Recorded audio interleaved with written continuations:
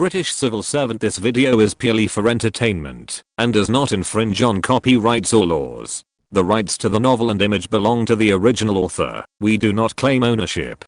Don't like waiting and want to listen to this fanfic in full now? Subscribe to our Patreon, where you'll find the best fanfics. Chapter 226. Danger is also an opportunity. Well, you go and discuss with the provincial governors. Another thing is to keep in touch with the Congress and the Muslim League. Sir Baron thought for a moment and made a decision. These two things are left to you. I will contact Sir Edward to arrange for the Congress and the Muslim League to go to London. You will inform them when there is a result. At the same time, I will meet with General Iwin. General Iwin was a general of the British Army in India. After Governor Wavell left, the British Army in India was under the command of General Iwin.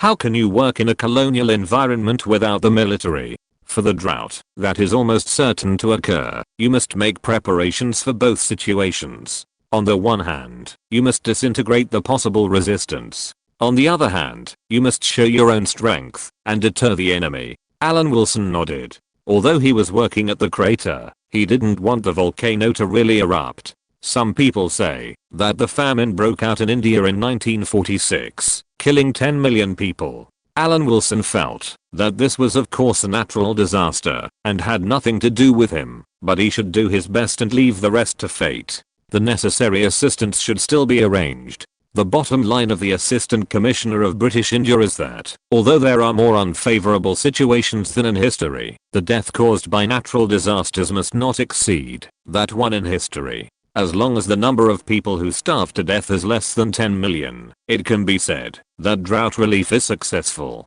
Just like a plague would have killed 2 million people, but after the efforts of King Daung, only 200,000 people have died now. This is an acceptable result. After leaving Sir Baron's office, Alan Wilson sent telegrams to the chief executives of various provinces, inviting these chief executives who were busy to come to the governor's mansion to reminisce about the past.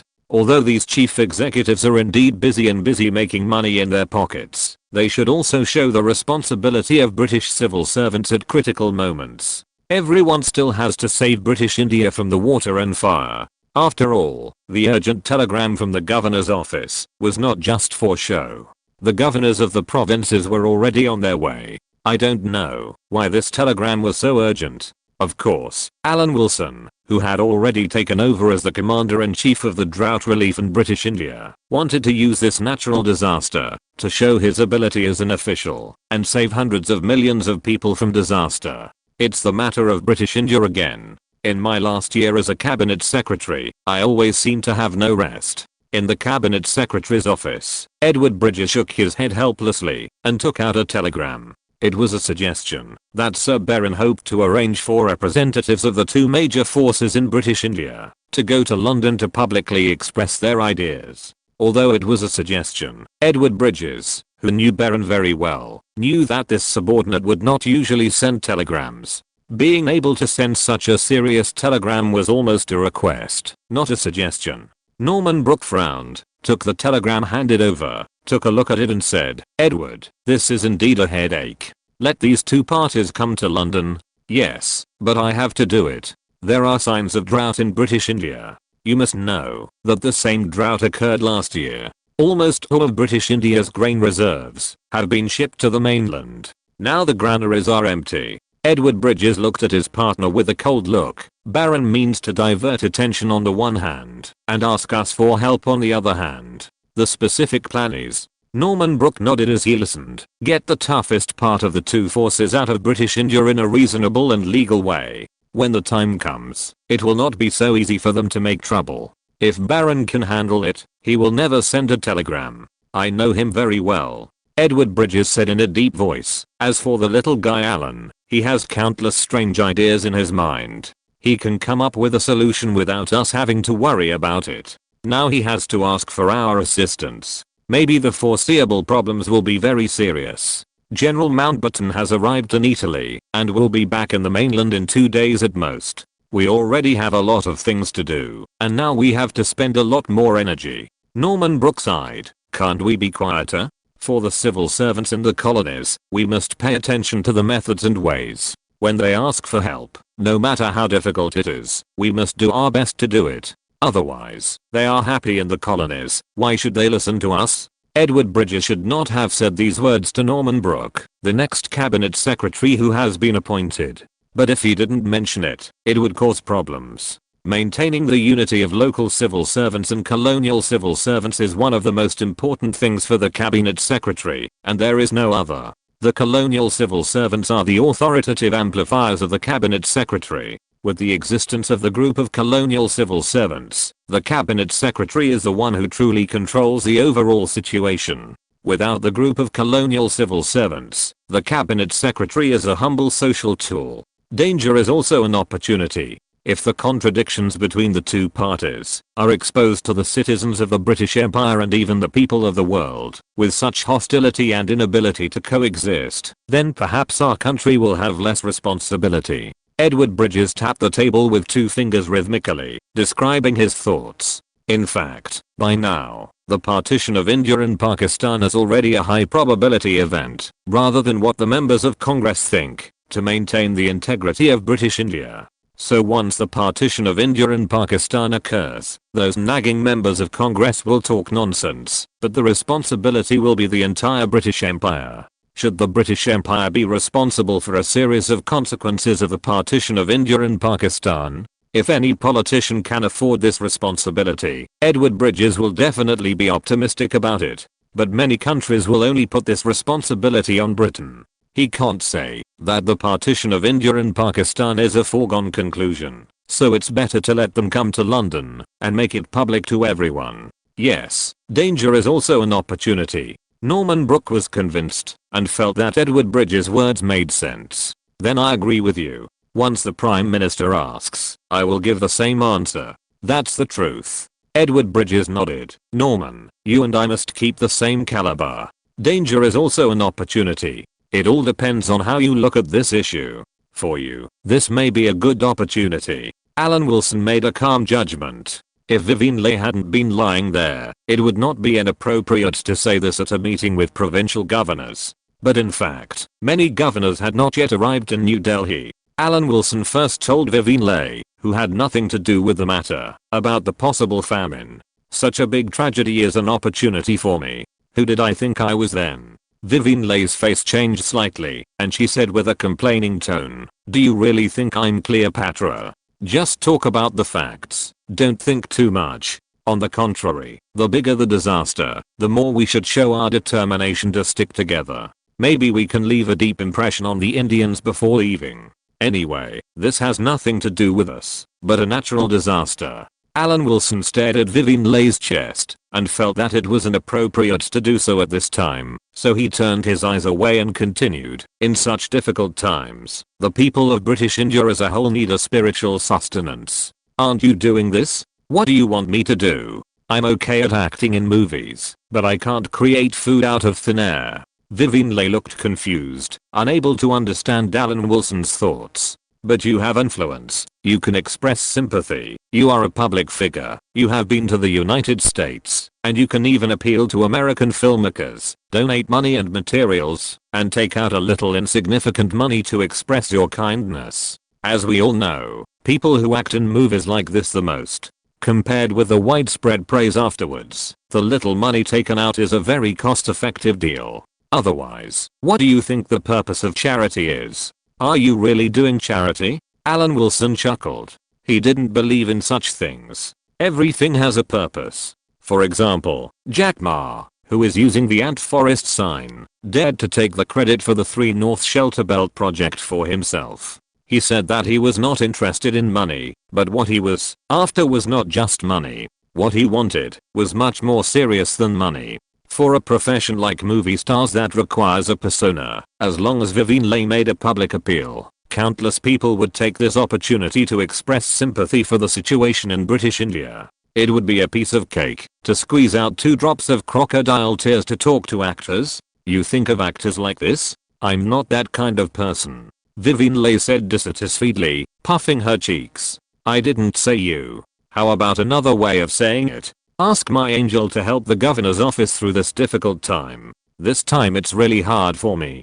Alan Wilson's face was serious, and he was definitely not pretending. He had to sit back and watch the drought happen again, and he had to show that he had done his best. It was already very difficult. Before I and the governors of the provinces come up with a decision, you must not leak it out. When you are needed, you will naturally have the opportunity to show your ability.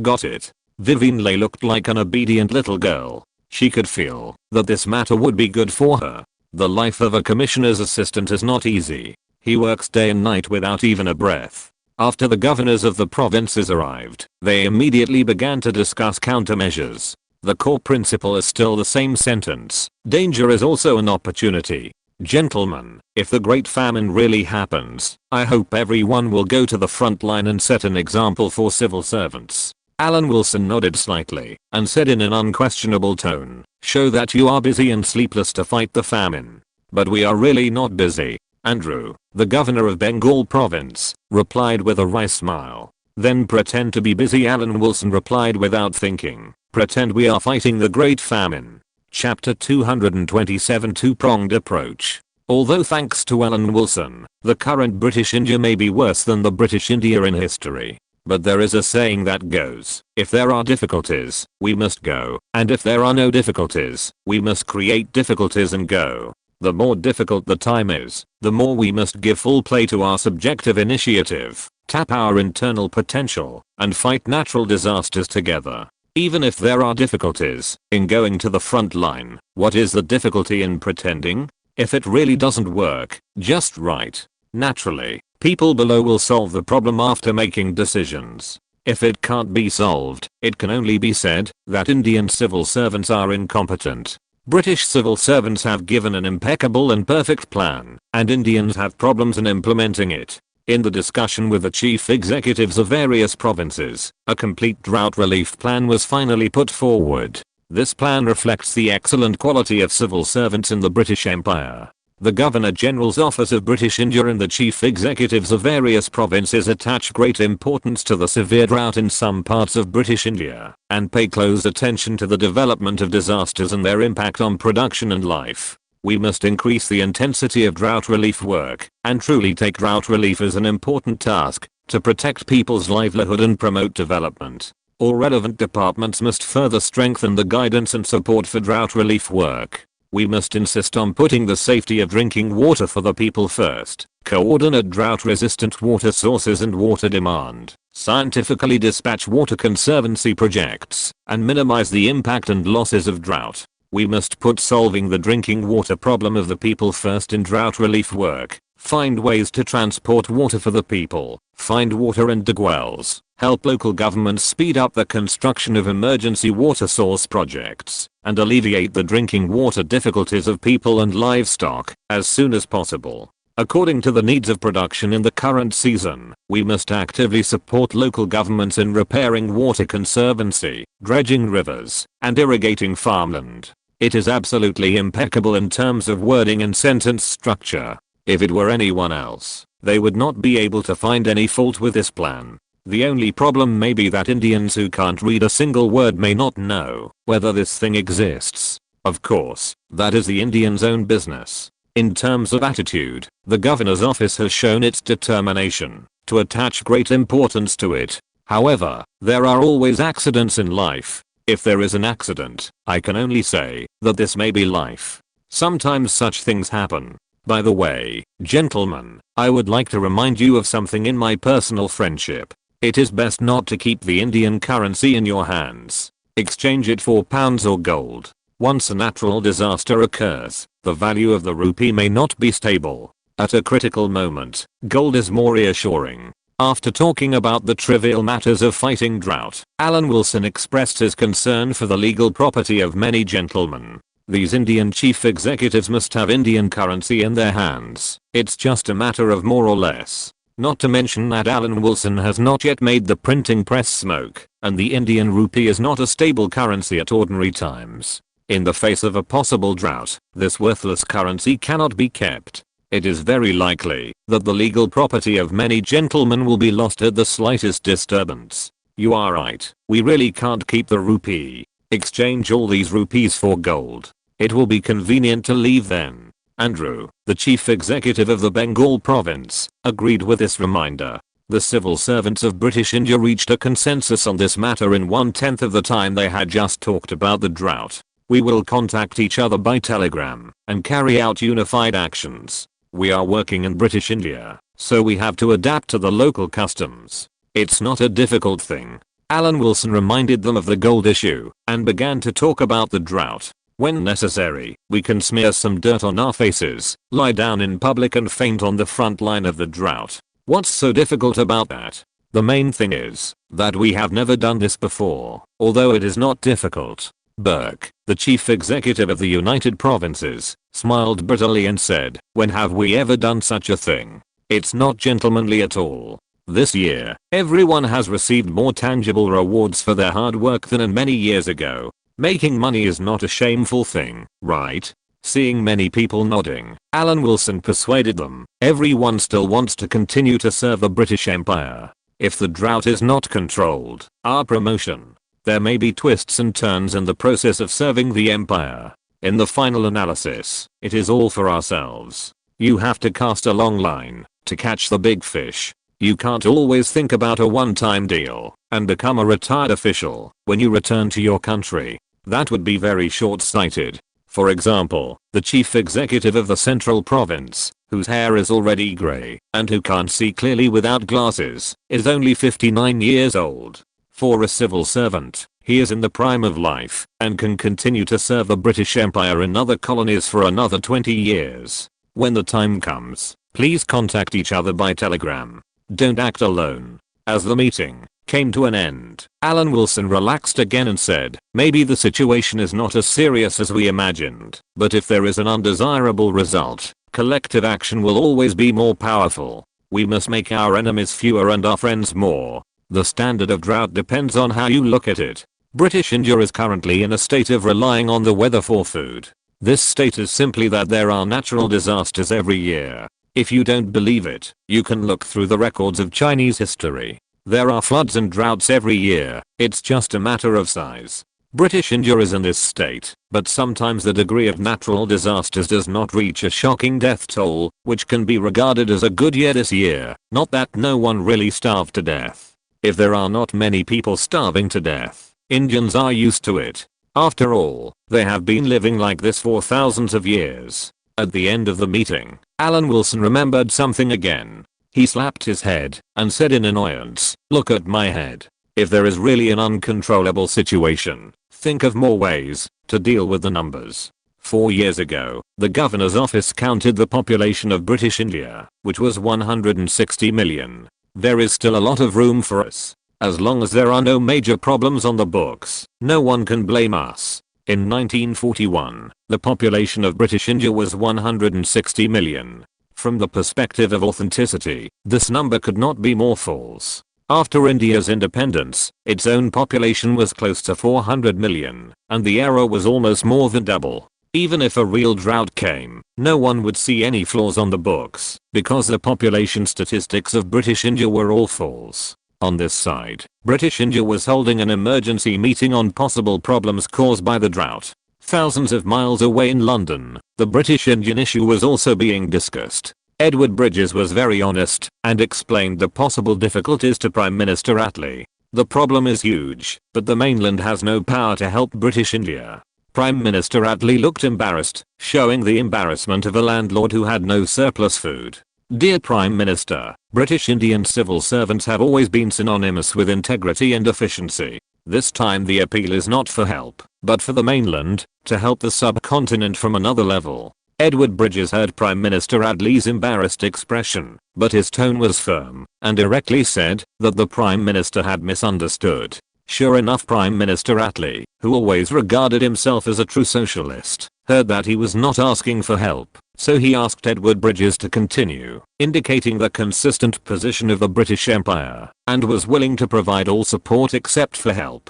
Natural disasters can be overcome. The key is man-made disasters. Edward Bridges said righteously, if it weren't for the struggle between the Congress Party and the Muslim League, which involved the energy of British Indian civil servants, many disasters would be preventable and controllable, such as the Bengal famine. Is that so? Prime Minister Adli's eyes were filled with a hint of doubt. Even the Bengal famine could be prevented and controlled? Of course it is so. When the Bengal famine broke out, the struggle between the Muslim League and the Congress Party was extremely fierce. The Japanese spread some public opinions, which led to instability in British India. Local civil servants focused a lot of energy on fighting this hostility. The lack of cooperation between the Muslim League and the Congress Party led to the outbreak of the Bengal famine. Edward Bridges lied without blushing and blamed the cause of the Bengal famine on the Congress Party, the Muslim League, and even the Japanese. If we can eliminate the interference of the Congress Party and the Muslim League in the governor's office, I believe this drought can be resisted. Edward Bridges put forward his own suggestion. According to the news from British India, the Congress Party and the Muslim League also intend to send a delegation to London to explain their views on the future of the subcontinent. Isn't it a bit too much to let the political forces of the two colonies come to the heart of the empire? Adli hesitated. After all, although this kind of thing has never happened, he does not want it to happen during his term. Do you think that the Congress is not a joke at ordinary times? Edward Bridges thought so in his heart, but did not say it out loud. He changed his angle and said, in fact, it is not a bad thing to let the hostility of the two forces be known to the whole world. In this way, many countries will understand how much effort the British Empire has made to maintain the integrity of the subcontinent. Well, Sir Edward, I will think about it. Adli did not make a decision immediately and decided to ask Norman Brooke. Yes, Prime Minister. Edward Bridges nodded lightly and left the Prime Minister's office. Not long after, Norman Brooke received the telegram and stayed in the Prime Minister's office for a long time. The news was immediately passed to the Cabinet Secretary's office. Prepare to send a telegram to India. It shouldn't be a problem. Edward Bridges said to his private secretary with a calm look. Tell Baron to handle the affairs of British India well. Chapter 228 The willing one takes the bait. There is a saying that goes, speak of the devil and he will appear. Although Edward Bridges didn't know this saying, not long after he had said it, Norman Brooke came to the Cabinet Secretary's office. This is also very normal. Whitehall civil servants must transcend party prejudices in order to serve as a lubricant for the government. Whitehall civil servants are all selfless gentlemen, so naturally there is no need to be shy about anything. The Cabinet Office is not always right, but to a large extent it has served each government loyally and generally has taken key checks and balances against prime ministers who try to ignore conventions in the cabinet. It's similar to what you said. The Prime Minister also asked for my advice. Of course, as expected, although there was no prior communication, we still thought of the same thing. Norman Brooke had just sat down when he seemed to accidentally reveal what happened in the Prime Minister's office. I can only say that when it comes to the right things, smart people always get the same view. Edward Bridges gave the other person a look that everyone understood, as if to confirm more to himself. There should be no problem. Because things are universally connected by objective laws, I can't say that it will succeed 100%. But it should exist according to objective laws. Norman Brooke said with a serious face. I tend to believe the person who said this.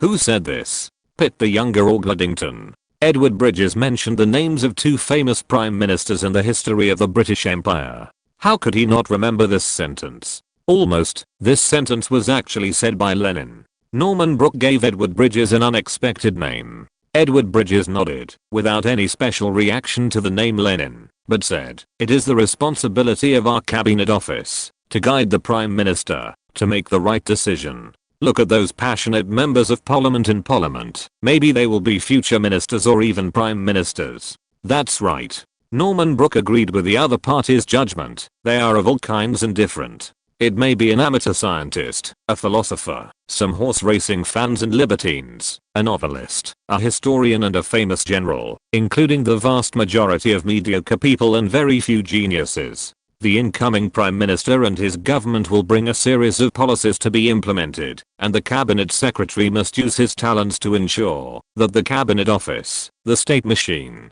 plays its role, provides services to the Prime Minister and his government, and implements policies. Edward Bridges talked eloquently. Norman, it's your turn soon. Colleagues in Whitehall have always been optimistic about you. I will find a place where fireworks are blooming and do what I should do. Although there are criticisms of you, you just need to control yourself to this extent. What I did was not good enough. According to Edward Bridges, these criticisms certainly did not affect him personally, but Norman Brooke could not say that things were a foregone conclusion, as long as he had not been a cabinet secretary for a day. Naturally, when he heard some criticisms about him, he wanted Edward Bridges to speak out openly. It's nothing, it's just a sense of distance from the Prime Minister. During your work experience, you have maintained a good personal relationship with the ministers and the Prime Minister you served. Some colleagues think that you are too close to these politicians and lack a sense of distance. Edward Bridges crossed his fingers and said, as if recalling, "It doesn't seem like one of us." "Of course I'm one of us," Norman Brooke said in a long voice with a look of grievance on his face. "Who slanders a gentleman like this? This is frame up, persecution, and unspeakable slander under the Sunday." "Of course I agree with you, Norman." Edward Bridges stretched out his hand to signal for him to stay calm. After Norman Brooke calmed down, he said in an objective manner, "You also know that many people in powerful departments are not without ideas. There is nothing logical in this world. As a cabinet secretary, I believe that the cabinet office has unquestionable leadership over government departments. But in some departments, especially the most important ones, they think that their departments should control the cabinet office. As early as when Sir Maurice established the cabinet office, he defeated the Home Office. After the not so glorious days of the Foreign Office, the Foreign Office is now very docile. The only thing that cannot be bypassed is the Treasury. It's the Treasury." As soon as Norman Brooke heard it, he understood what Edward Bridges meant. He was stopped by the cabinet secretary just as he was about to speak. "The Treasury will always exist unless, as the Soviet Union claimed, money has no meaning. I don't know if what the Soviets said is right, but it is definitely impossible now. Especially now our Prime Minister is very concerned about financial issues, so I don't recommend hitting the Treasury." There is actually no specific selection standard for cabinet secretaries. The unspoken rules are nothing more than 2 points. The first point is white males, and the second point is born in England. Civil servants who meet these 2 points are everywhere, so naturally many qualified civil servants want to be the most handsome guy. Norman Brooke listened to Edward Bridges' words. It was not for any special reason. Edward Bridges did not completely retire, but just left the position of cabinet secretary. Maybe at some point in the future, he will need Edward Bridges' help. In the cabinet secretary's office, the two also discussed how to achieve their goals with General Mountbatten. After all, knighthood is not a hasty matter. It is impossible to be so anxious when it comes to the king himself. In addition, the factor of Prime Minister Adley must be taken into consideration. How to make the Prime Minister feel that this is a manifestation of his own authority, rather than being guided, has always been the key to the work of the Cabinet Secretary. In theory, the Cabinet Secretary has to do everything, but it must be considered that this is the Prime Minister's will, and he has done nothing. The telegram traveled across the ocean and arrived at the subcontinent in the hot summer. It was not that Alan Wilson was picky. He was quite dissatisfied with the working environment of the governor's mansion. The ceiling fan hanging on the ceiling was too reluctant to fight against the climate of the subcontinent. Thinking of Patel who was about to arrive, Alan Wilson felt even more reluctant. Near noon, Patel himself finally arrived late. I don't know if he went to eat curry and only thought of coming after he finished eating. "Dear Mr. Patel." Seeing Patel coming in, Alan Wilson stood up and said with a smile, "First of all, congratulations to Mr. Patel. With the help of many supporters, he has achieved a great victory over the colonial government. We are about to have to choose a suitable time to release most of the innocent Brahmins. This is all thanks to Mr. Allen. If all British people were like Mr. Allen, perhaps we would not always live a confrontational life." Patel, with his shiny forehead, also gave a hypocritical greeting that was both polite and polite. "We don't want to see a day of confrontation. We ask Mr. Patel to come here today because of an important matter." Alan Wilson took out the official document sent from his homeland and handed it to Patel while introducing. "The cabinet delegation has returned to London and informed the Prime Minister in detail of everything they saw in British India. The biggest problem is that the Muslim League and the Congress have certain differences on the future of British India. Mr. Patel also knows that the British Empire must fully listen to the opinions of all parties. The Prime Minister certainly hopes to let go of British India, but persuading members of Congress is a difficult problem. Everyone wants to express their opinions, and everyone is qualified to express their opinions, which makes it very difficult to deal with. London wants me to go to London once. Patel looked at the telegram, listened to Alan Wilson's complaints, and said, publicly state the position of the Congress Party on behalf of British India. Why not? Mr. Patel, the whole world is watching the future of British India. Alan Wilson said that this trip to London may be of great significance. Who represents the image of British India is very important. The last round table meeting went to London was Mr. Gandhi. The round table conference was held 3 times in total. The first round table conference on the Indian issue was held in London by the King of England. There were 58 representatives of various Indian princes and factions present.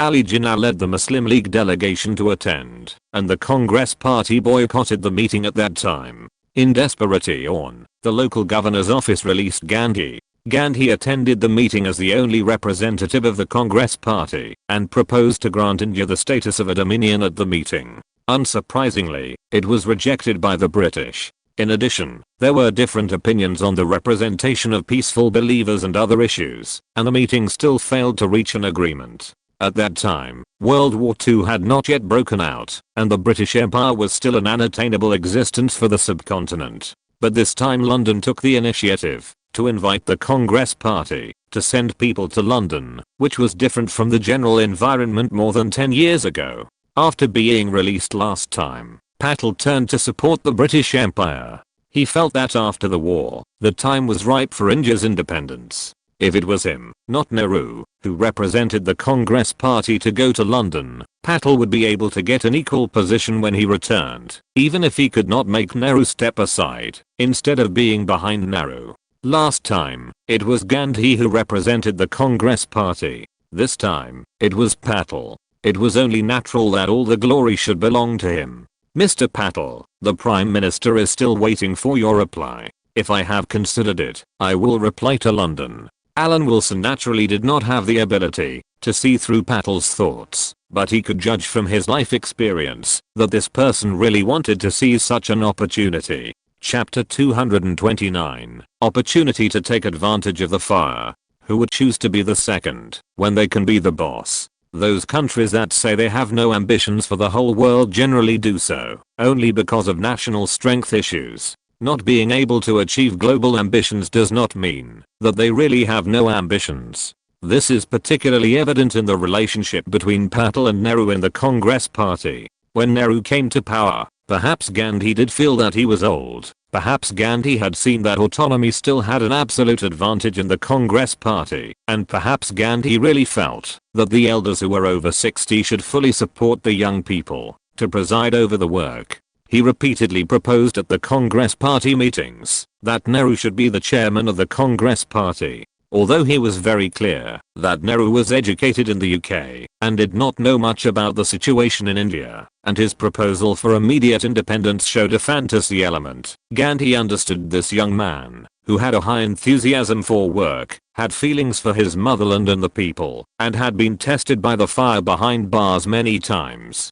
Although this young man did not understand and was not very enthusiastic about Gandhi's Caddy movement, and they had major differences on some major issues, Gandhi was determined. Gandhi's proposal that Nehru should be the chairman of the Congress Party has been passed, but many people in the Congress Party cannot understand and accept it. Gandhi patiently explained to these people. He said, "Don't worry about transferring power to young people. It is terrible if a useless person like me still holds power. Some people think he is too excited, but I think he has the impulse of a warrior and the caution of a politician. If we give him power, the country will be safe." The reason why Nehru has a higher status than Patel in the Congress Party today has a great relationship with Gandhi's support in the past. Is Patel obedient? He obeys on the surface, but who knows what's going on behind the scenes? Alan Wilson knows more. In fact, when India just gained independence, some people also believed that India under Patel and Nehru's management was a dual-headed politics. However, Patel's problem is the same as that of Ali Jinnah. He died almost a few years after India gained independence. Unlike Ali Jinnah, who was plagued by illness, at least on the surface, Patel's problem cannot be seen. Maybe he doesn't think he has any problem, and now he is still thinking about competing with Nehru. This telegram from London just gave Patel an opportunity to appear on the international stage. It would be a pity to miss it. I still need to go back and think about it. Although Patel had already decided to start his trip to London, he still verbally said that he should think about it after years of education in the UK. But if anyone really asked him to think about it seriously, it would undoubtedly be his enemy. Then the next one is the Muslim League. Seeing Patel leave the governor's mansion, Alan Wilson muttered, and he had to repeat what he had just done, but with a different target. Sending away the annoying people can relieve the pressure that British India is facing now. In fact, the situation faced this time reminded Alan Wilson of another great famine decades ago, the same 2 consecutive years of severe drought, and the same operation method. In 1876, due to drought, the crops on the Deccan Plateau failed, and both southern and southwestern India were affected. The scope of the famine expanded in the second year, and the affected area reached 700,000 square kilometers. During this period, the local governor exported a record 6.4 million tons of wheat to Britain, and held a grand banquet for 60,000 people to commemorate the coronation of Queen Victoria, which weakened India's economic strength to a certain extent. The famine caused about 55 million people to be affected and 5.5 million people to die. There are some advantages now. For example, British India now has a full 200,000 tons of wheat, although it seems a little bit inadequate to deal with the current population that has already doubled several times. But we can't ignore that the times always bring some changes. This is an era of globalization. Maybe the Indians who beg with their rice bowls will really make some countries donate money and materials. If Americans can be kind, then before the independence of British India, Alan Wilson would not mind selling some natural resources of British India that are still in his hands to American companies at a reasonable price, who made him kind-hearted and couldn't bear to see people starving.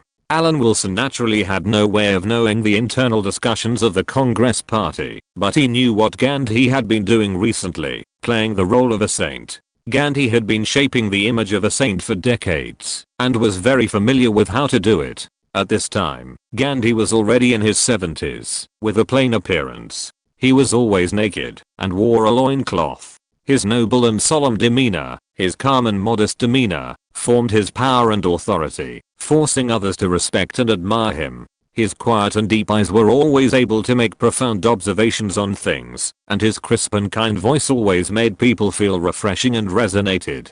No matter how many people his audience was, they could all connect with Gandhi. But this time Gandhi had to return to the Congress Party. Just as Alan Wilson was lobbying the Muslim League in the same way, Patel and Nehru had different views on the trip to London. Given the status of Nehru and Patel in the Congress Party, once there was a disagreement between the two, there was almost no one who could mediate. Only one person had such prestige, and that was Gandhi, who had already started his tour.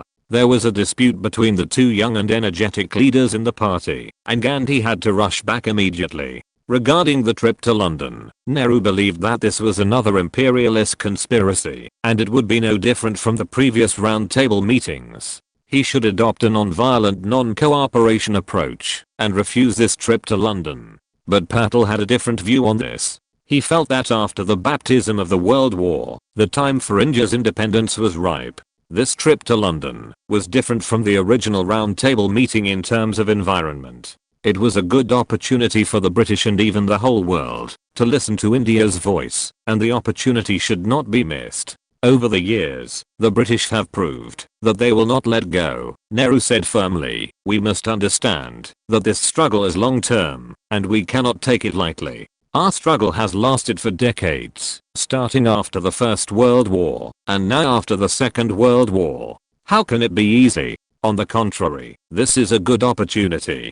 Patel insisted in front of Gandhi, "This is the last obstacle. As long as we rush through it, we will let hundreds of millions of people in the subcontinent regain their freedom. Become a glorious Indian, rather than appearing in front of the world as a colony of the British Empire." I don't think it's more important to go to a city thousands of miles away than to fight on the subcontinent. Nehru laughed and said, "What are you going to do in the international community? Beg for mercy? Mr. Gandhi?" I find it hard to imagine that this is what Nehru said. Patel turned to Gandhi and said, "I have decided to set off immediately to let Londoners hear the voice of Indians and understand that the colonial era is over."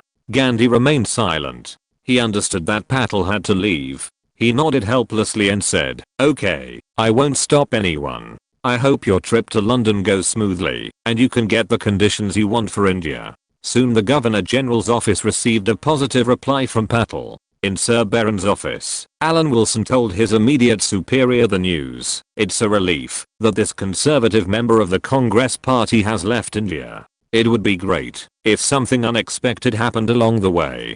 Don't be impulsive." Sir Baron shook his head when he heard it. "This is a bit too obvious, and there's nothing he can do. Patel's so-called strength is only useful in this subcontinent. As long as he leaves the subcontinent even a foot away, it's nothing." Seeing Alan Wilson nod, Sir Baron asked, "How is the response to the drought going?" "It depends on how big the drought is. It's really hard to estimate. If the drought only affects a place as big as Hyderabad, it's actually not a big deal. If it's bigger, then what?" Alan Wilson said nonchalantly, "There's no news from Punjab. Although the local climate is not very good, it has become the most stable grain producing area in British India. However, if the local grain is used for disaster relief, the pacifists there are an overwhelming majority, and the rest are Sikhs. There may be some problems." "Then there's no problem." Sir Baron breathed a sigh of relief. "Whether it's the problem of pacifists or the problem of Sikhs, it's an internal conflict in the subcontinent. As long as it has nothing to do with the British, it's fine. In fact, the governor's office has always been efficient, depending on what it faces. In the Indian famine of 1876, 5.5 million people starved to death in the subcontinent. Didn't the governor's office still transport 6.4 million tons of wheat to the mainland with great efficiency? After the Congress Party and the Muslim League expressed their willingness to go to London, Sir Baron sent the news to the mainland, and Alan Wilson immediately arranged the itinerary and let the two delegations board the ship. On the contrary, the state, which had always been looked down upon, did not get a chance to participate like the previous roundtable meeting. It would be better not to participate in this useless opportunity to show up. Instead, it is better to strengthen the state's strength, which is more important than anything else. In a month, it will be clear how far the famine will spread. Alan Wilson, who has always been worried about the country and the people, could not sleep at night, and he relieved his tension with Vivian Leigh. Alan Wilson, who was holding a cigarette, had an empty mind.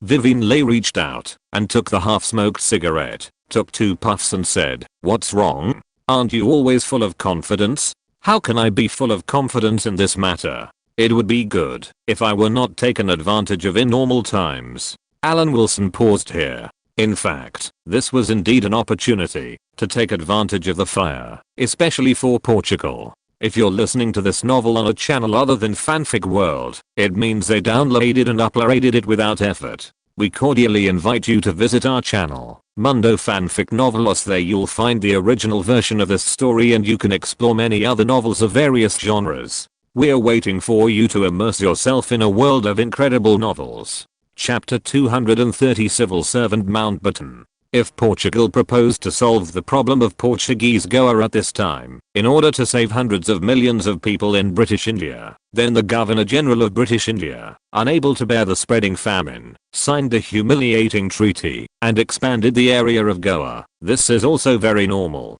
This is for the survival of hundreds of millions of people in British India, and it is a good policy that has to be done. To be fair, the area of Portuguese Goa is still too small, and it is slightly insufficient for defense. Just like Singapore, it looks like a modern weapon, but in fact, any country in Southeast Asia can destroy it. Singapore needs missiles to reach the enemy country. Others can cover Singapore with a World War II artillery. How can it be fought? Portuguese Goa also has this problem. As long as India dares to take risks, Portugal will never be able to defend it. The safety of Goa depends entirely on the evaluation results in Nehru's mind. In order to unite the civilized world and follow the spirit of the Brussels Conference, Alan Wilson really couldn't bear to see Portuguese go lost. He was ready to take advantage of the famine, to give Portugal an opportunity, to take advantage of the fire and solve the problem of Goa. It was not to collect any benefits from the Portuguese, and it was not to say that it was very reasonable to use the Portuguese money to do Portuguese things. It's just that the situation in British India is not urgent now, but it can be revealed to give Portugal time to prepare. Alan Wilson, who had completed the work of stealing fragrance and jade, left late at night and went back to his house to sleep. The next day, he sent an urgent telegram to the Portuguese governor's office, inviting Pedro to come to New Delhi for a talk. Just like the saying, that danger is also an opportunity, the Great Famine is not necessarily a bad thing for some people, especially the British. British Indian civil servants who are keen on making money will not necessarily be affected, and may even benefit. For example, when British India is in trouble, the governor's office decides to sell British Indian property to tide over the difficulties. This is a good opportunity for Americans who have always wanted to expand their influence and export capital. Moreover, this is not a bad thing for Britain. By selling the resources of British India, the wealth belongs to Britain. When the United States has cut off its aid to Britain, the goal of saving the country can be achieved in a roundabout way. Except that the Indians may not be very happy, the British will be happy, and the Americans will be happy too. To give an appropriate example, it is like after the collapse of the Soviet Union, except that the Soviets lost their pants, other countries have more or less made money. If the disappearance of British India can also get the same result as the collapse of the Soviet Union, especially the economic promotion of Britain, it is actually not a bad thing. Alan Wilson will contribute his own strength to the realization of British India. 90% is not enough, 100% is required. As for whether Americans can still laugh when British India disappears and the Republic of India appears, this is not his concern. The right does not expire. At that time, Alan Wilson will definitely have no influence on India and cannot seek justice for American companies. Anyway, based on his understanding of Nehru, Alan Wilson feels that Americans may not be able to take advantage. Nehru advocates a unique Indian-style socialism. It is based on national interests and views socialism as a way to control capital, relative to private capital, rather than an ideological position. The mixed economy has become a system and the core of India's long-term economic strategy. The public and private economies coexist, with the public sector being the dominant force. The state effectively regulates the mixed economy by means of planning.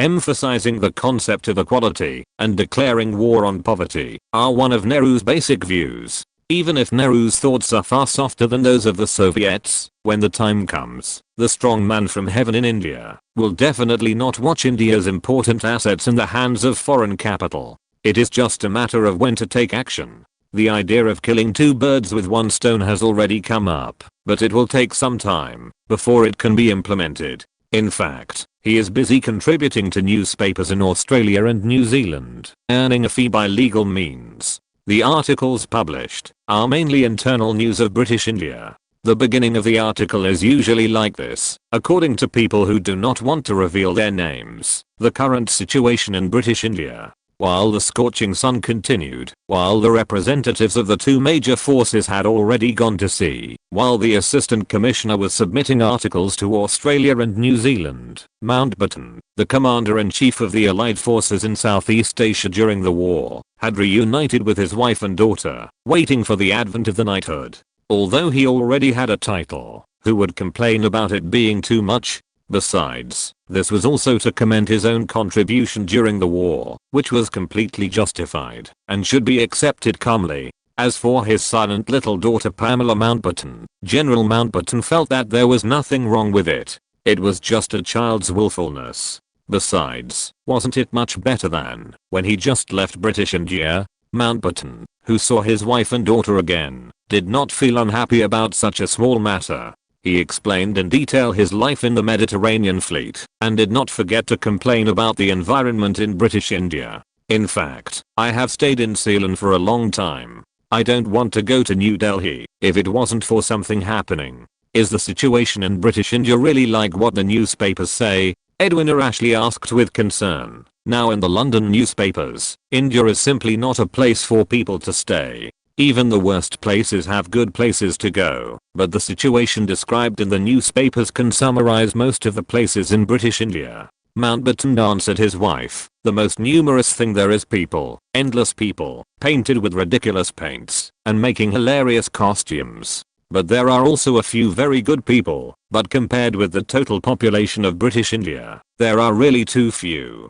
Pamela seems to like that place very much. The eldest daughter Patricia looked at her father and glanced at the stairs, as if to make sure if her sister was eavesdropping. "She doesn't like that place." Mountbatten curled his lips, then said seriously, "Don't mention it. It's just an experience in life. It will fade away over time."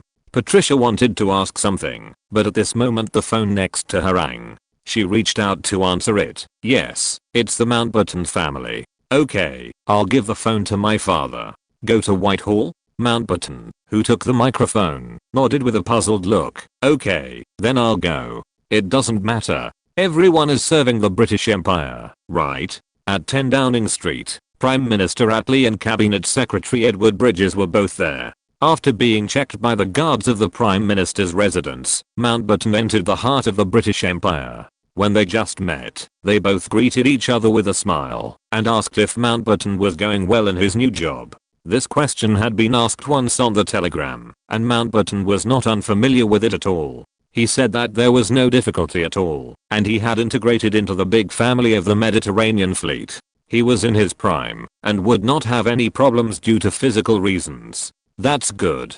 In fact, you should be honored for your achievements, Mountbatten. However, His Majesty has too many things to do in this world war. There are knightings and honors every month, and it has not stopped completely until now. I hope you can understand, Mountbatten."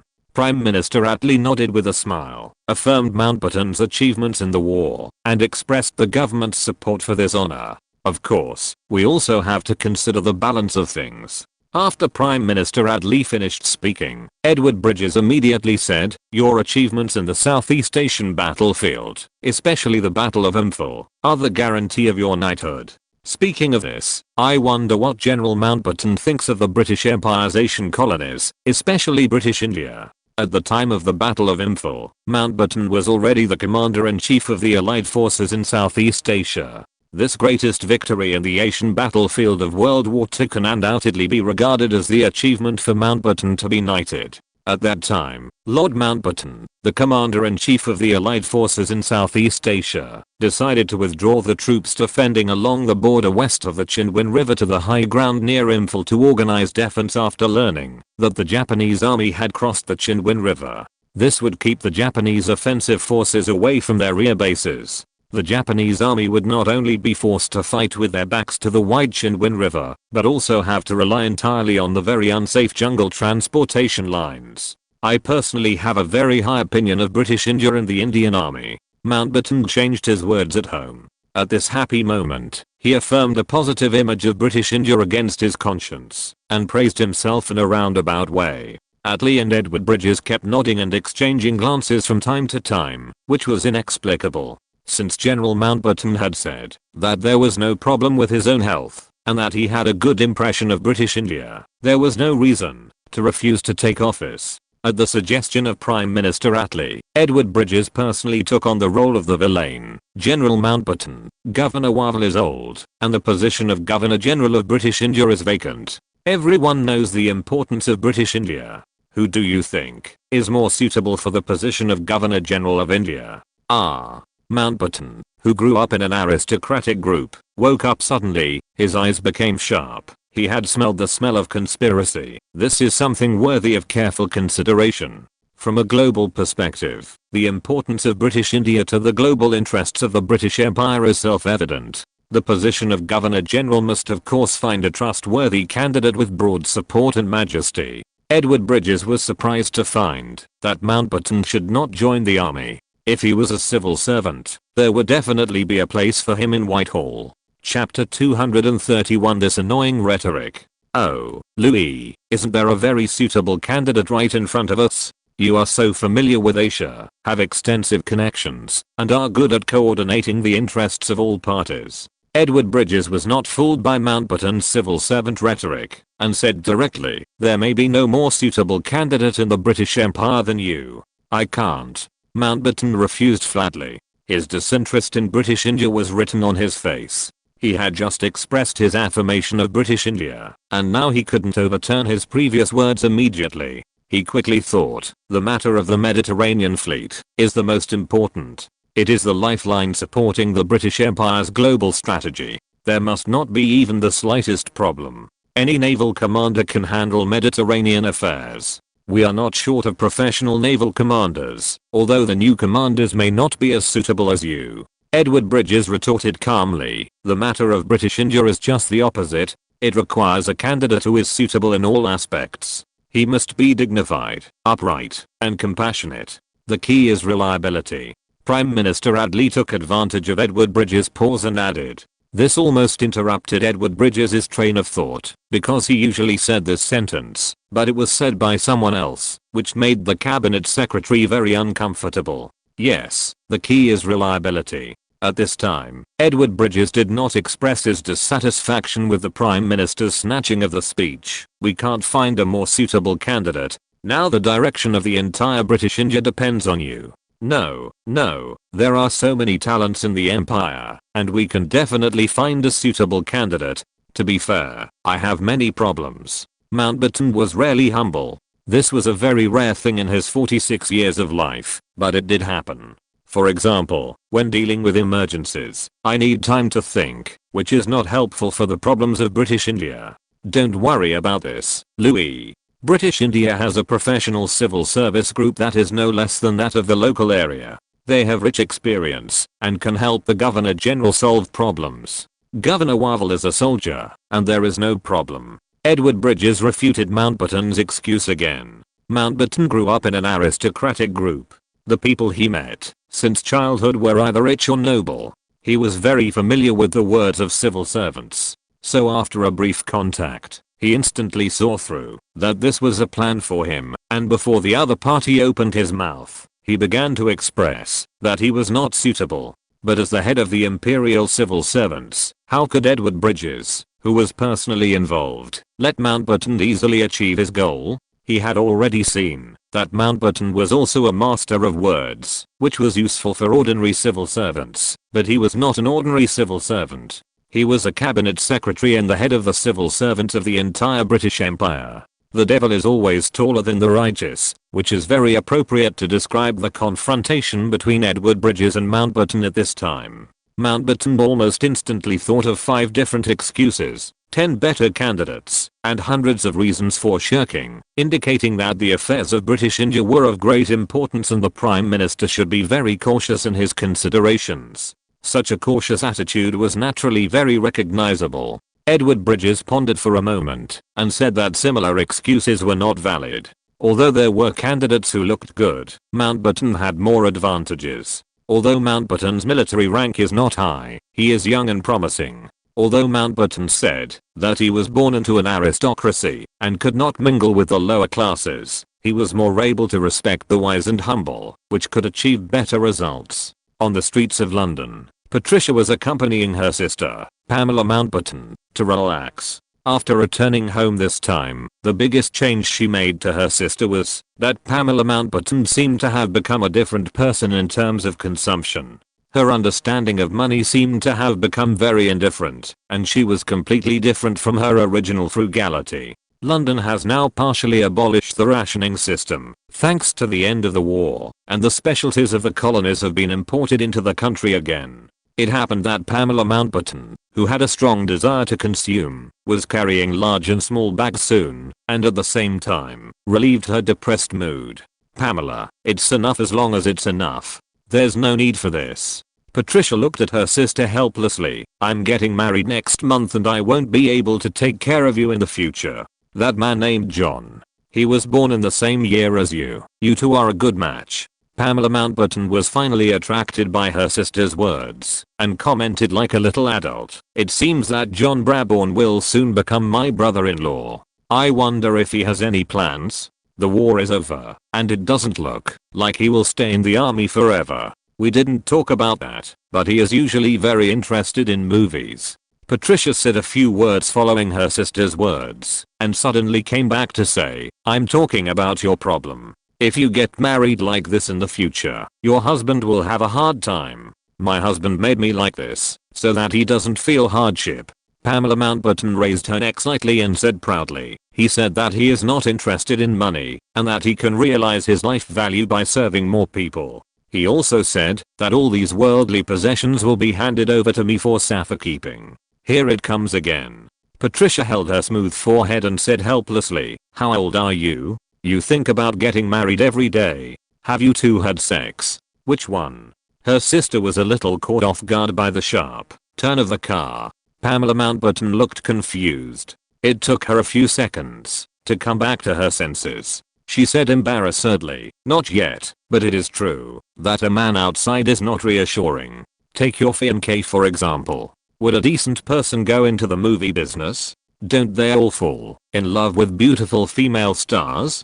Sister, you have to be careful. This is a piece of advice from your sister to you. On this day, Alan Wilson, thousands of miles away, sneezed continuously, which puzzled Vivian Leigh. With the current temperature in the subcontinent, how could he catch a cold? After walking around for a while, Patricia and Pamela were a little tired and decided to go home first. At number 10 Downing Street, the Battle of the Magic Path has also reached its final stage, and Edward Bridges has already taken the advantage. It's hard to imagine that a noble who bravely goes into the war, and when he makes military achievements, and is offered a title for it, his first reaction would be to refuse. You know, nobility represents a series of behavioral models. A true noble must be self-controlled, and have a strong spiritual strength. If he is afraid of difficulties, even if he has the status of a noble, it will be hard to convince people. Of course, I personally have no prejudice against the general, but everyone knows that the majority of people in this world are mediocre civilians, and it is hard to say what they think. The spirit of nobility, first of all, means that a person must be self-controlled, self-denying, and devote himself to serving the country. Nobles should possess noble character. Prime Minister Attlee said seemingly unintentionally. In fact, this time the title is not without controversy. Of course, we all think that it is just some sensational remarks and will not be affected by it. Edward, I heard it's an earl, right? That's a very high title. I really hope I can have the title of earl.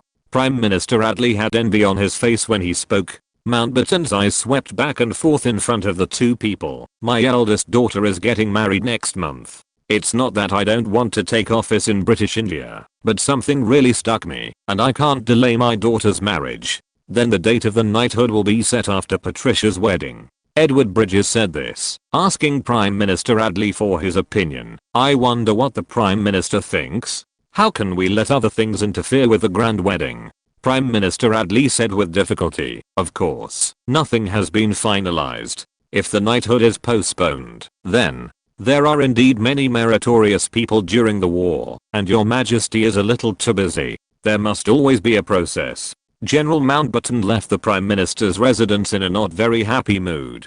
Edwina Ashley saw her husband return, but her face was full of unhappiness. She asked, why did you go out and come back like this? Edward and Attlee, they want me to be the Governor General of British India. Mountbatten let out a long breath and said reluctantly, they also threatened me with the title of knight, saying that as a commander in the Battle of Imphal, if I refuse to go to Asia, there might be objections to the title. Many people have already had different opinions on my achievements. They actually said such things. As soon as he finished speaking, there was a loud noise in the bedroom upstairs.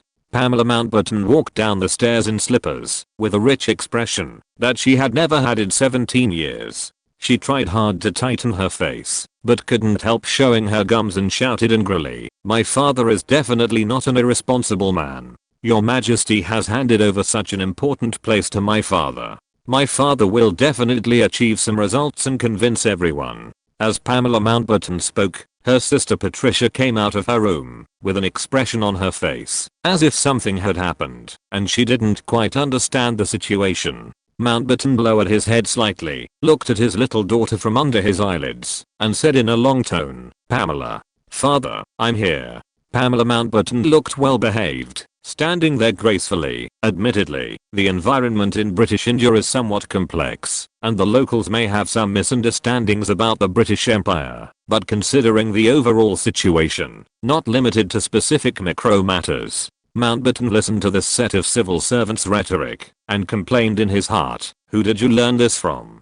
Chapter 232 Anglo-Portuguese Friendship. Oh, Louise. Edwina Ashley saw that things were getting out of control and had to speak up. In fact, the Governor General of British India is not so bad, right? After all, he is the highest administrative chief executive of a region, and it is related to whether your future journey will be smooth.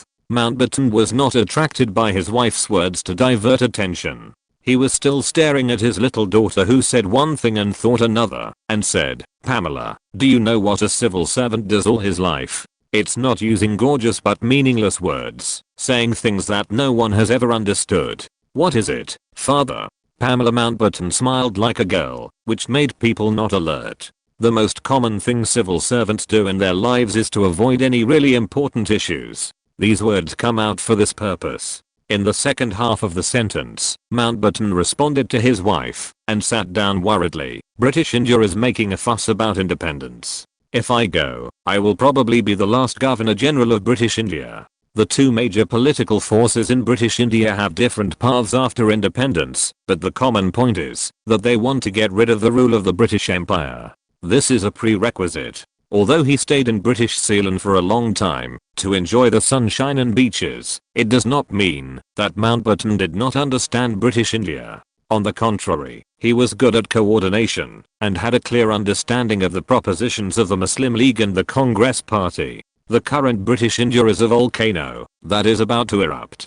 If he goes to British India to be the Governor General, whether this volcano will erupt during his term of office is a question that no one knows. The Governor General's office implemented a divide and rule policy in British India, which fragmented India and created contradictions and infighting among various anti-British forces in India, making it difficult for them to form a joint force to consolidate and expand Britain's colonies in India. The implementation of this policy naturally led to the further development of Indian society. Under the control of the governor's office, Indian society has been in a state of slow economic development or even stagnation and backwardness. Implementing the rule of divide and rule, dividing and disintegrating India's anti-British forces, and maintaining colonial rule are the core goals of the establishment and evolution of the provincial administrative system of British India. Then, according to the changes in British colonial policies in different periods, the provincial administrative system of British India was continuously improved to appease Indian nationalists, achieve the purpose of maintaining British colonial rule in India, and serve the British economic and foreign policies in different periods.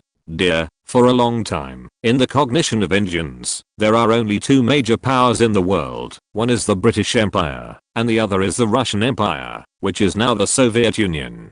To be honest, Americans are not feared by Indians. Mountbatten talked to his wife. Except for us and the Russians, Indians have only a vague and confused cognition of other countries. It is still the same today. In addition to our strong power as rulers in India, the influence of the Soviet Union is also great, but it is invisible. Mountbatten said this in the hope that Edwina Ashley could understand that the so-called Governor of British India was not necessarily a good job with unlimited glory at this time. "Father, this is the responsibility given to you by the Empire." Pamela Mountbatten listened for a long time and interrupted, "And this matter has probably been decided, and it even involves the issue of your contribution during the war. If you avoid it, this matter will be very controversial. Go back to the room and sleep." Mountbatten took a deep breath and said word by word, "I won't go to this powder keg." Pamela Mountbatten pouted, turned around and walked up the stairs. The moment she turned around, a knowing smile appeared on her face, and she could no longer hide it. She didn't care whether British India was a powder keg or not, as long as she could meet that person. The only fly in the ointment was that Patricia was getting married, which might delay some time. If only Patricia hadn't gotten married. "If you want me to go, you have to give me full authority, and not hold me accountable afterwards. I can handle the entire British India matter myself without reporting to the cabinet, so I might consider it." Mountbatten said to his wife after his daughter went upstairs. The cabinet will refuse, and I won't have to go to that damn place. That's good. Seeing that her husband had made up his mind, Edwina Ashley comforted him according to his mood. Mountbatten was full of confidence and felt that if he made such an unreasonable request, the ministers in the cabinet would definitely not pass it. In that case, the responsibility would be on the cabinet, not on himself. It was not that he refused to go to British India as the Governor General, but that the cabinet would not give him power. At the same time that Mountbatten himself made a decision, Pamela Mountbatten, who was lying on the bed in the bedroom holding a doll, also made a decision. He felt that he should tell Alan Wilson the good news by telegram. In a sense, General Mountbatten felt the powder keg state of British India, but Alan Wilson, who was sitting on the powder keg, could feel it more. He danced on the powder keg every day. Finally finding an opportunity to get Patel out did not mean that Nehru would be easy to deal with. In fact, the latter was the one who should be difficult to deal with. But now, during the window period of the handover between the two governors, the entire British India was ruled by the people's servants. At this sensitive time, Pedro of the Portuguese governor's office arrived in New Delhi and met with his old friend, the Assistant Commissioner of British India. As soon as the two met, they gave a warm hug. Pedro sat down and asked, "How are you recently, Alan? Are you relieved that the governor has left?" "On the contrary, I'm busier than when the governor was here," Alan Wilson sighed. Relying on the advantage of age, although he made the other party feel fulfilled when competing with the queen of the screen, time management always takes extra energy. It is better to have a marriage contract to save a lot of time. The so-called legal charm may lie in this. After sighing, Alan Wilson waved his hand and said, "Let's not talk about my affairs. In fact, what is our relationship?" From the perspective of the country, even in the most tense period, when the Third Reich was raging in Europe, Portugal did not stand on the opposite side of the British Empire in the end, not to mention that everyone has a common goal now. The friendship between Portugal and Britain will continue. I wonder why Alan asked me to come. Pedro stared at Alan Wilson's face carefully, trying to see something from his expression. As a glorious imperial civil servant, Alan Wilson certainly couldn't let the other party see it. He poured 2 cups of black tea. The chief executive of Assam province has been doing tea business recently. This is also a good thing. The advantageous industries in different places are different, and the governor's office will not prevent the provinces from generating their own income. British India has a wide range of land. For example, Goa does not have such a large area, so there is no need to adjust anything. Pedro picked up the black tea, and his words showed envy. That's the truth. Alan Wilson nodded in approval. This is the advantage of having a large land and a large population. For ordinary people, the ceiling is high, and it is not easy to feel the hardship of survival. People in small countries with few people are miserable and have to bear a much lower ceiling in the country. It is even better for officials. There is another advantage of a high ceiling, that is, officials are naturally distant from ordinary people. Ordinary people don't even know what an official wants to do, so how can they oppose it? This is like the village chief is corrupt, and the villagers know the village very well, so they can roughly calculate it. But the mayor is corrupt and the citizens are completely in the dark. The richness of British India has given different strengths to each province. Now it is not excessive for the chief executives of each province to take advantage of this strength. Goa is more miserable. The place is small and the population is small. It is similar to the relationship between villagers and village chiefs. If the village chief suddenly gets rich, the villagers will definitely ask each other. After enjoying afternoon tea, Alan Wilson slowly said, "What do you think of this place in the subcontinent?" The huge population and market are the cornerstone of the British Empire. Pedro told the truth. The British Empire's nearly 300 years of hegemony is closely related to the seizure of the subcontinent. This is a fact known to all countries. We in Britain are known as the empire on which the sun never sets, but now it is past noon and no longer has the blazing glow of before. Alan Wilson said with a sigh. He became a colonizer when the colonial era was about to end. To be honest, he felt very wronged.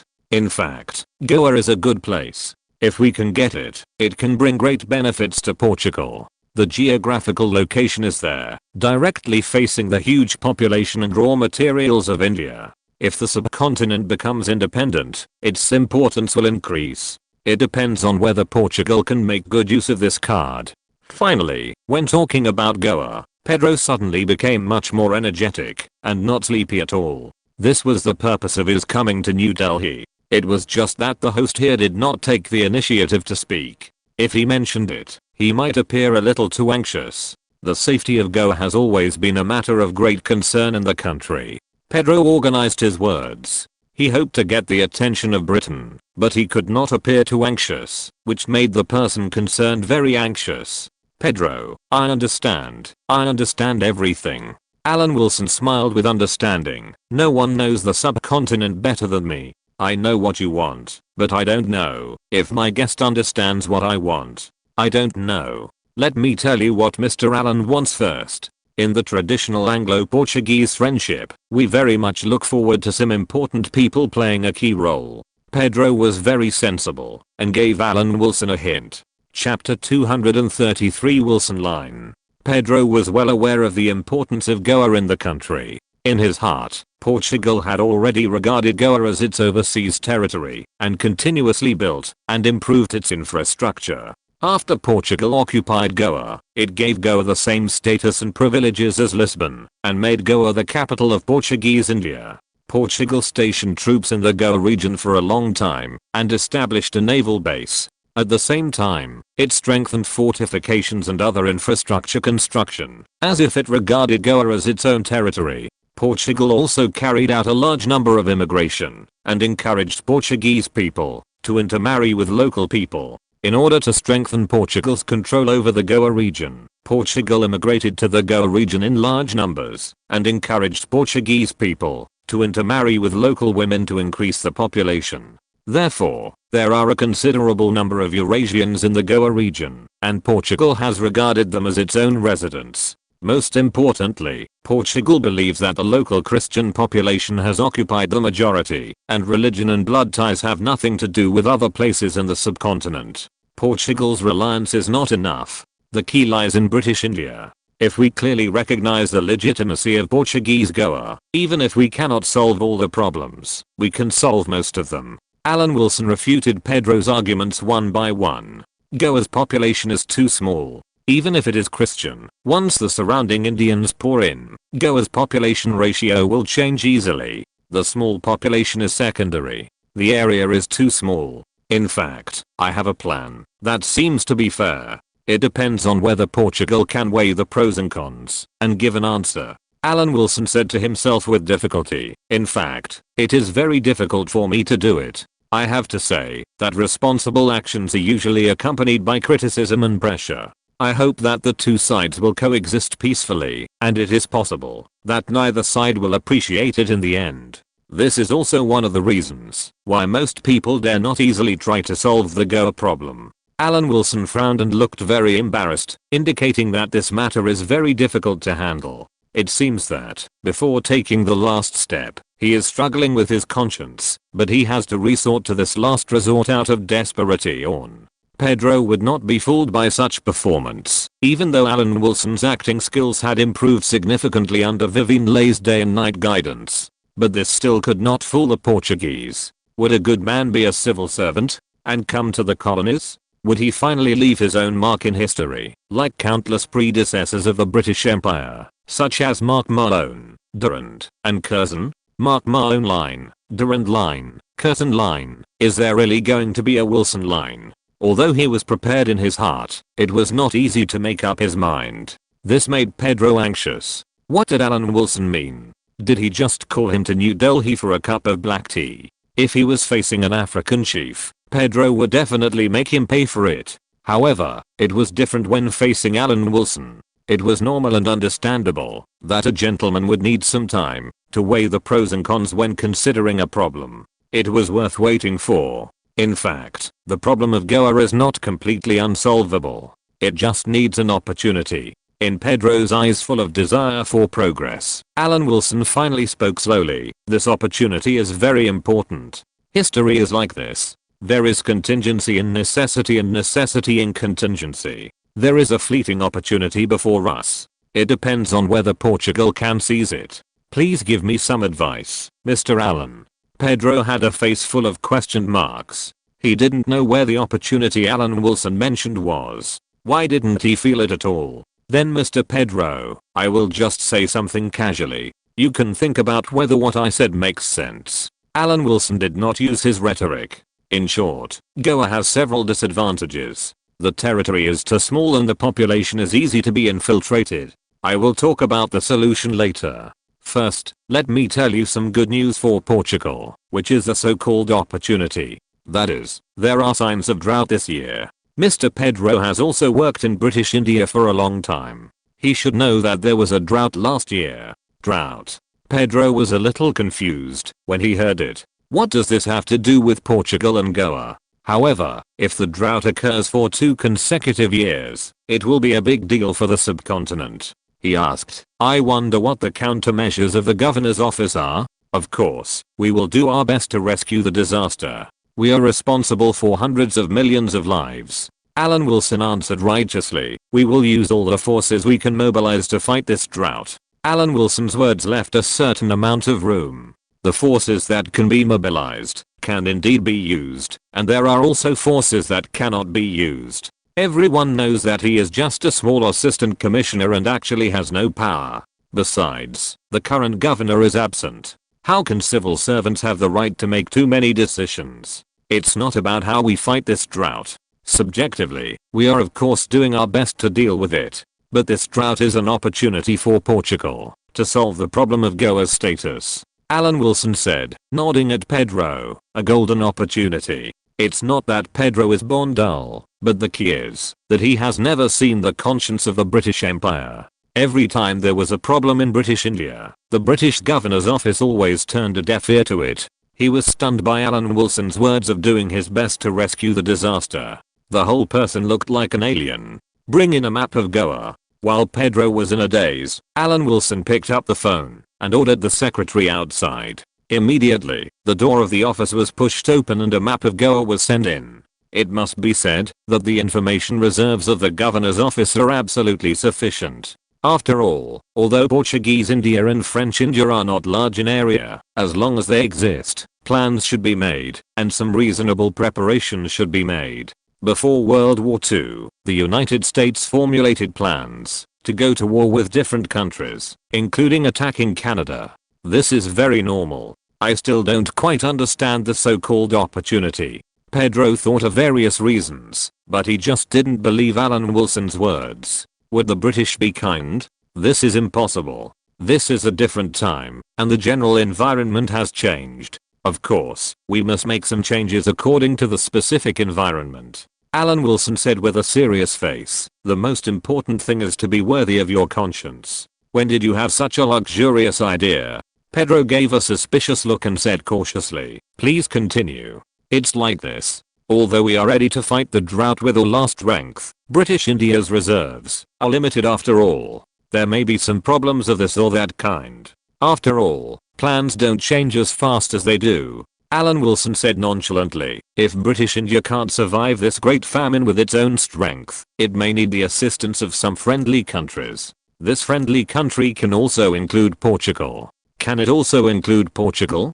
Pedro lost his voice when he heard this. Portugal and the British Empire are the initiators of the Brussels Conference, and we are close allies. Portugal feels very offended by what you said. It's just a matter of words. Don't get too entangled. Alan Wilson gestured for him to calm down and continued. Portugal has extensive colonies, and as far as Portugal itself is concerned, the population demand is not large.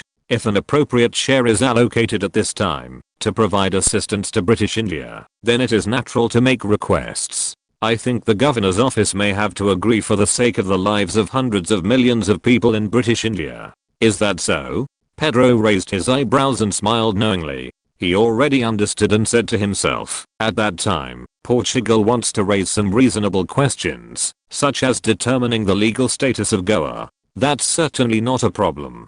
Alan Wilson said with a smile, putting the map that the secretary had just brought in between the two of them, picked up a pen at random, and drew a circle around Portuguese Goa. The random drawing was 4 times the size of the current area of Portuguese Goa. At the same time, He lowered his voice and said, "It can even be more excessive." Wow. Pedro's eyes revealed a greedy look. "It looks very exciting. You can call it the Wilson line. If nothing unexpected happens, I will still be the one negotiating at that time." Alan Wilson said, "Then change the subject, but you also know that many times, although it is for the good of everyone, the people who do the specific work will always be blamed.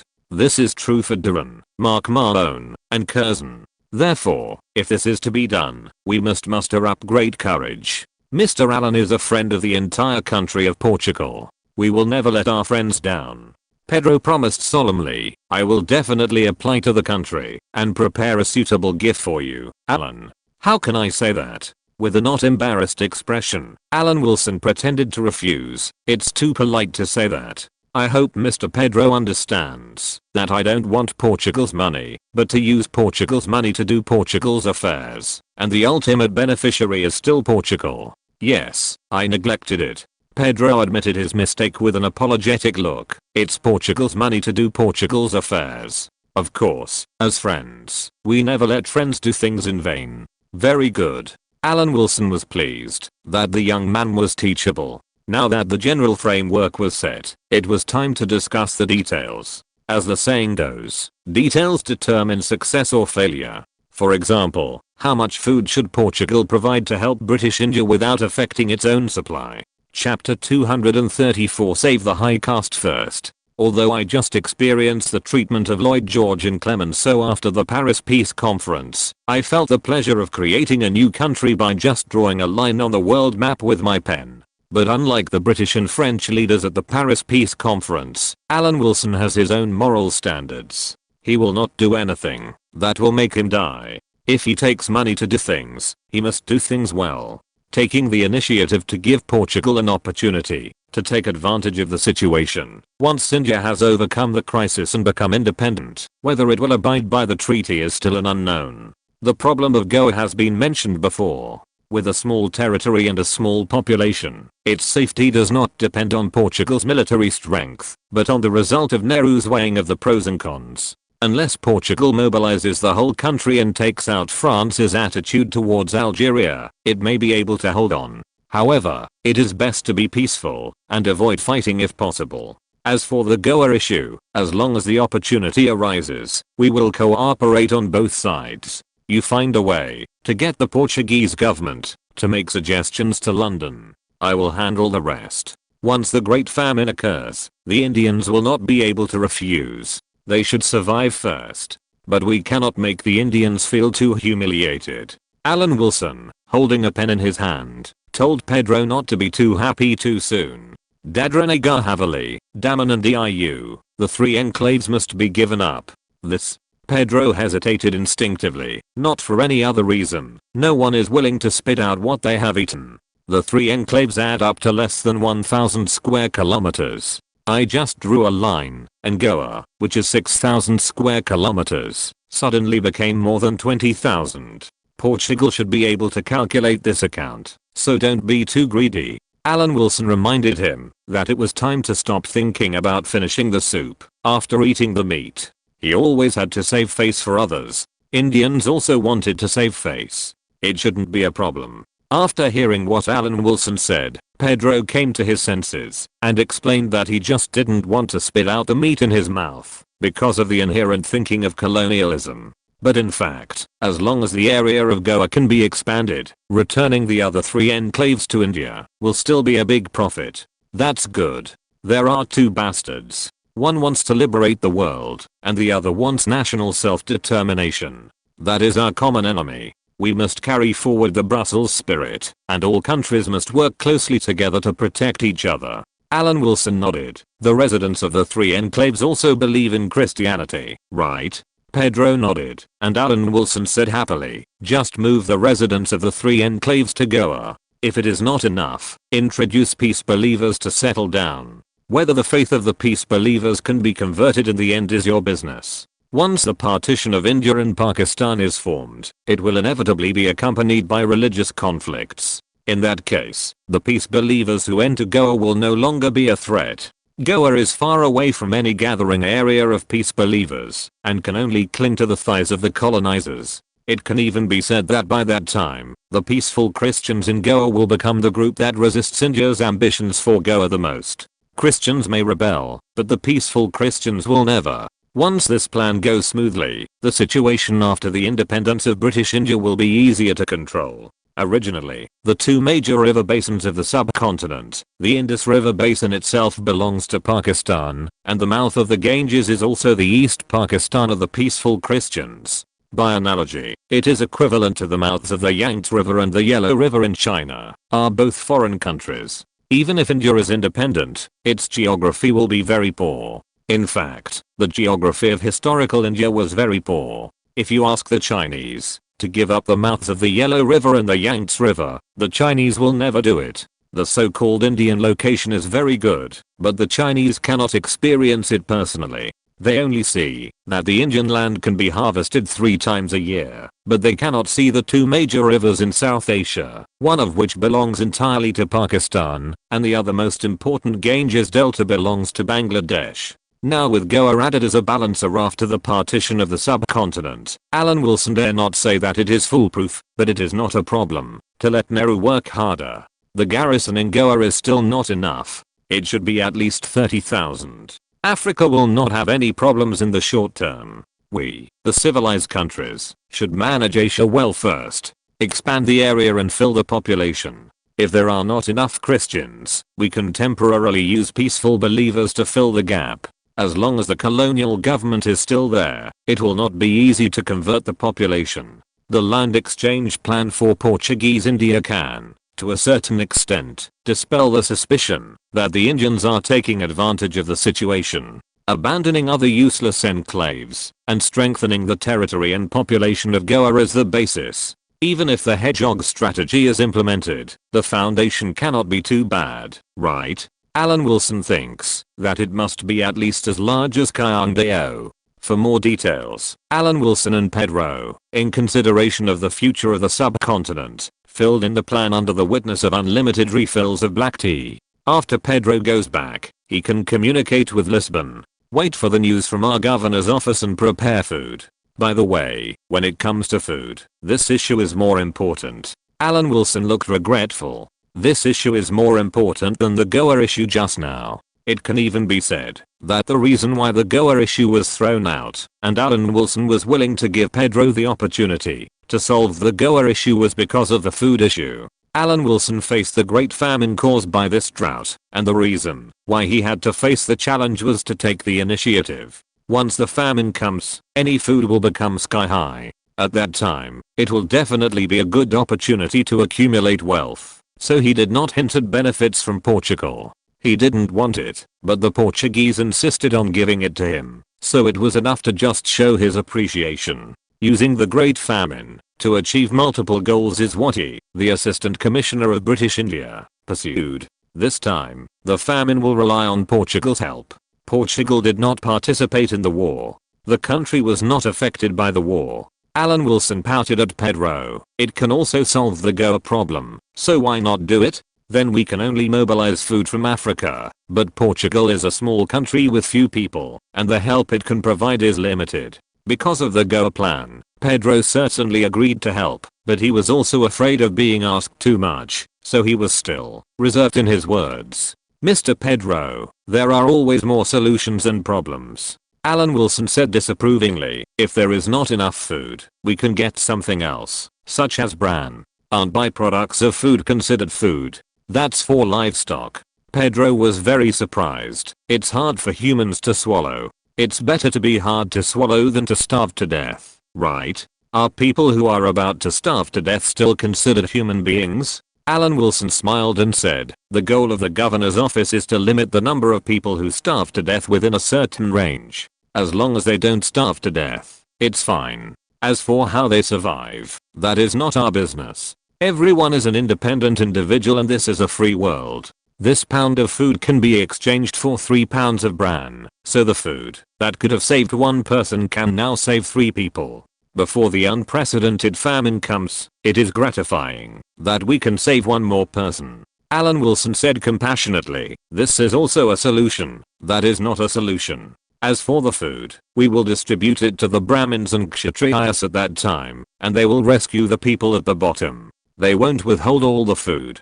Pedro thought, isn't this a case of throwing meat at a dog? Alan Wilson looks like he is in control of everything, and he dared to implement the Goa plan during the famine. How could he not see that? Mr. Pedro, the British Indian civil servants are the largest group of imperial civil servants, second only to the local civil servants, with a total of 100,000 people, but managing the subcontinent with hundreds of millions of people is still a drop in the bucket. There must be manpower to fight drought and disaster relief. Let the people of the subcontinent fill their stomachs. Who should go, you or me? Don't we still have to rely on the Brahmins and Kshatriyas? Alan Wilson reminded Pedro to pay attention to the national conditions of the subcontinent. If he can't even save the Brahmins and Kshatriyas, what disaster can he save? If we deal with the Brahmins and Kshatriyas, can we fight this famine? Of course, we Portuguese will help. Is that enough? Pedro began to test cautiously. Is the young assistant commissioner opposite so confident? We can take a confrontational attitude, but it's hard to say about this kind of natural disaster. Alan Wilson said righteously, no matter what the final result is, our attitude is absolutely fine. Alan Wilson left Pedro to attend the evening cocktail party at the governor's mansion. It's normal to be tight in the front and tight in the back. In the hall of the governor's mansion, the gentlemen were toasting each other, and Alan Wilson was thinking divergently. What if the Portuguese did not stand idly by during the famine in the subcontinent? There is still French India in the subcontinent. With the help of Portugal, we can then employ the people of French India and see if we can deduct some benefits from the French. While the diligent assistant commissioner was thinking about how to turn danger into opportunity, Sir Baron, who came to the cocktail party with his wife, happened to see Alan Wilson in the corner. He asked his wife to do as she pleased, and Sir Baron walked over here. Sir Baron. Seeing his boss coming over, Alan Wilson quickly stood up and greeted him. I remember you didn't attend many cocktail parties. Sir Baron nodded with a gentle smile, motioned Alan Wilson to sit down, and sat down next to the assistant and said, the news from London is that our new governor may not take office so soon. Guess who the new governor is? Mountbatten. Alan Wilson smiled bitterly with a confused look on his face. How could I know who the new governor is? Mountbatten, you're surprised. Sir Baron took a glass of whiskey from the waiter's tray and clinked glasses with Alan Wilson, praising him. This is good news for you. Chapter 235 The Jet Age. In response to Sir Baron's words, Alan Wilson made a surprised, but not exaggerated expression, indicating that the recent discussions with Vivian Leigh were definitely not in vain, and that phased results had been achieved. He actually knew about this matter. He had already returned to British India, and naturally no one else needed to pass on Pamela Mountbatten's telegram to him. He also knew Pamela's nagging, that her sister's marriage delayed her father's appointment, and so on. But his immediate superior was right next to him, and he couldn't say that he knew the news earlier than Sir Baron. Isn't that imitating Jack Ma's words? I'm busier than the president, but I don't have the president's power. If he said that, at least before Mountbatten arrived in British India, Alan Wilson would first have to resist Sir Baron's training. It's Sir Edward's news. Seeing Alan Wilson's surprised confusion, Sir Baron was very satisfied and turned to ask what he talked about with Pedro today. The conversation with Pedro is still in the secret stage. This secret is also the same for Sir Baron. Although Sir Baron is the head of British India, he would never have thought that this highly respected assistant has already estimated the price of the entire British India in his mind and is looking for a seller to sell it in a package. In terms of courage, Alan Wilson is much more courageous than this civil servant leader. He naturally has an inner motivation to do this. In order to keep the British Empire, Great British India must be cashed out. There is a minefield ahead, and he must bravely wade through it. He used some trivial things to fool Sir Baron, and only talked about the geographical location of Goa. If we withdraw from the subcontinent, Goa's status will be very similar to that of Hong Kong. Sir Baron suddenly said, very similar, isn't it? But then again, the governor of Hong Kong changes frequently. It seems that there have been 3 governors, and it is not as stable as British India. Alan, you have lived in Hong Kong. What is your impression of it? It's a small place with a budget. I don't have any special impression of it. Alan Wilson replied indifferently, "It's one of the many colonies of the British Empire, and it's not a particularly good one. It can be regarded as a window of British Malaya to attract immigrants and balance the peace believers in the East Indies.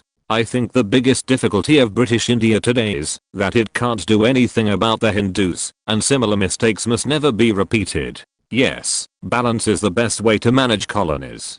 Sir Baron nodded with satisfaction. "You seem to have sent a lot of people to the Andaman Islands, right? Once the Great Famine comes, British India will have no time to care about the archipelago. If there is a famine on the island, it can be regarded as part of the famine on the subcontinent," Alan Wilson said without any emotion. "Giving them a chance to enter the statistics is already a recognition that they have come to the world. As for other things, their personal abilities are limited, and they should not ask for too much." The Great Famine of 1946 was a big test for Alan Wilson.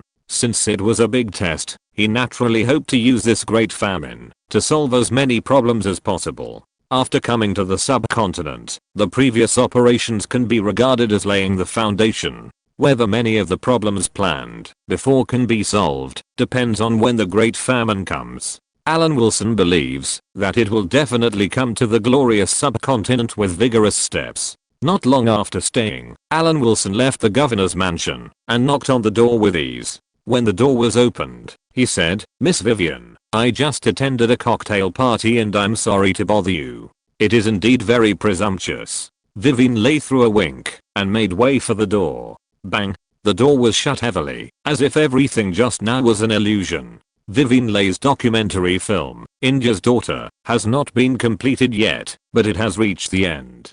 But now time is tight. If it doesn't rain for a day, you won't see anything. But in places where people rely on the weather for food, it can be fatal during the busy farming season. Of course, this is also a good opportunity for Vivian Leigh. As long as you go to the United States, bring your documentary film and the news of the Indian famine, and donate even a little food. You will be the target of the Empire's publicity this year. Goddess of London, daughter of India, whatever praise you want, you will get it easily. By then, your reputation will be known all over the world, and you will not appear as an actor. Holding the fiery body of Cleopatra, Alan Wilson persuaded her, indicating that this was a good opportunity to leap up the social ladder. Vivian Leigh will still be an actor in the future, but she will not be a simple actor. "It's because you praise me so much." A pair of arms like lotus roots were wrapped around the man's neck. Vivian Leigh even had the urge to give birth to a child for this little man. However, the queen suppressed this impulse. She couldn't let her husband down. She would at least consider it after divorce. Alan Wilson naturally would not have thought that even an international film queen would have such poor resistance. She surrendered to his omnipresent charm and even thought of divorce. In fact, this is no wonder. Who made Alan Wilson a man of integrity? He would do his best to help others plan when he got the benefits. The Portuguese just experienced this today. This feature is particularly prominent in Vivian Leigh. It can be said that the more tragic the famine in India is, the higher the image of Vivian Leigh, who is working for it, will rise. And this time, the British Empire's hegemony of public opinion will never be used to block the news, but to use the famine to shape the image of the British Empire. In this process, if Vivian Leigh can shoulder the national mission, she will naturally be pushed by the British Empire, but how much she can continue depends on Vivian Leigh herself. If you were a scientist, you might be able to lead social progress with your smart head. Vivian Leigh tapped the little man's nose with her scallion-like finger, but now you only study the human heart. It's good enough to understand the human heart. Besides, who says I didn't lead social progress? I submitted an article to De Havilland Company. Alan Wilson muttered, "It's just in someone else's name." As for whose name was used, it was of course Pamela Mountbatten's name. This time the submission was for the Comet Jetliner project. As for why Pamela Mountbatten's name was used, the answer was that Pamela Mountbatten's mother was rich and her father was powerful, and Pamela Mountbatten liked him, so he had to help her. Of course, the contact with Pamela Mountbatten started by spending money, which showed that how strong a man's back was depends largely on his economic strength. But after showing his economic strength, he had to come up with something else, and Alan Wilson was not mentally prepared. Teach the civil servant's rhetoric to a woman, who should be a wife. He was not in London, so of course he didn't know that Pamela Mountbatten had already used the words she had heard and seen on her father. The world's first jet airliner was actually the British Comet airliner. Britain was one of the first countries to invent jet engines. After the end of World War II, the British used jet technology for civil aircraft.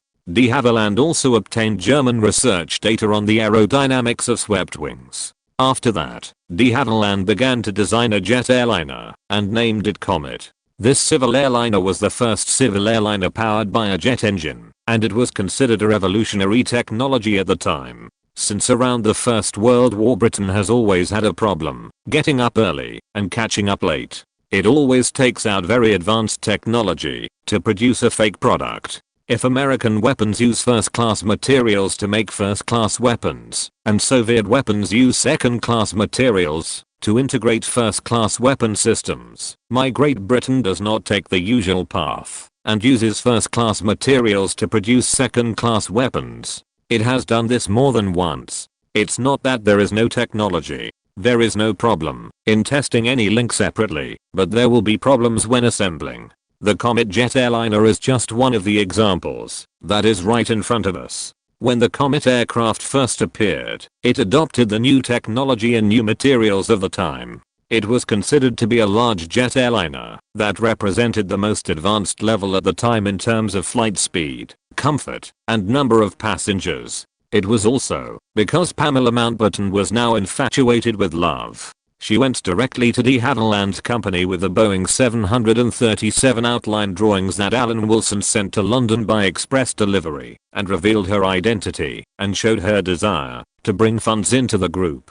Why is it an outline drawing? This is because Alan Wilson has only seen the appearance of the Boeing passenger plane. It is good enough to draw it from memory. In order to increase the success rate, he also instilled some words about metal fatigue in the telegram. But even so, he could not guarantee that Pamela Mountbatten could help him get this done. De Havilland originally disdained this childish second-generation daughter of power. From the appearance, Pamela Mountbatten could not be associated with aircraft design at all.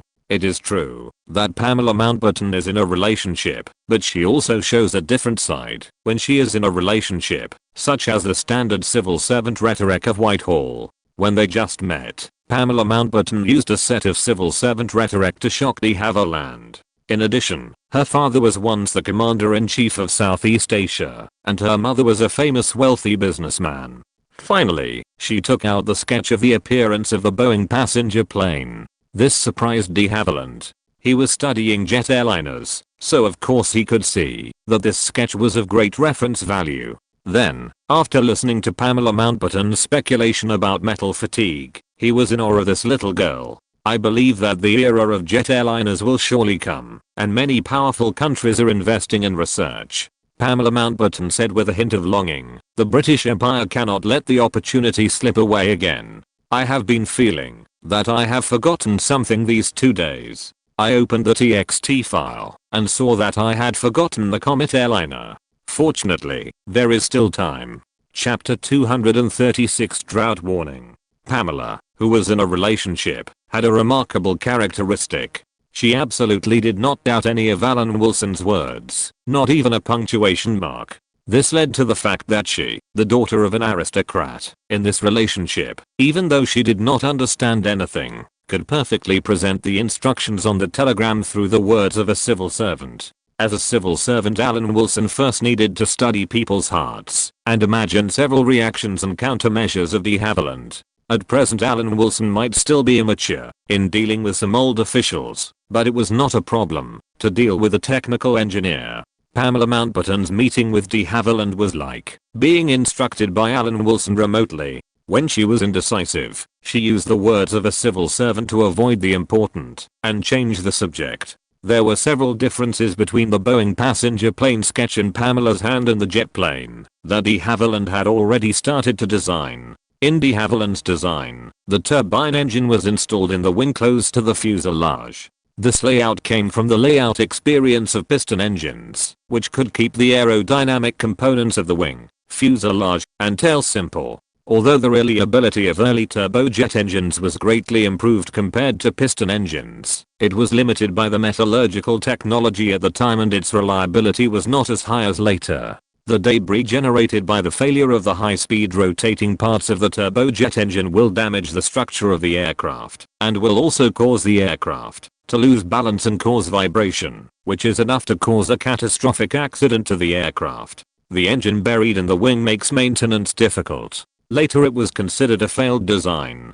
The application of new technology is most important for safety. Confidence is something that cannot be seen nor touched, but once an accident occurs, it will be too late to improve it. In this era, the technology of many powerful countries is comparable. How to ensure that efficiency and safety are equally important is a very important thing.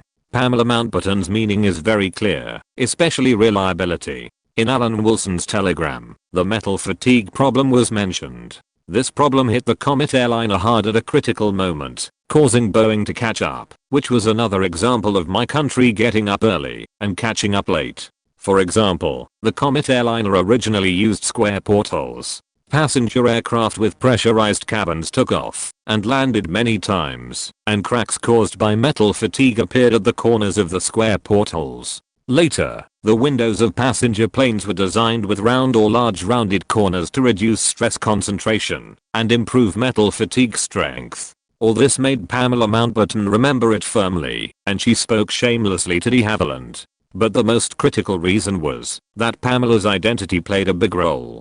Who doesn't know the name of General Mountbatten? De Havilland himself was knighted for his merits and is now part of the aristocratic circle, but his identity is far from that of General Mountbatten. In addition to his identity, what de Havilland valued was the authority brought by Mountbatten's identity. De Havilland Company was actually an arms company. By absorbing German rocket technology, it was promoting the British rocket project. The largest sales channel for arms is undoubtedly the army. General Mountbatten is a great nobleman and has become a general in the army. As the daughter of Mountbatten, Pamela was of course looked at differently. If someone else came to his company and told de Havilland that he would bring money into the group, he would have been driven out long ago. But General Mountbatten's daughter was different. There were some rumors that General Mountbatten was a popular candidate for the next Governor General of British India. For reasons like these, de Havilland did not reject Pamela Mountbatten's suggestion. He even heard that Pamela's sister was planning a wedding and expressed his willingness to attend the wedding. He also wanted to get to know some dignitaries. De Havilland could fool a simple second-generation rich man, but if this second-generation rich man showed his ability, that would be another problem. Soon Pamela told the micro-manipulation master thousands of miles away the cause and effect of the matter by telegram. The callback was also very quick. The multi-dimensional and cross-field compliments from her fiancé made Pamela feel as sweet as eating honey. She wanted to wait until after her sister's wedding and follow her father to take office. At the Governor General's office of British India, Alan Wilson, who was reading telegrams from various provinces, picked up the phone and asked Ethel from the Secretary's office to come in. He said, "Ethel, on behalf of the Governor General's office, we are issuing a drought warning for the whole of India. In a non-binding advisory tone, we are reminding all provinces and states, as well as the Congress Party and the Muslim League, to pay attention to the signs of drought this year. Don't be too tough in your tone, but do the duty of the Governor General's office." "Okay, I understand, Assistant." Ethel nodded. "Judging from the current signs of drought, what is the approximate range?" "Ethel, the future is unpredictable. To be honest, I don't know either." Alan Wilson shrugged. "Maybe it will rain in 2 days. Who knows how Mother Earth has arranged this year." The Governor General's Office of British India officially issued a warning, indicating that this year's rainy season has been delayed by 10 days. There is a possibility of famine in the subcontinent. The Governor General's Office of British India has expressed concern about the current situation and has discussed countermeasures with the Congress Party, the Muslim League and representatives of all parties on the subcontinent, and remains vigilant about the current situation. The delay of 10 days in the rainy season may not seem like a big problem, but during the busy farming season, these 10 days are fatal. Once the rainfall shortage reaches a certain level, the disaster will multiply with each passing day. What did a pond full of green algae look like the day before? The answer is that half of the surface of the pond is covered with green algae, and after this day, the entire pond will be covered with green algae. It's just like the change in temperature. The temperature of -10 degrees seems very low, but it is actually completely within the tolerance range of the human body. After -20 degrees, every degree of temperature drop can give a person a new understanding of the world. Alan Wilson officially issued a drought warning for the subcontinent from the governor's office when the rainy season was delayed by about 10 days in previous years. This can be regarded as breaking a precedent, showing a completely different attitude from the Bengal famine a few years ago. After the announcement of the drought warning issued by the Governor's Office of British India, the provincial governors immediately responded and issued drought warnings and work instructions for drought relief in their provinces in the name of the provincial governors. The earnest tone was limited to the announcement. As for the Muslim League and the Congress Party, they were discussed, and there was absolutely no coercion, indicating that the current spirit of the Governor General's Office of British India was to rule by inaction. In this way, if the drought relief fails, the responsibility can be shirked. It is not that the Governor General's office did not issue an early warning, but that the local tyrants in the two subcontinents are really uncooperative, delaying the disaster relief work of the Governor General's office. Up to now, some places have already experienced water shortages. If the rainy season comes a month later, the subcontinent is destined to have a hard time this year. The biggest drought relief work of the Governor General's office is to keep the lights on at night with the permission of Sir Baron, indicating to the outside world that the Governor General's office is in a busy working state. Time passed day by day. On the 5th day after the first drought relief warning was issued, the Governor General's office issued another announcement to fight the drought in the subcontinent. This time the wording was much harsher. The wording was more serious, almost as if the style suddenly changed overnight. Some newspapers began to remind residents in some cities such as Mumbai, Kolkata and Bangalore that drought might be unavoidable. In order to deal with the occurrence of the Great Famine, the governor's office might take some measures. Before that, the general public was hoped not to panic and to believe in the serious attitude of the governor's office. This announcement, hoping that the general public would not panic, had an extremely obvious effect. The citizens who were not panicked at first were completely panicked because of this official announcement and flocked to the grain stores. For a time, the grain stores in major cities became the most crowded places. Rumors began to spread, and people were afraid that the Bengal famine would happen again. Who made the governor's office advocate laissez-faire when famine occurred in previous years? This time, it suddenly found its conscience. The Indians who had been non-violent and non-cooperative began to panic. It was able to make the British emphasize that this drought must not be underestimated. This rush to buy led to different degrees of increases in grain prices in major cities. But in fact, the current drought has only affected a small part of the area and is far from serious. As for the actions of the governor's office and the provinces, they are currently focusing on issuing warning notices and have not taken any substantial anti-drought actions. Coincidentally, many chief executives have stored a large amount of food. As expected, from what we know so far, Punjab has been minimally affected. It's hard to imagine that a place with little rainfall and a dry climate has an unusually stable climate and has become the granary of the subcontinent. Alan Wilson was holding a telegram from Punjab. However, the main residents of Punjab are Christians, followed by Sikhs, and there are not many Hindus. The Congress Party has no influence on the granary of the subcontinent. In that case, if the drought this time affects a large area, it will be difficult for the Hindus. Sir Baron frowned and said helplessly, "What if the death toll really increases due to religious reasons?" "Oh, will it?" Alan Wilson said with an unbelievable smile. "Won't this cause several religions to become enemies? I believe leaders of all parties should consider the overall situation. Maybe, maybe not." Sir Baron said indifferently, "We have already reminded those who should be reminded. When dealing with this drought, we did not conceal anything, and even took the initiative to speak out and guide. Next, we will also call on all sects to unite. If you're listening to this novel on a channel other than Fanfic World, it means they downloaded and uploaded it without effort. We cordially invite you to visit our channel, Mundo Fanfic Novelos. There you'll find the original version of this story and you can explore many other novels of various genres. We're waiting for you to immerse yourself in a world of incredible novels. Chapter 237 Justice from Heaven. Sir Baron is right. In the face of this natural disaster, I also think that all sects should coexist peacefully and tide over the difficulties together.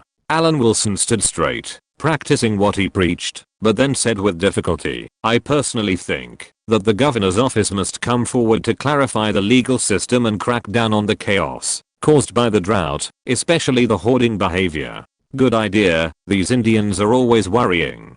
Don't they know that this behavior will only increase people's panic? Sir Baron accused the Indians with an unswerving expression, and his tone can be said to be merciless. Who said it wasn't? Alan Wilson looked like a lackey, and he chimed in, if the drought cannot be curbed, a group of people must be killed to appease the public anger, which can also be regarded as expressing the governor's office's determination to fight the drought. As for using the method of killing Indians to show the governor's office's determination to fight the drought in the subcontinent, there is certainly no problem with this. It should be done and all counted in the statistics. After leaving Sir Baron's office, Alan Wilson went to the Supreme Court of British India to find Chief Justice Clark. It can be imagined that judicial officials have been in a good mood recently. They have upheld justice and taken care of both public and private interests. They have found the value of judicial officials in British India and achieved the best of both worlds. Now there is no need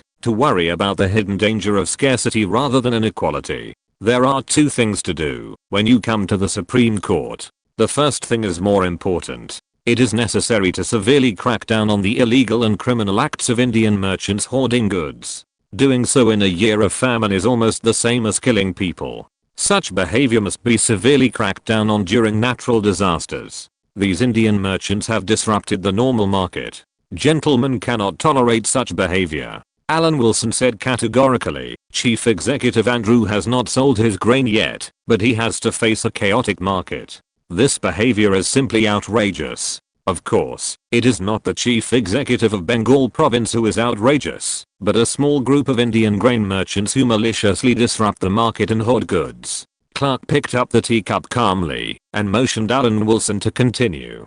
Many gentlemen have suggested that laws should be enacted to crack down on this hoarding behavior and confiscate the food they are hoarding and hand it over to people who are more reliable and care about the future of the subcontinent. Alan Wilson had a face that defended fairness and the rule of law. I think no one can better consider the future of the subcontinent than the chief executives and governors general of the provinces. Clark gave a quote while wiping the single lens glasses he was wearing. Of course, Alan, you also know that things in British India have always been complicated, with many sects and endless chatter. It is easy to find criticism to make decisive laws, and most people will not take risks. As soon as Clark finished speaking, Alan Wilson raised two fingers, indicating that in the action to combat hoarding, judicial officials should account for 20% of the share. At the same time, he said, the number of administrative officials far exceeds that of judicial officials. Your respected Chief Justice, we are all gentlemen and understand each other.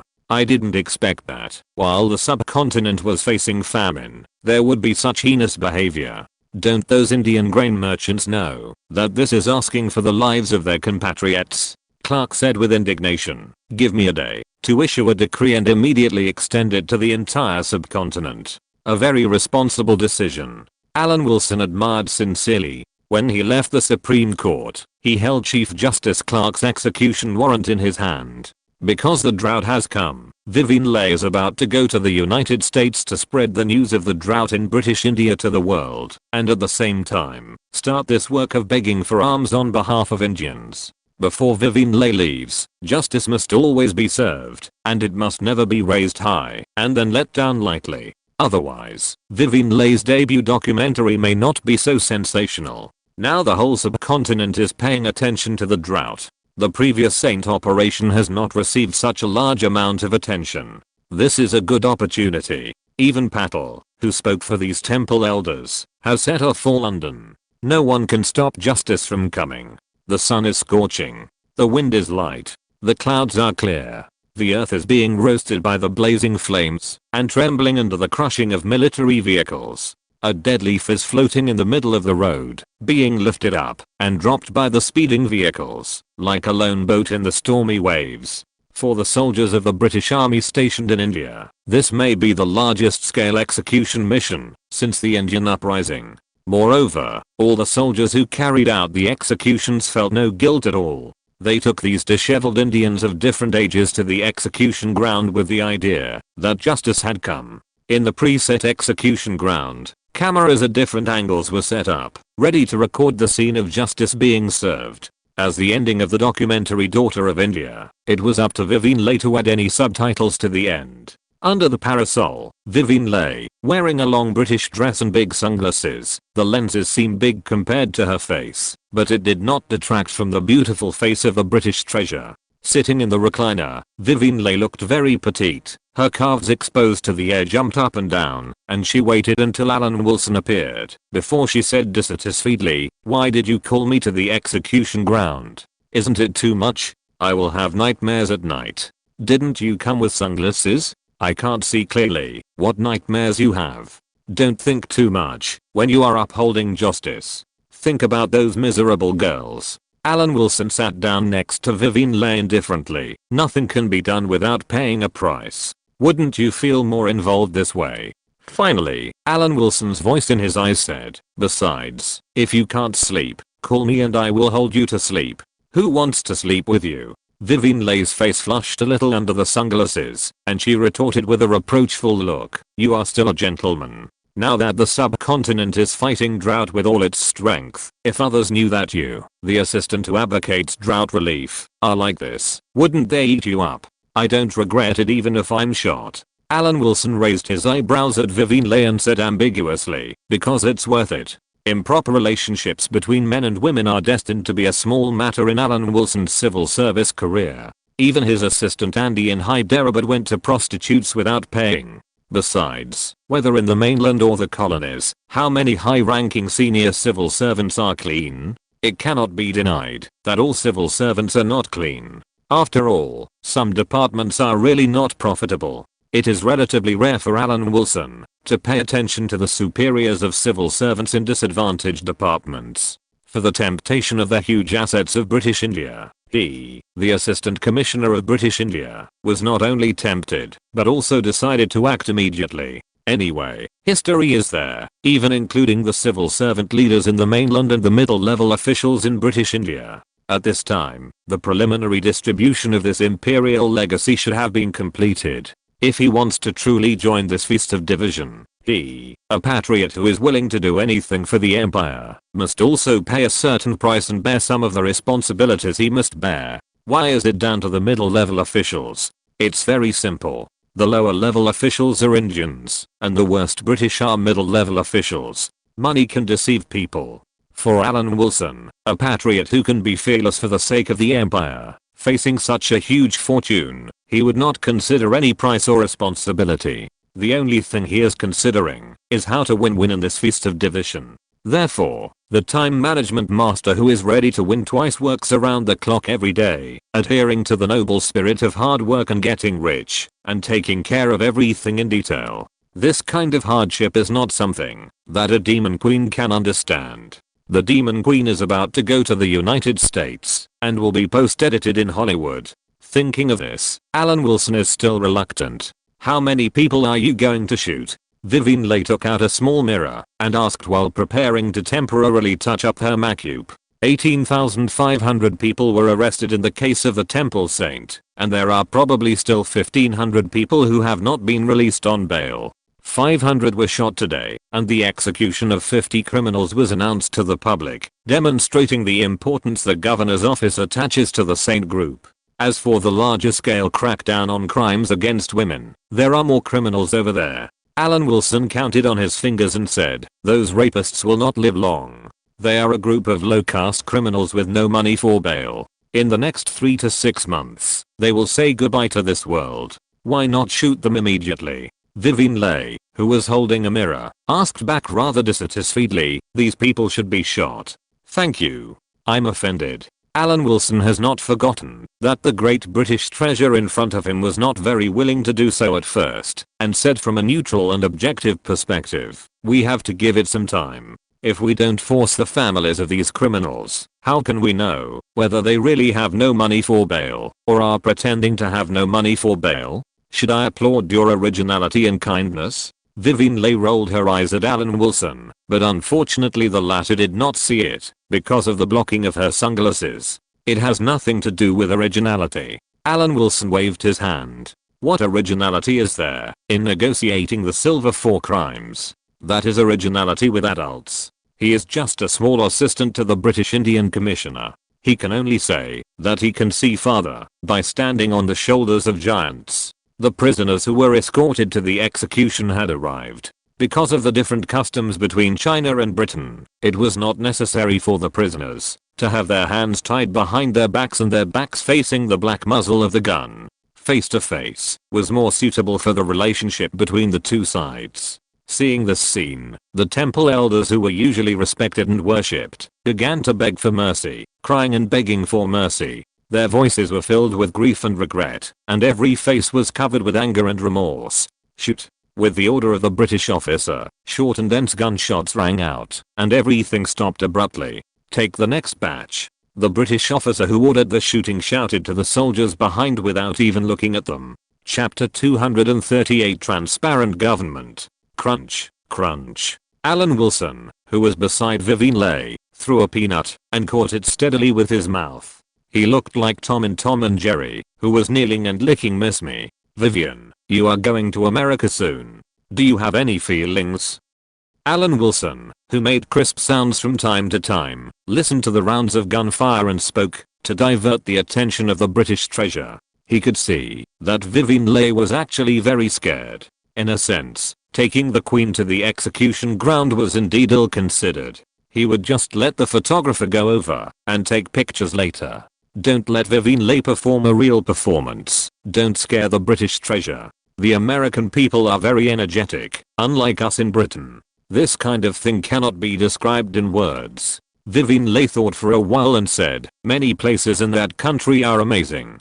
Sometimes I even hope that Britain can learn from it. My Great Britain has its own national conditions, and many places cannot be learned. As for the so-called vitality of the United States, Alan Wilson smiled inexplicably. In fact, it can be achieved from prosperity to decline in just 20 years. All problems are easy to solve, but how to solve the distribution of benefits? In the industrial age, the United States has a vast land and a large population.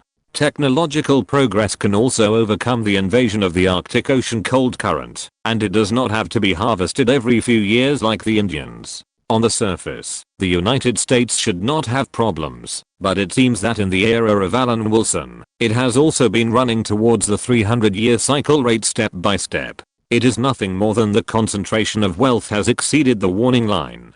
It seems that there is no problem everywhere, but in fact, there are problems everywhere. Moreover, the United States is not like Britain, which began to shrink after the end of World War II. It has been holding on to its control over the world. If the day comes when it can no longer hold on, it may be more disgraced than Britain when it exits. Of course, the United States has just come to the world with the remaining power of World War II. Not to mention that it has been decades since Reagan started to be shameless, even if it has been 20 years since he started to be shameless in the 1960s. He naturally couldn't tell Vivian Leigh that the United States is actually no more than that. When the two were chatting, the shooting was already coming to an end, and the shooting range was filled with corpses. All of this was recorded by the surrounding cameras. Vivian Leigh wanted to get up, but was pulled by Alan Wilson, who said in a distressed tone, "Don't go, don't be there in person, let others do it."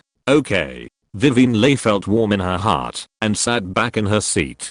The two actually had a lot of things to talk about. Alan Wilson wanted to know one thing from Vivian Leigh, that is, whether the United States was interested in British India. This may not be so important to the United States, but it is very important to him. He is now wholeheartedly trying to find a seller who is not short of money from the partition and independence of British India.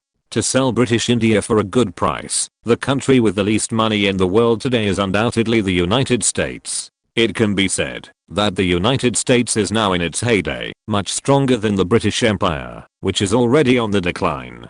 The most important thing is that the United States has been secretly playing dirty tricks on the huge British and French colonies, and it is not even as open as the Soviet Union. On the one hand, it is friendly with Britain and France, and on the other hand, it is poaching. If Vivian Leigh can be used, and a little bit of information is leaked, it may play a role in attracting foreign investment. Britain can find an opportunity to sell part of the industries in British India to the United States, which can also ease the domestic economy and stabilize the exchange rate of the pound. You really gave me an important task. As night fell, Vivian Leigh rose and fell like a female knight, panting. Does this count as selling out the British Empire? You can't say that. There are already voices in London that give up British India. Alan Wilson also panted, I'm thinking about the British Empire. Vivian Leigh will leave British India tomorrow. The two of them talked about the play until dawn. Alan Wilson deeply stated that British India is currently the most valuable region in Asia, especially after Japan has been bombed into ruins.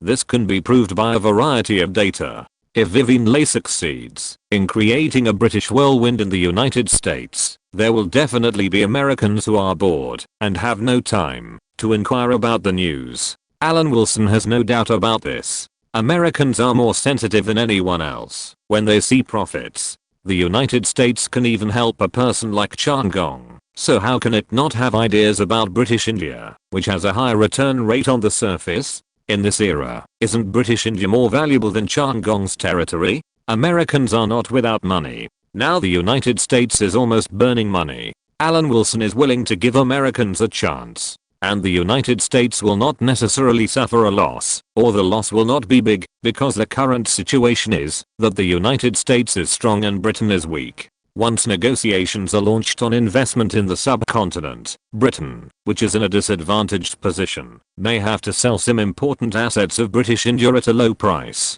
With Alan Wilson's good wishes, the great British treasure Vivian Leigh embarked on a journey to the United States. At the same time as Vivian Leigh left, the news that British India was facing the test of drought also spread all over the world through the British Empire's hegemony of public opinion. Everyone knows that British India is facing the test of drought, and at the same time, they appreciate the transparency shown by British India. How can it beg for arms without transparency? Other countries don't even think about it. As the news of the drought in British India spread around the world, the Governor-General's office and the Supreme Court of British India took the lead in cracking down on hoarding, and this action also showed unprecedented efficiency. The Governor-General's office and the Supreme Court jointly issued a decree on the punishment of some unscrupulous merchants who, during the drought, ignored the safety of the people of the subcontinent and maliciously hoarded and raised prices, indicating that the British Indian colonial government was determined to fight against such behavior.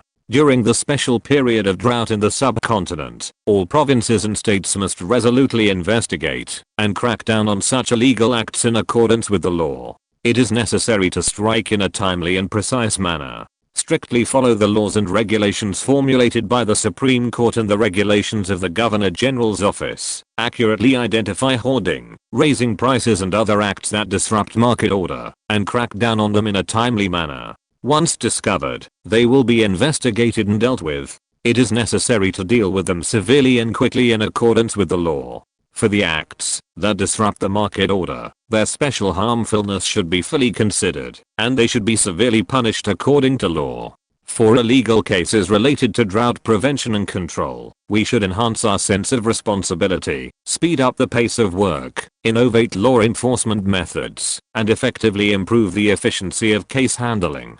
For relevant laws, policies and typical cases investigated and dealt with in accordance with the law, we should strengthen publicity and guide all parties in the subcontinent, especially businesses and individuals who produce and operate grain, to deeply understand the illegality, harmfulness and corresponding legal responsibilities of hoarding and raising prices in drought relief. We are currently in a critical period of drought relief and disaster relief. We must resolutely investigate and deal with such illegal acts that disrupt the market order in accordance with the law, ensure the food security of the subcontinent, and ensure the sufficient supply and orderly circulation of materials, so as to create and maintain a good market environment for coordinating disaster prevention and control and economic and social development. This announcement was jointly issued by the Governor's Office and the Supreme Court of British India. Andrew, the chief executive of the province of Bengal, held the joint announcement of the governor's office and the Supreme Court, and said righteously and excitedly at the Calcutta Provincial Assembly, "Hurry up and arrest those unscrupulous profiteers, confiscate all the grain, and put it in a safe place. The drought in the subcontinent is getting more and more serious. These life-saving grains are more reassuring in the hands of the colonial government than in the hands of illegal grain merchants. The United Provinces is the largest and most populous province in British India, and it is also the province with the most Hindustan people. In the fight against this fierce drought, the United Provinces is undoubtedly the top priority." In the telegram sent to the governor's office in New Delhi, the chief executive of the United Provinces, Burke, stated that the United Provinces had made all preparations to fight the drought, but the largest granary in the jurisdiction was burned down by hostile anti-British element. The sky-high fire turned the largest granary in the United Provinces into nothingness, making the United Provinces, which was not rich, even worse. Sir Baron, who knew what was going on, immediately asked the Secretariat to draft a communique condemning the anti-British element for burning down the grain warehouses in the United Provinces. He also threatened to contact General Irwin of the British Army in India, and said that he would not rule out using the British Army in India to solve the problem at this time that was destined to be tested. He also said that he was currently asking London for instructions. Vivian had just left the subcontinent, and within 2 days, the governor's office, together with the Supreme Court, administrative officials and judicial officials, had launched a dazzling combination of punches, which dazzled the two major forces of the Congress Party and the Muslim League. Just as they were about to respond to the communique on combating hoarding, the United Provinces broke out. That anti-British element had attacked the colonial order, burned down the grain warehouses, and caused heavy losses to the grain reserves of the United Provinces. After an internal meeting, they debated whether to stand on the side of the governor's office and condemn the burning of the grain warehouses, or wait and see. The governor's office received news that the British Army in India would be used. Within 48 hours, the Congress and the Muslim League were in a state of panic. They wanted to mobilize the British troops stationed in India. This seemed to have happened a long time ago, and every time it was accompanied by a tragedy. Due to the transparent operation of the Governor-General's Office of British India, the news of British India was quickly known to other countries. Haha. In the Kremlin in Moscow, Stalin looked at the intelligence sent by Beria. It was not really intelligence, but news known to the whole world. He smiled and said, "There is nothing 100% certain in the world, but this fire in the granary? It is very likely not the work of anti-British element. Maybe it was burned by the British themselves. I have the same opinion as Comrade Stalin. I also have this suspicion in my heart." Beria followed Stalin's statement. Chapter 239. Please welcome Gandhi. But this incident has reminded me. There must be no problem with the Soviet food supply. I also don't want to see the incident in the 1930s happen again. Stalin said slowly. Because of the longitude and latitude, the Soviet food production incident was actually later. Now that a whistleblower has appeared in British India, Stalin, who is also committed to post-war reconstruction, has turned his attention to his own country while watching the excitement. Because there have been reports of signs of drought in Ukraine, British India has been shouting all over the world that it is facing the test of drought, which has also made Stalin begin to re-examine the same problem in his own country. In the year when the war ended, the Soviet Union's grain production was only 70% of that before the war, but the Soviets were not afraid because they could defeat the powerful Germany and naturally restore their agricultural production as soon as possible. The Soviets, who had experienced two major famines, had already gained experience and became alert when the disaster just occurred. They immediately made a request to the Central Committee of the Communist Party of the Soviet Union, hoping that their leader Stalin could provide assistance to the disaster area and adjust the food consumption plan to cope with the famine. Let Comrade Khrushchev come to Moscow. I want to know the situation in Ukraine clearly.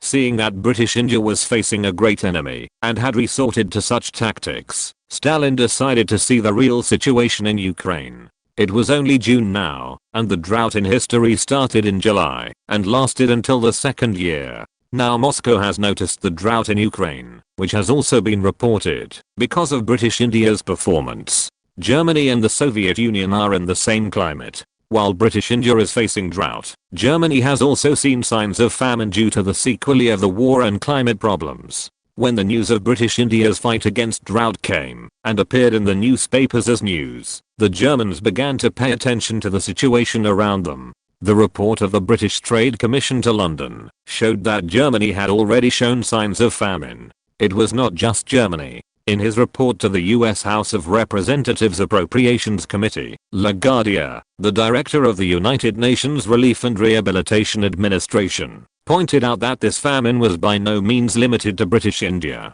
According to the news we have received, there are signs of famine in Eastern Europe, the Far East and even Europe.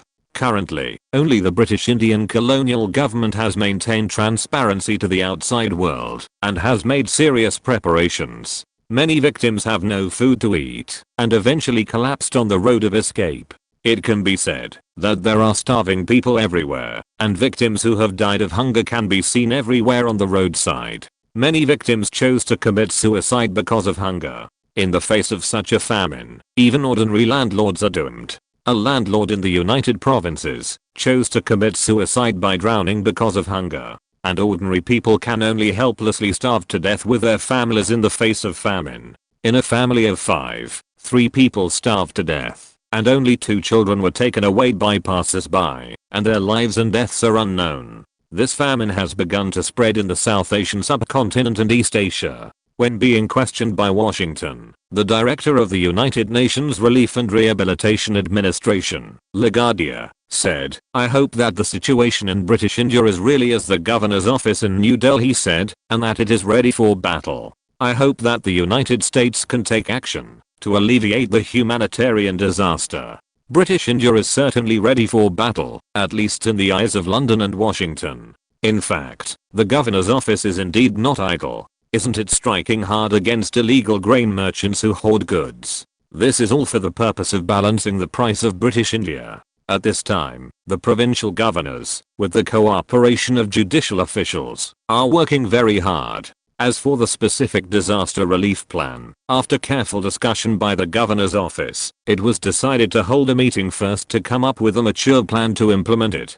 Sir Baron condemned the behavior of Indian grain merchants in major cities with a heavy face, which made the efforts of the governor's office to fight the drought come to naught. This condemnation was unanimously agreed by the civil servants attending the meeting. If it weren't for these profiteers making money from the national disaster at this time, the situation would definitely not have evolved into what it is now. Should we seek help from the international community? After all, the situation in British India is known to the whole world. A very smart official suggested, and his smooth forehead showed that his intelligence was not groundless. The situation in the country is also very serious. The rationing system has not been completely ended in the country. There is no surplus food to rescue British India. Besides, there are so many people in British India. How can we save them? Alan Wilson said with great integrity. In short, any rescue must be based on self-help. External forces cannot solve all problems after all.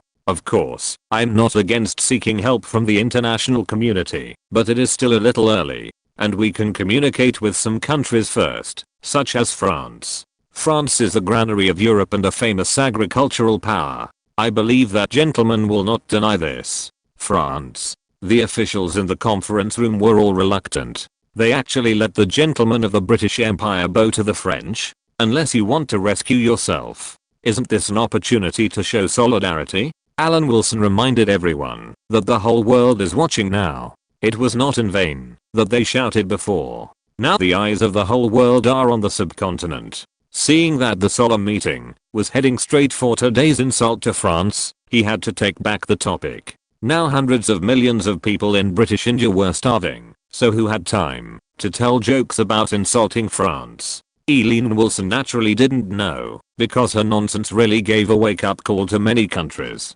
Even if she knew, it would be a good thing to avoid many people's tragic deaths. Many countries in the world, like the current New Delhi governor's office, held meetings to discuss how to deal with drought. What Alan said is right. It's better not to disturb the economic recovery of the mainland. Sir Baron put the final word on this topic. We have to consider the overall interests of the British Empire. Once the mainland recovers, the entire British Empire will benefit, including but not limited to British India, so we must consider this issue from a global perspective. Any specific plans for self-help? From the perspective of eating habits, Hindus actually consume a decent amount of food. They can live for a long time with just a little bit of food. We should tap the potential in this aspect. Alan Wilson crossed his fingers, glanced at his colleagues in the conference room, and suggested, why don't we take the initiative to contact the Congress? It is always a matter of time. We need the Congress and the Muslim League to maintain stability in British India. If we deal with these two forces, no matter how many people starve to death, the subcontinent will not be in trouble. Congress? Sir Baron, holding his head with one hand, said impatiently, we can't solve it. What can they do? They just make trouble every day. Without us British, the subcontinent will always be in the Middle Ages. Not really. I remember that Mr. Gandhi was most famous for his hunger strike. If Mr. Gandhi can set an example and ask Indians to follow him, with so many Indians, a lot of food can be saved. This can also be regarded as a way to save oneself, right? Doesn't reducing consumption count as self-help? Wow. Sir Baron, who was originally listless, sat up straight. It sounded like it was feasible. Wasn't Gandhi good at hunger strike? Now is the time when saints are needed to lead the people of the subcontinent out of famine. They shouldn't refuse, right? Then we will invite Gandhi to the governor's mansion for a talk. Sir Baron smiled and agreed. In this case, we will carry out a food saving campaign. The Secretariat will immediately draft a notice. This time, there is no need to write an official article. Explain the matter in the simplest words. After all, the food saving campaign requires the participation of the entire subcontinent. Don't write something that only a small group of Indian elites can understand. I understand, Sir Baron. Just write some slogans that can seduce people, right? Private Secretary Edel received the signal accurately. Sir Baron then glanced at his wrist and said, it's time to get off work. The rest of the work will be handled tomorrow. In the conference room, which was already filled with smoke due to tobacco problems, the officials attending the meeting dispersed in a hurry. It was 5 minutes past the end of get off work time. The next morning, the British Indian Governor's Office issued two news. The first was to call on all the people of the subcontinent to save food. Saving food is glorious, wasting food is shameful, and every grain of food on the plate is hard-earned. Such slogans constituted the main content of this governor's office announcement. As for the other thing, it was to invite the Congress Party and the Muslim League to come to the governor's office at this time to talk, abandon party conflicts and religious conflicts, unite together, and jointly deal with this drought. The news of the food saving movement and the invitation of the two major parties to the governor's office to jointly deal with the drought.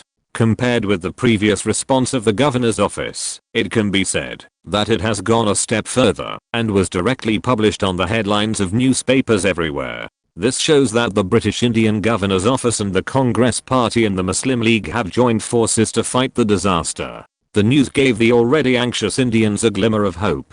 Bah, son of a profiteer. It's a relief that your father was arrested. An Indian holding a newspaper looked at the son of the grain store owner who sold grain a few days ago, spat, and sneered at the homeless child. The British have a stronger sense of justice than your father. Your father is a shame to the Indians. Seeing the boy wiping away tears disappear, the righteous Indian brother smiled knowingly. As for the British with a sense of justice, led by Alan Wilson, they were waiting for the leaders of the Congress and the Muslim League to arrive at the gate of the governor's mansion. This time, the governor's mansion specifically asked to negotiate with Gandhi himself, and its purpose was of course, invite Gandhi to go on a hunger strike. Chapter 240 Tripartite Talks. At the end of the straight avenue of Victoria Palace, at the gate of the Governor-General's Palace of British India, civil servants lined up and gathered together to wait for the leaders of the Congress Party and the Muslim League to arrive. It can be said that it was a very courteous treatment, something that had never been seen before.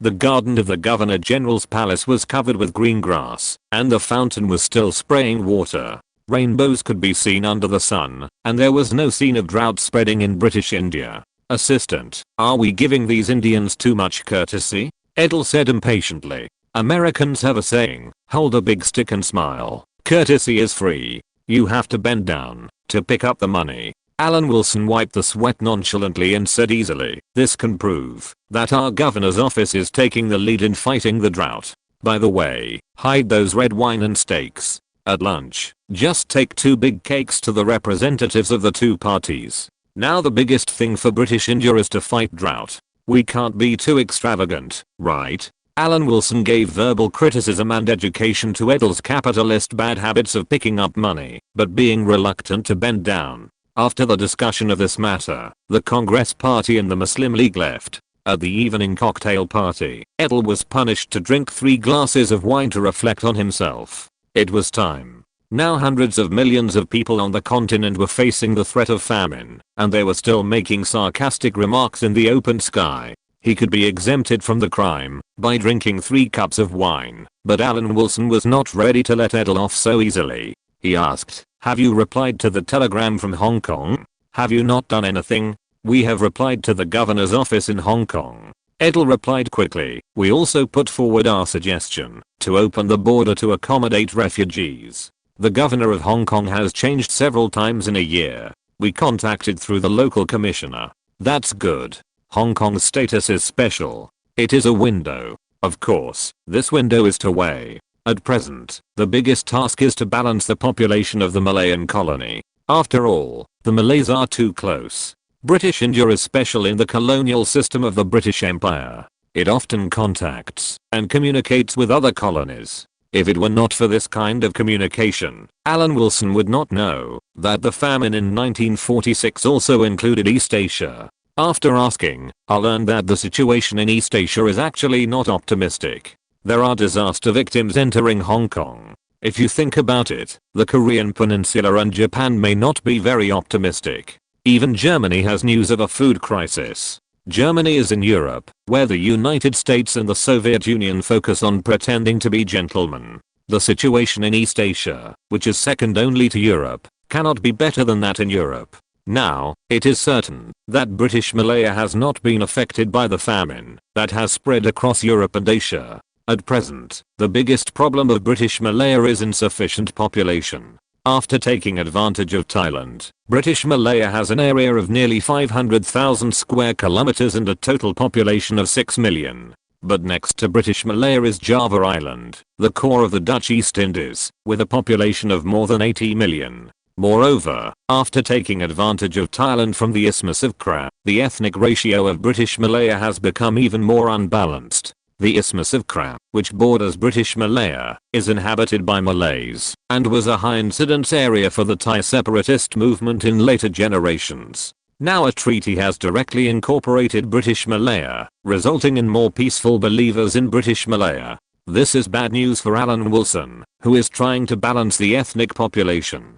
After receiving the news of famine in East Asia, the governor's office in New Delhi thought that this was also an opportunity, so it asked Hong Kong to consider opening the border from a global perspective. Hong Kong was too small to accommodate them, and British Malaya, which was nearly 500,000 square kilometers, had enough space to accommodate these people. This morning, Alan Wilson's job was to send a telegram to British Malaya to inquire about the difference in the number of people between the two ethnic groups. Moreover, from the perspective of distance, it was very easy for Malays from the Dutch East Indies to smuggle in, so it would be beneficial to long-term considerations to squeeze in more Chinese. As for the issue of education, the Malayan colonial government should be open and frank, and explain to the Chinese that the Chinese were not part of British Malaya, but an ethnic group that supported the colonial government as an auxiliary force. Although it sounds bad, the Chinese in Southeast Asian countries did play this role in the colonial era.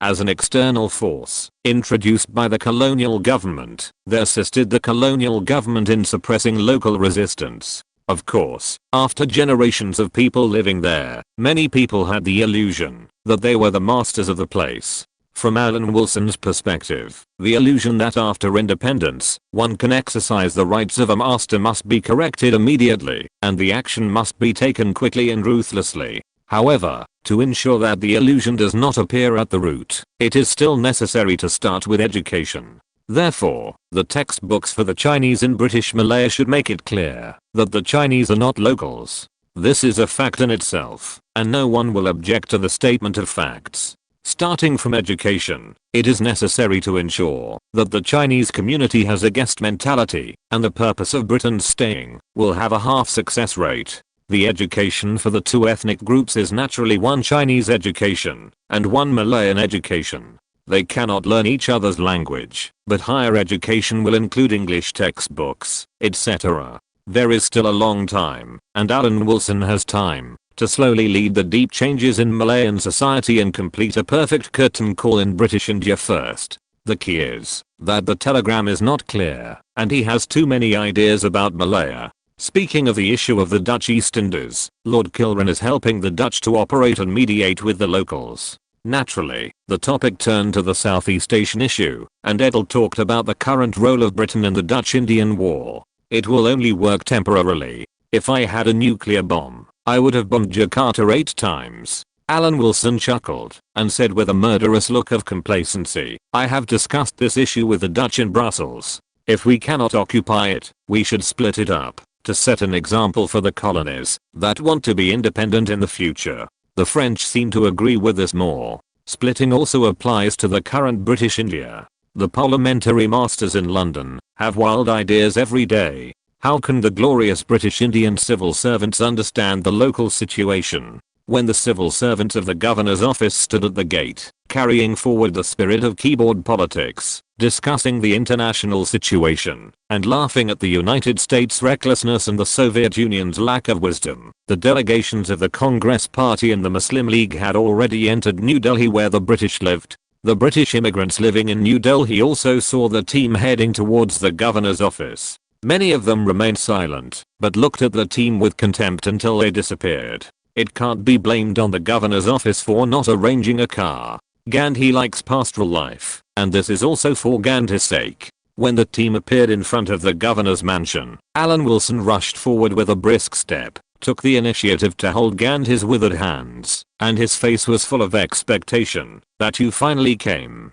Dear Mr. Gandhi, thank you for coming in person, but for this kind of thing, only you have such prestige in the whole British India, and can get the support of the people of the subcontinent. Mr. Jinnah, Mr. Nehru, it's great that you can come. Alan Wilson also did not forget Nehru, the real power figure of the Congress Party, and Ali Jinnah, the leader of the Muslim League, and greeted them in a respectful tone. Edel turned his head away and stared at the branches and leaves of the trees planted on the side of the governor's mansion avenue. If he remembered correctly, Edel remembered that the assistant commissioner who was getting along with the visitors had just said something like 8 bombings. It is related to the safety of the people of the subcontinent. There is no reason for an old man like me not to come.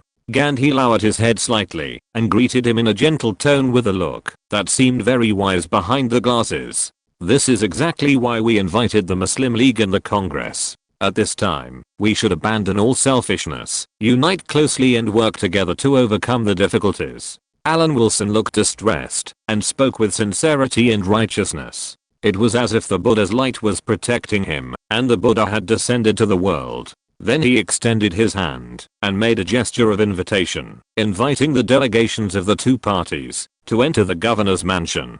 Alan Wilson, who was very into the role, accompanied Gandhi, Nehru and Jinnah, and introduced the severe test that British India was facing in a complaining tone. What makes us angry the most is that grain merchants in many cities took advantage of the famine to hoard grain, which is very abominable. Alan Wilson, who stood on the moral high ground, kept talking and indirectly pointed out that the Indians were more responsible for this issue, not the British. Not to mention that some anti-British element took the opportunity to burn down the granaries of the United Provinces, and millions of tons of wheat disappeared. This loss is really too great. The United Provinces is the most densely populated place in British India. Once a famine occurs, it will be a huge disaster. After saying some nice words to shirk responsibility and call for unity between the two sects and the two political parties, everyone had already reached the steps of the governor's mansion. Sir Baron came late, but still walked down the steps out of respect and welcomed the representatives of the Congress Party and the Muslim League. After a few words of greeting, everyone officially entered the governor's mansion. The meeting, involving the future of hundreds of millions of people on the subcontinent, kicked off under the expectation of everyone. On the side of the governor's mansion of British India, Sir Baron personally took charge, and Alan Wilson was one of the attending members. The Muslim League was headed by its leader, Ali Jinnah. On the Congress side, apart from Patel, who was on his way to London, two of the three giants, Gandhi and Nehru, were present. Sir Baron began the tripartite talks in a slow and heavy tone. After talking about the burning of granaries and the unscrupulous merchants, he set the tone for this drought. If it is not controlled, this drought will far exceed the extent of the Bengal famine, and may even cause half of the Indians to starve to death. Alan Wilson covered his mouth with a look of heartache. Half of the people were originally going to starve to death, but in the end, the losses were minor under the planning of the governor's office. Chapter 241, Impossible Unity. Sir Baron first set the tone. The estimated scale of this drought is unprecedented since the emergence of British India. The coverage area far exceeds the year when the Bengal famine broke out. This is absolutely alarmist. The Indian famine 100 years ago covered 700,000 square kilometers, which is already a very scary number. In terms of area, this is 1/3 to 1/4 of the area of British India. It is completely consistent with the description of the Great Famine in ancient Chinese history books. If it is to exceed the area of the previous famine, it is better to put white underwear on your head and surrender early. As soon as he opened his mouth, he used a heavy tone to set the imminent tone, and attributed the main cause to the drought.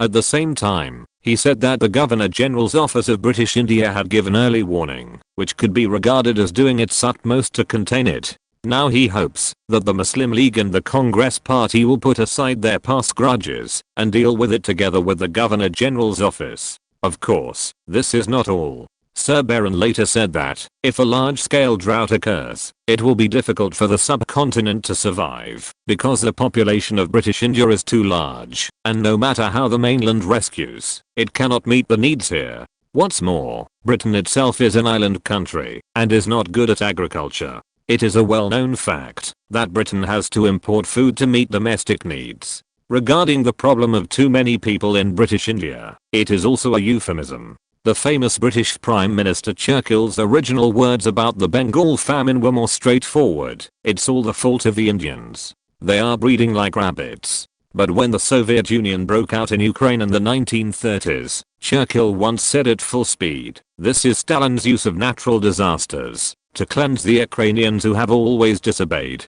This is a well-known fact. The famine in British India was the fault of the Indians, because Indians breed like rabbits. The famine in Ukraine was Stalin's fault. Stalin deliberately eliminated the Ukrainians by taking advantage of natural disasters. It is undeniable that the Soviet Union and countries similar to the Soviet Union did tighten their belts and work hard to assist other countries because of face issues. But most intelligent people would not believe Churchill's remarks. As for the fact that most people in the world are not intelligent, that is another question.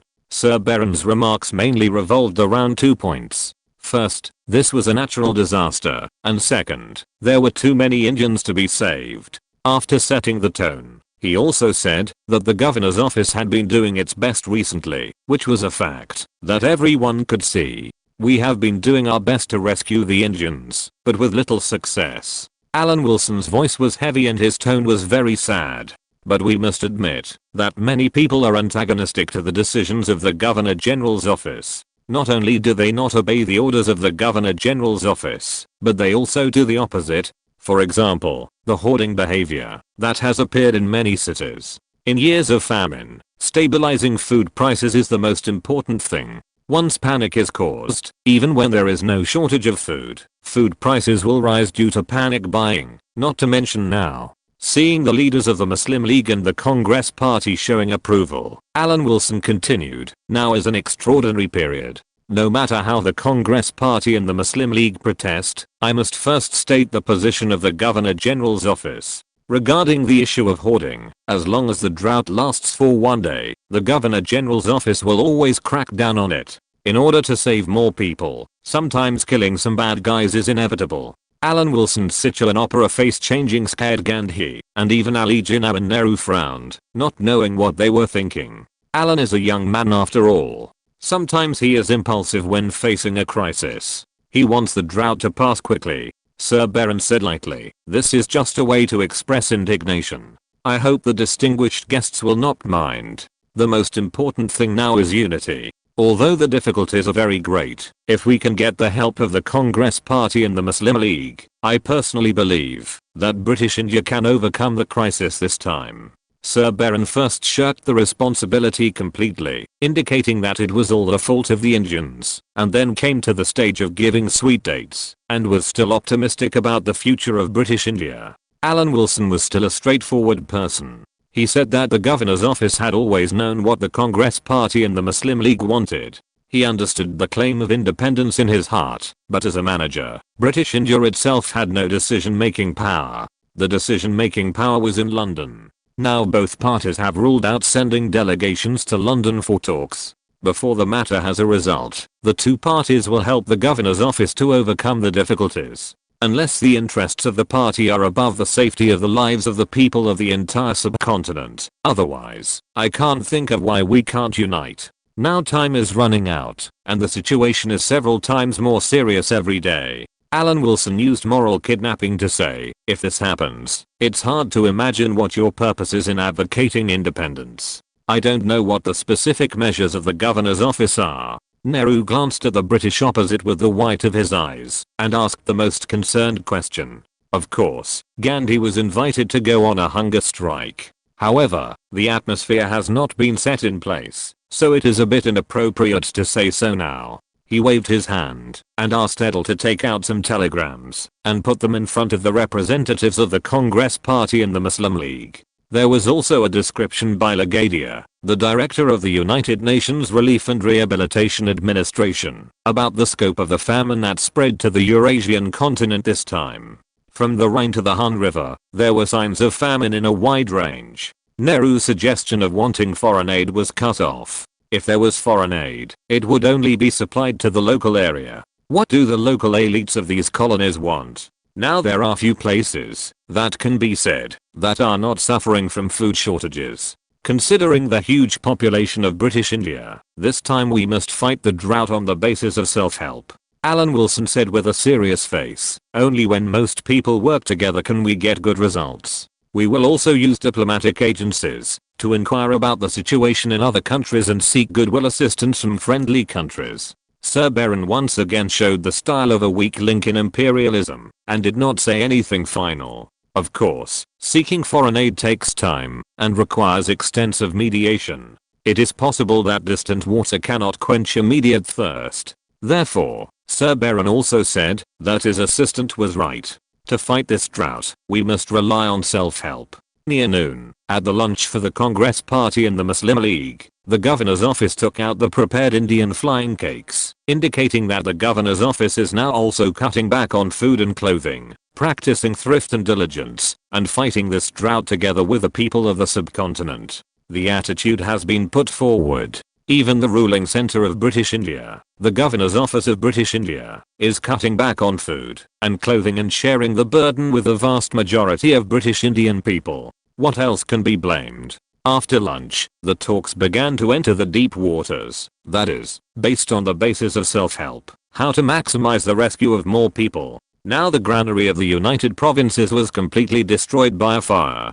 Bengal itself is densely populated, and it is difficult to supply the food produced. How can there be spare capacity to supply in other places? The problem came to the granary of British India, Punjab province, which is a province where peaceful Christians have an absolute advantage, and they probably share 80% with Sikhs. Decades later, the people who surrounded New Delhi, because of Modi's agricultural reform issues, were Sikhs in Punjab, India. The governor's office made a bland appeal for one thing, hoping that the Muslim League could show unity and use the excess food to support other regions. Of course, it was just an appeal, not mandatory. This almost made Nehru angry. The governor's office insisted on its own opinion in places where it should not be mandatory. In places where it should be mandatory, the governor's office began to say that everyone can discuss it, but don't force it.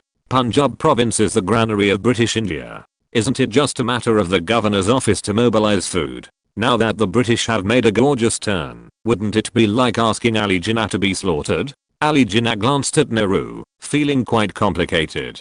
On the one hand, he hoped that Nehru would speak, but on the other hand, he was afraid that he would speak. The drought was coming, and the grain from the Peace Church gathering area was used to support other provinces. This drought has affected a wide range of places, and the population of Peace Churches is also large. Before Nehru could speak, Ali Jinnah decided not to embarrass this old rival, saying that the Peace Churches also had no surplus grain. We also know that this drought is facing everyone, no matter what religion he is. Alan Wilson had a stern face. He was waiting for Ali Jinnah to say this. He said in a heavy tone, "It involves religious issues. The governor's office is not suitable to make a statement. The affairs of British India have always been complicated. Even if the grain from Punjab was taken out, it would not be enough. What's more, what kind of disaster relief is there? Britain also has to help the British occupied areas recover. So why not want grain?" The governor's office's statement of non-interference made Nehru so angry that he wanted to slam the table and say that this was a means of divide and rule. For more than 100 years, the British have never changed. Thank you for the understanding of the governor's office. As I said before, regardless of faith and region, this drought is facing everyone. The fundamental basis is self-help, not begging for help. Ali Jinnah expressed his gratitude to Sir Baron, and also indirectly told Nehru to take care of himself. The suggestion of hoping for food in Punjab and helping other places was directly aborted. Sir Baron did not hold on to it, but said that he would find an opportunity to communicate privately. After all, even party leaders have to go back and convince supporters, so don't be so anxious about everything.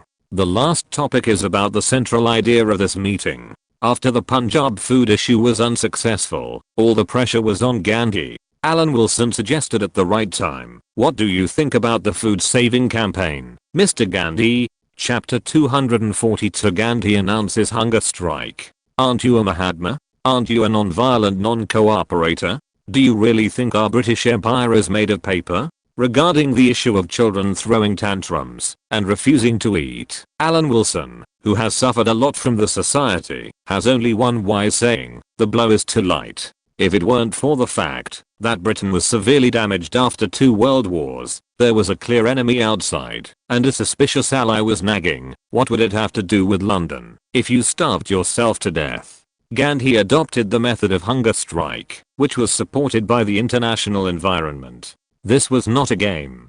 Gandhi had nearly 20 hunger strikes in his life, and each time the reason was different. The first time he went on hunger strike was because a young girl in a village in India had serious deviant behavior with 2 boys. Gandhi, who was already 44 years old, decided to go on hunger strike for this, and he went on hunger strike for 7 days, and only ate 1 meal a day for nearly 4.5 months. There are many ways to mediate the relationship between the 2 major religions and oppose colonial rule, and the time of hunger strike varies. Now that British India is facing the invasion of drought, the British Empire now needs you to go on hunger strike. Please take out the courage of a saint and accept it calmly. Alan Wilson's words did not contain much rhetoric. Although it was a hint, it was also very straightforward. I wonder what I can do, Mr. Allen. Gandhi looked at the British man across the table with a deep gaze, and he already had a guess in his mind. If there is a person with broad appeal to lead this food saving campaign, the consumption of British India will definitely be greatly reduced. Many people may not starve to death, but few people have such a reputation. Alan Wilson said this, and looked at Gandhi himself with expectation. There is a person in front of me.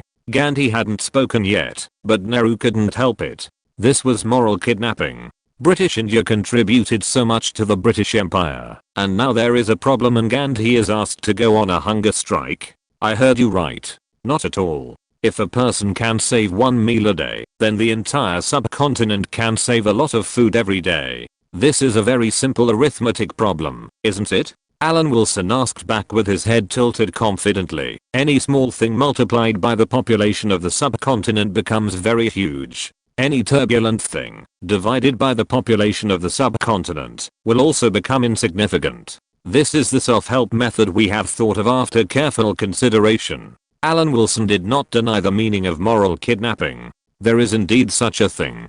But it can't be said completely. What is Gandhi famous for? Isn't it hunger strike? This is the personality of Gandhi, the saint. And now the gentlemen are going to play up Gandhi's saintly personality. What's wrong with this? You can even hunger strike when a woman in the neighboring village cheats on you. Now that British India is facing such a severe famine, you are a leader fighting for independence. What a good opportunity to win people's hearts. Don't you make good use of it? Alan Wilson has never been prepared to be rejected, and of course he didn't. Gandhi, who had already understood that the clown was actually me, stretched out his hand to stop Nehru's accusation and said slowly, "If I can lead the food saving movement and prevent millions of people from starving to death, I, an old man, will certainly do my best." To be fair, we don't want Mr. Gandhi to do this, but only Mr. Gandhi has such prestige and influence.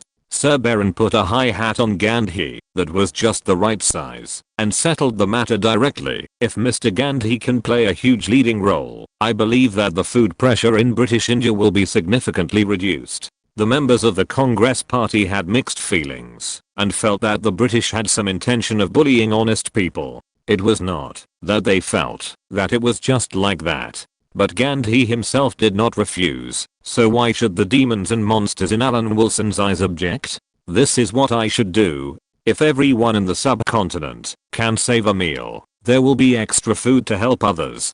Gandhi had already entered the state of a saint. Since he agreed, he made some preparations. This statement was awe-inspiring. Sir Baron stood up first, followed by other British representatives, paying tribute to Gandhi and expressing their respect for the saint on earth. If the atmosphere was not inappropriate, Alan Wilson really wanted to suggest that even water could be saved. Drinking cow urine could express the determination of Hindus to fight drought. Drinking more cow urine would save a mouthful of water, which would be more effective in fighting drought. Although the agenda of reconciliation between the two parties failed, our agenda of asking Gandhi to go on a hunger strike was successful. In general, this tripartite meeting still achieved great results. As for Nehru's request, the governor's office also carefully considered and decided to arrange a dialogue between the Congress Party and the Muslim League. Calculating the time London should have started so they could come together. Mr. Gandhi, the British are morally kidnapping. After leaving the governor's office, Nehru finally couldn't help but speak. But what they said makes sense. Saving food is very important during a drought. Gandhi shook his head indifferently. If I can contribute a little bit to promote the development of the food saving movement, many people will not starve to death. I believe it will be effective. There will definitely be an effect. If it wasn't effective, Alan Wilson wouldn't have made such a suggestion. In the entire subcontinent, as long as 10,000 people follow Gandhi's example, thousands of people can be saved. Assistant, the cocktail party is ready. We were exhausted at noon. Ethel, the commissioner's personal secretary, came to inform Alan Wilson that the evening cocktail party was ready. At this time, Alan Wilson retracted his gaze from the window and replied easily, "Prepare me a glass of whiskey." To be honest, it's really difficult. We have to pretend to share weal and woe, but we can't really share weal and woe. Otherwise, how will the expatriates in New Delhi view us? By the way, don't talk nonsense when you go home.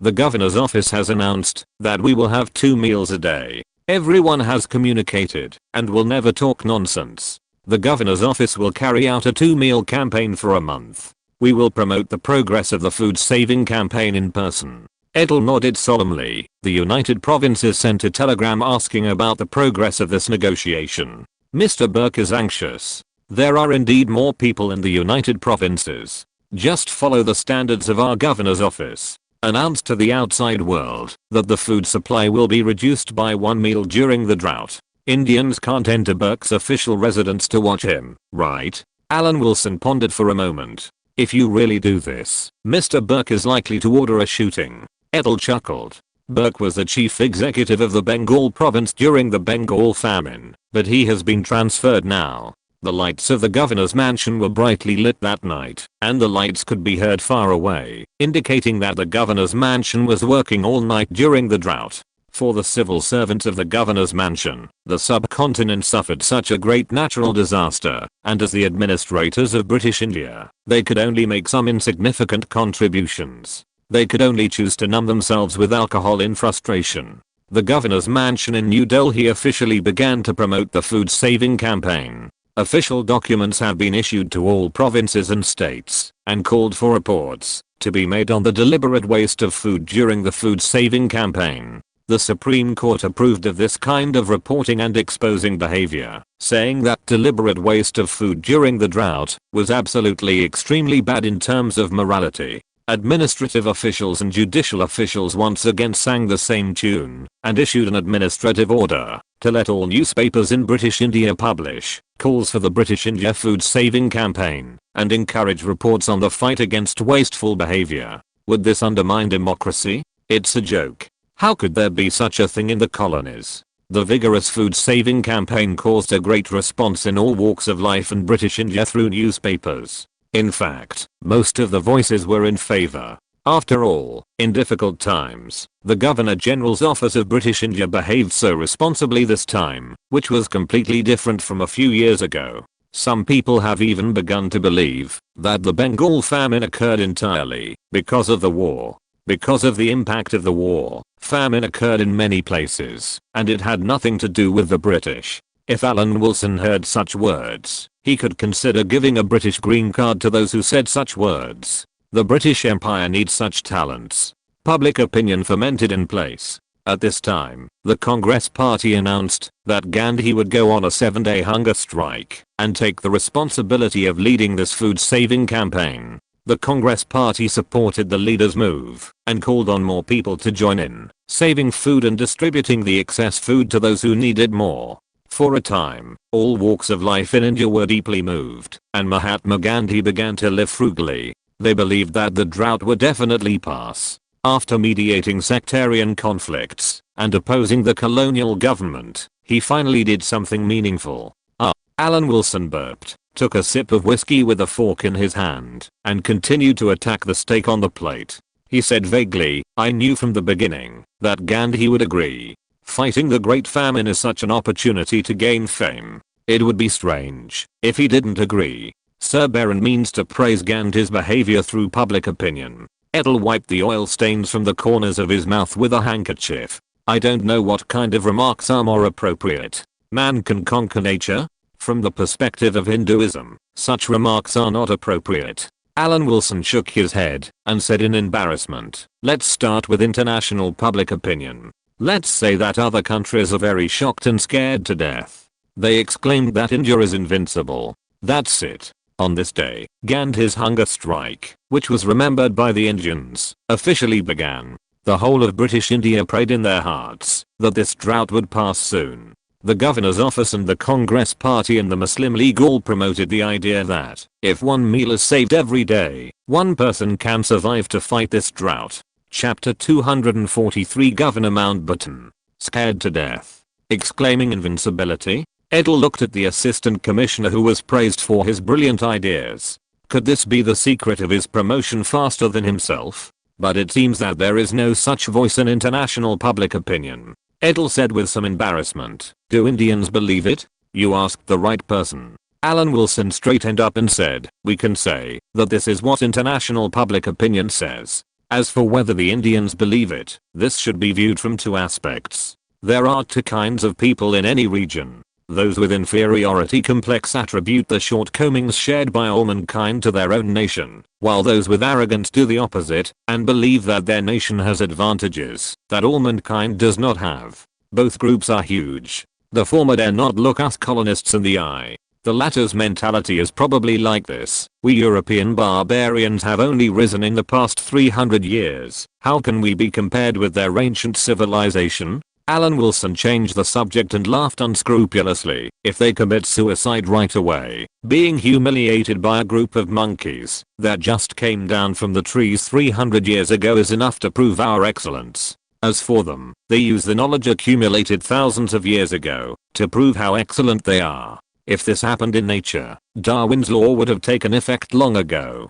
Seeing Edel nod, Alan Wilson continued, "What I said can be summarized, including but not limited to, all countries in India that think they are ancient civilizations. Specifically speaking of India, some Indians who are happy to praise it will definitely believe it. Of course, this needs guidance. We focus on praising Gandhi, not praising Indians. Is this the reason?" Edel looked puzzled, not quite understanding the difference. "We all know that Gandhi is Gandhi and Indians are Indians.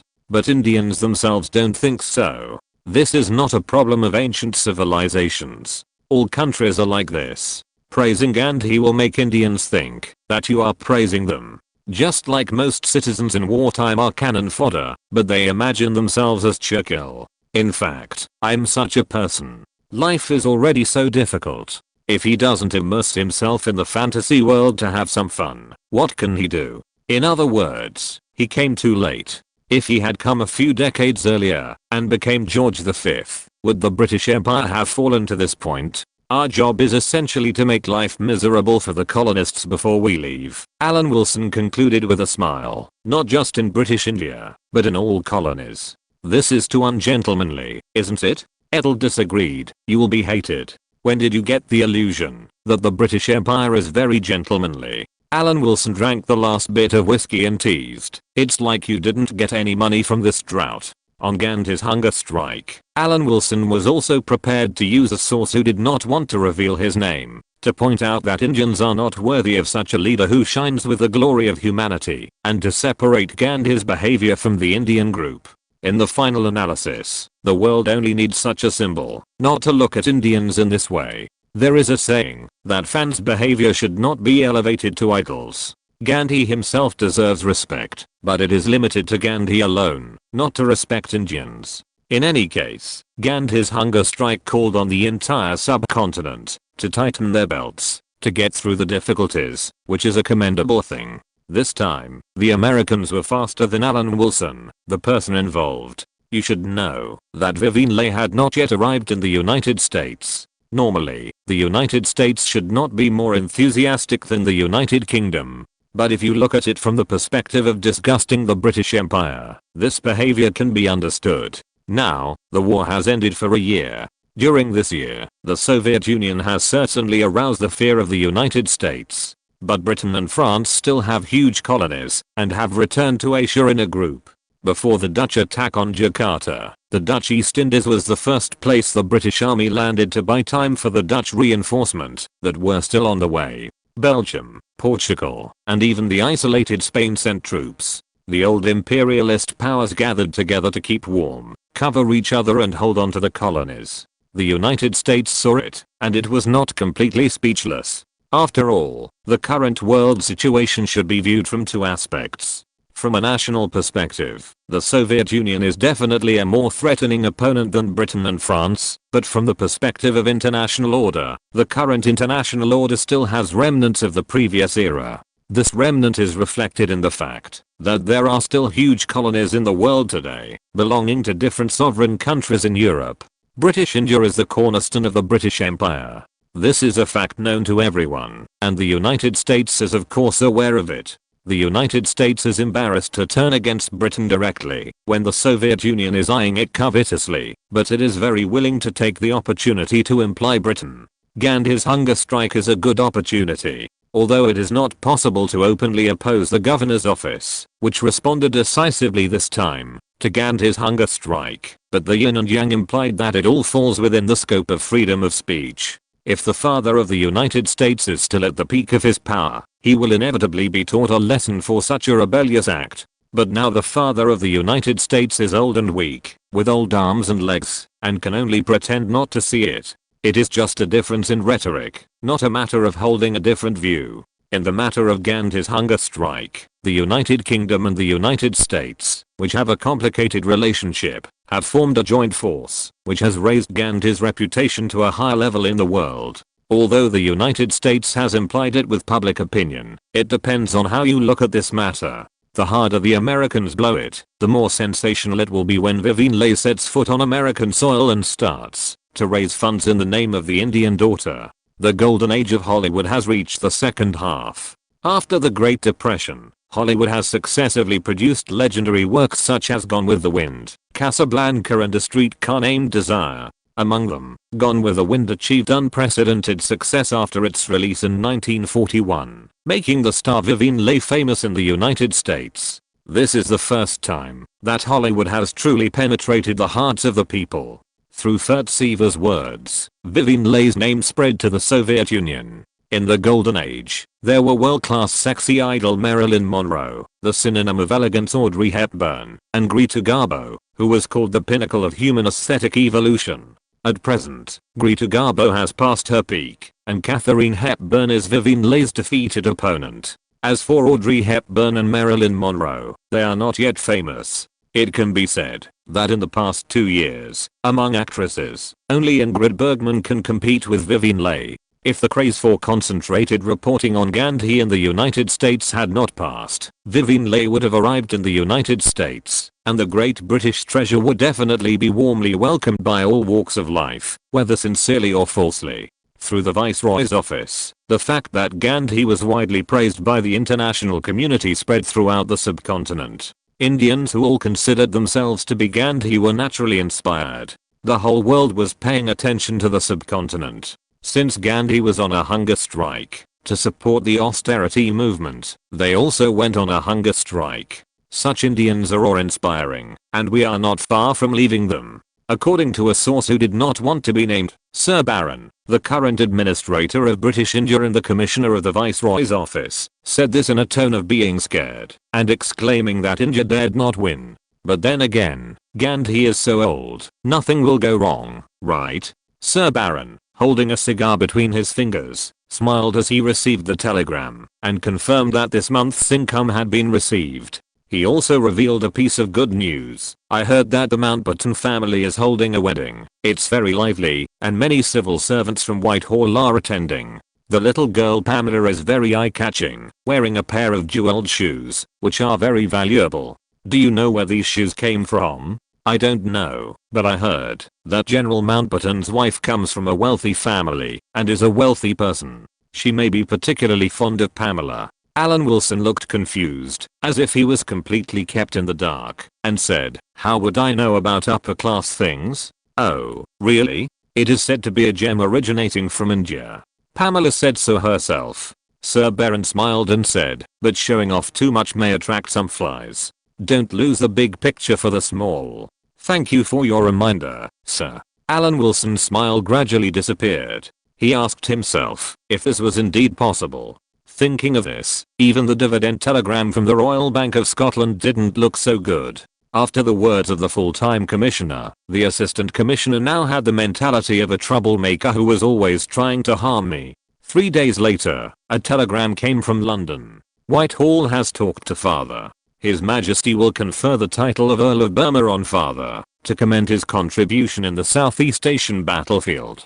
Father is asking the cabinet for full power to avoid going to New Delhi. Is there any way to crack this problem? Wow. Alan Wilson almost jumped into the telegraph room, asked the translator to rest, and sent a telegram to London in person, expressing his longing for the little girl. Poor Tom, being played around by them. At the end of the telegram, Alan Wilson wrote, "I guess Whitehall will agree to your father's request." On the last day of June 1946, after careful consideration, the cabinet announced the candidate for the new Viceroy and Governor-General of British India, who would be Mountbatten, who had made outstanding contributions in the Southeast Asian battlefield. Once the news was announced, Mountbatten himself was in shock. His mind was blank.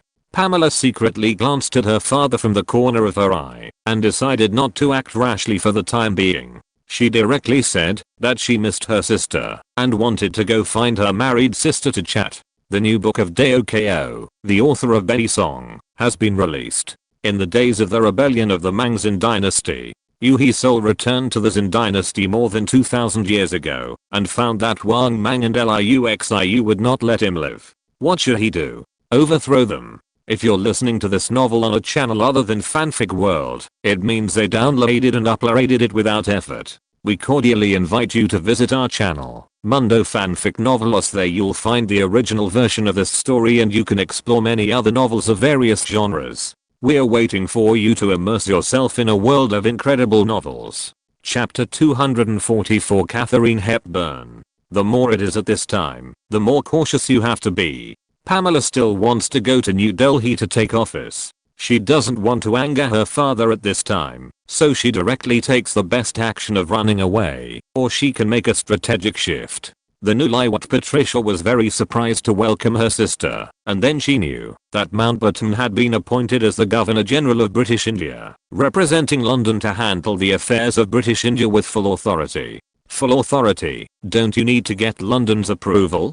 Patricia was shocked. Even if she didn't know much about politics, she knew that full authority was not something that ordinary people could get, especially full authority for British India, which was the most concerned thing for London's Foreign Affairs Department. After the East India Company became British India, this right would only be restricted by communication technology. Now the cabinet actually allowed my father to handle the affairs of British India without the approval of the cabinet, in order to let him take office? Yes, I was very worried, Pamela said with a tone of great luck. She even asked New Delhi if there was any roundabout way. Unexpectedly, it really came true. The cabinet directly agreed to her father's seemingly very rude request. The two sisters were very surprised by the cabinet's decision. Although it did not involve politics, they had a good family background. After hearing and seeing, they also knew that this appointment was a bit abnormal. The two sisters didn't know that according to history, their father, after obtaining full power to deal with British India, also made the London Labour Party cabinet toss a lot.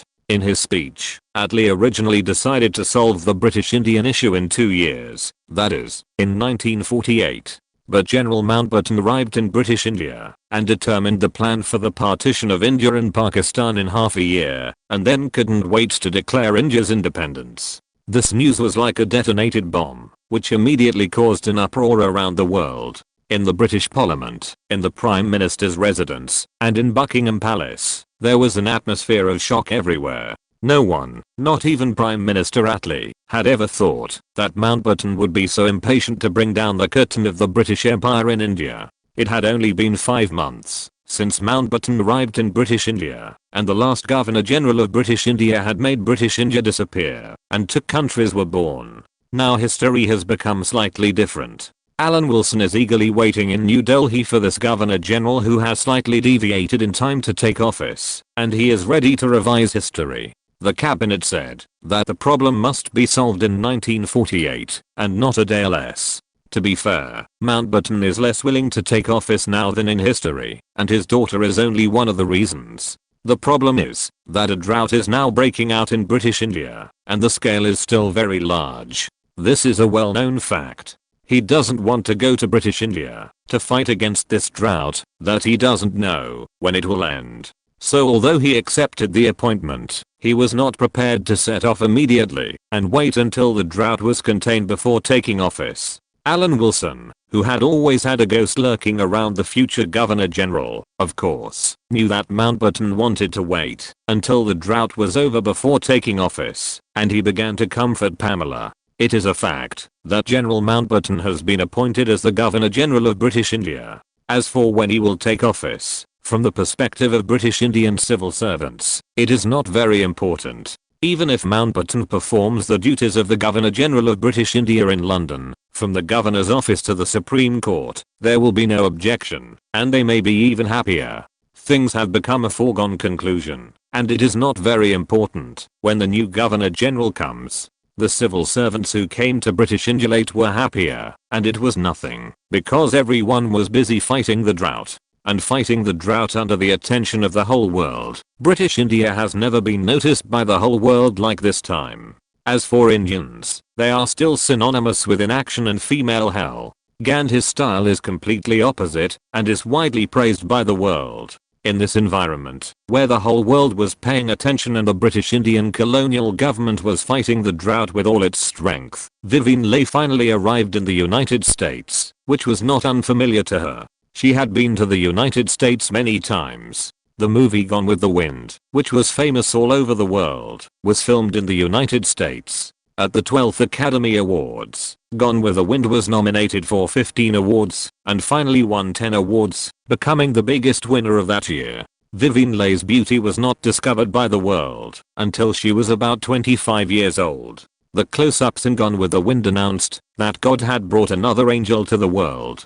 Her eyes were so beautiful that they could capture people's souls and were full of sweetness. There was a kind of panic and offensive neurosis in her willfulness. It's just that this time is different from that time. After a world war, the United States, which was once hailed as the country of the future, has now successfully reached the top of the world. The British Empire, which dominated the international situation before the war, now has some meaning of a down-and-out aristocracy. Vivien Leigh didn't know if this would affect her trip to the United States this time, but it seemed not. She was still welcomed by all walks of life in Hollywood and immediately appeared in the entertainment newspapers in Los Angeles. Regarding Vivien Leigh's arrival, the local newspaper commented, "Her light green eyes are pure without a trace of brown, and with black eyelashes and upturned corners of the eyes, she looks full of charm. Above them are two dark thick eyebrows slanting there, drawing a very clear diagonal line on her magnolia-like white skin, which is extremely precious to southern women. There are two characteristics on her face. One is the tenderness of her mother, a coastal aristocrat of French descent. The other is the roughness of her father, who comes from the flashy and vulgar Irish. I wonder what kind of classic image she will bring us when she comes to Hollywood again this time."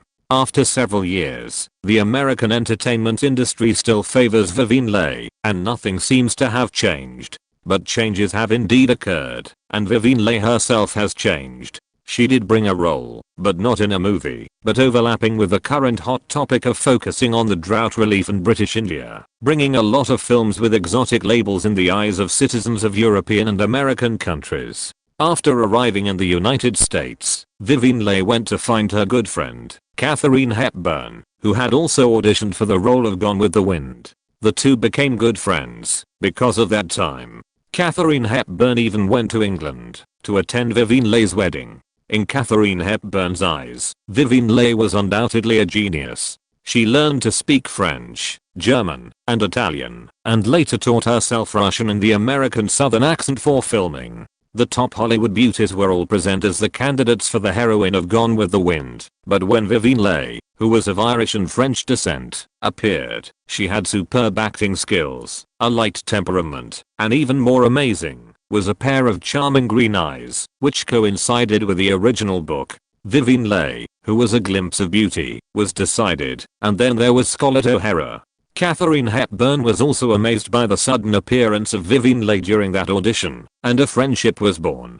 Katharine Hepburn was very excited to see Vivien Leigh again, and her heroic face had a touch of tenderness. "Vivien, this time you come to the United States, do you have a new film to shoot?" "Katharine, I haven't given up being an actor, but now there are obviously more important things." Vivien Leigh did not hide from her friends, did not hide the fact that she came to the United States from British India, nor did she hide the purpose of coming to the United States. She said that she came to the United States this time to do something for the place where she was born. Under the manipulation of public opinion in Britain and the United States, Gandhi's name, along with British India, is indeed known to many people. Vivien Leigh arrived in the United States just 1 week after Gandhi had announced the hunger strike and officially started. In fact, Gandhi in British India has now entered the next stage and will eat one meal a day for a month, calling on Indians to save food. The news has not spread yet, but the United States is still paying attention to the craze in India. Katharine Hepburn is not concerned about the international situation, but she has heard about this matter. Is this person who is desperate for love now more philanthropic? Katharine Hepburn was puzzled, but she did not ask more questions. Instead, she asked Vivien Leigh what she wanted to do. "I hope that as an undoubted world power, the United States can pay attention to the affairs of other countries and shoulder the responsibility of leading the world. Now many people in British India are facing the tragic situation of starvation. One of the reasons why I came to the United States is that I hope to arouse the sympathy of Americans." Vivien Leigh has been in New Delhi for a long time, and she unconsciously speaks in a civil servant tone. Katharine Hepburn looked at Vivien Leigh in surprise, feeling that the other party seemed to have changed, but she couldn't say it. But Katharine Hepburn could also feel that the friendship between the two had not changed. They were all actors, and they could tell at a glance whether the other party was acting. "Do you want me to help?" Katharine Hepburn took the initiative to express her willingness to help. She had a feeling in her heart that Vivien Leigh could cause an extraordinary craze in the United States this time. "Thank you so much, Katharine," Vivien Leigh said with gratitude. "By the way, I also brought a movie. If you have any opinions, you can also raise them and see if there are any changes." Vivien Leigh was well prepared. She and Katharine Hepburn began to study how to achieve a sensational effect as soon as possible under the current public opinion. In fact, for the two of them, this is a very simple thing. With their popularity, this is not a problem at all. As long as the two are willing to make an invitation, Hollywood's big name actors will definitely flock to it and let the matter be known to everyone in the shortest time. Every book of mine has been reported, but the failures are less. This book has a better performance, but it has been reported one after another. It was reported 3 days ago. If you count the chapters, you will find that the chapters do not match. 2 chapters are missing. Today again, except for readers who have collected it, you should not be able to see this book now. Chapter 245, Bright Stars. Vivien Leigh, who had just arrived in Los Angeles, first reminisced with Katharine Hepburn, and then began to observe the current movements in the United States and Hollywood. "How about inviting Ingrid?" Vivien Leigh asked her friend, wanting to invite Ingrid Bergman. Katharine Hepburn shook her head and said, "It may not be so easy. You are in the UK and don't know the situation here. Ingrid has been boycotted by the audience for a while. Now should actually be her most glorious time, but because of the scandal, she is boycotted by the public. Many companies dare not use her. Is there such a thing?" Vivien Leigh was shocked. Among the famous actresses now, Ingrid Bergman is about the same age as her. The two are not much different in age, and are about the same in popularity. If you think maliciously, Ingrid Bergman should be a competitor of Vivien Leigh. This is exactly the case. After Gone with the Wind, Vivien Leigh returned to the UK. At that time, Ingrid Bergman entered Hollywood from Sweden and first starred in the movie Sweden America in the same year. She starred in her first color movie For Whom the Bell Tolls, and was nominated for the Oscar for Best Actress for the first time with this film. In 1944, she co-starred with Charles Boyer and Joseph Cotton in the thriller Gaslight,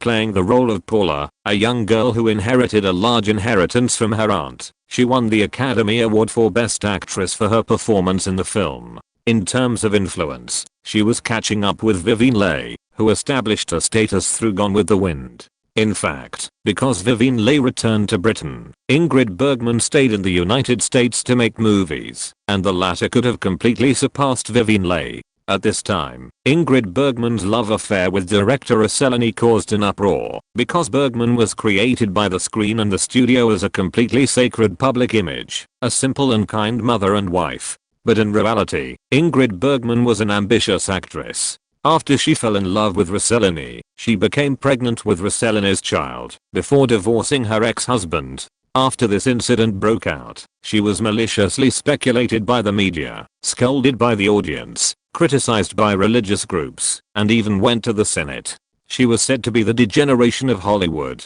Ingrid Bergman, whose image collapsed, was suddenly out of favor. At this time, World War II had already broken out. Vivien Leigh in Britain certainly didn't know much about it. She didn't expect this matter to be so serious. Now Ingrid Bergman was being boycotted. When did this happen?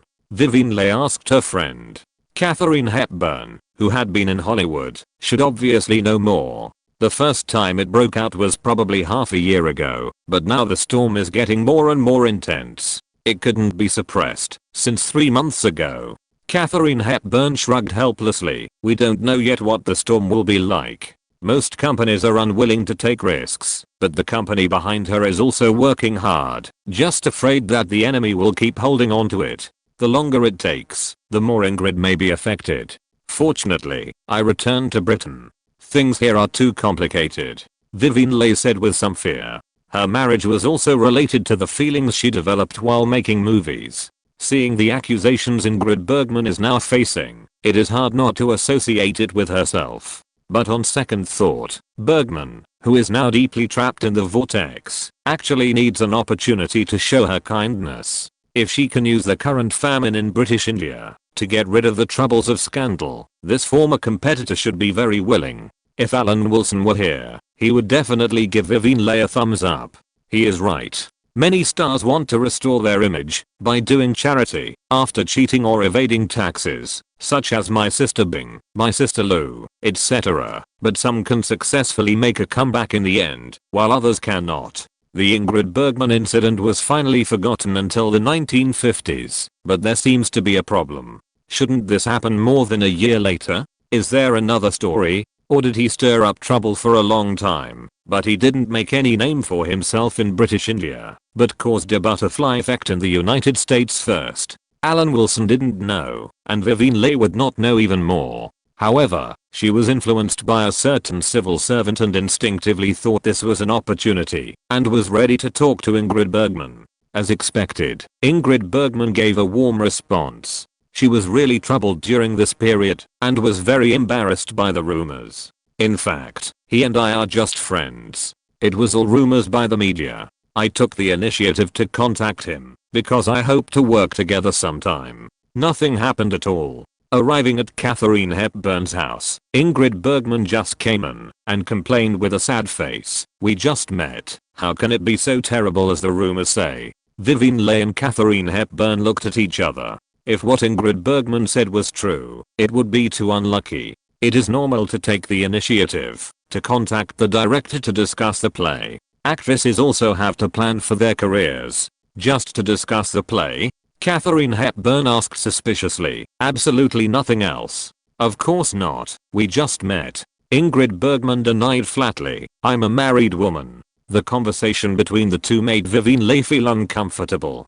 Talking about the play and having a husband are actually nothing, but appearing together made Vivien Leigh, who is also an actress, feel a little uncomfortable. She had just left British India not long ago. It's all speculation by some nosy reporters. Vivien Leigh smiled with a far-fetched smile, not knowing whether she was excusing Ingrid Bergman, her former rival, or was she hypnotizing herself. "Vivien, you know me well. I'm indeed ambitious. I never deny this," Ingrid Bergman said with a grievance, "but even if I have this intention, haven't I done anything yet? Still wanting to do it." Vivien Leigh complained in her heart, but she comforted her. "Public opinion is too terrible for us actresses, and this is also our sorrow." Ingrid Bergman didn't expect that she could be comforted by Vivien Leigh, and she had mixed feelings for a while. She had just come to the United States from Sweden when Vivien Leigh was famous. In her heart, she always regarded Vivien Leigh as a target to catch up with, and she did have the intention of comparing.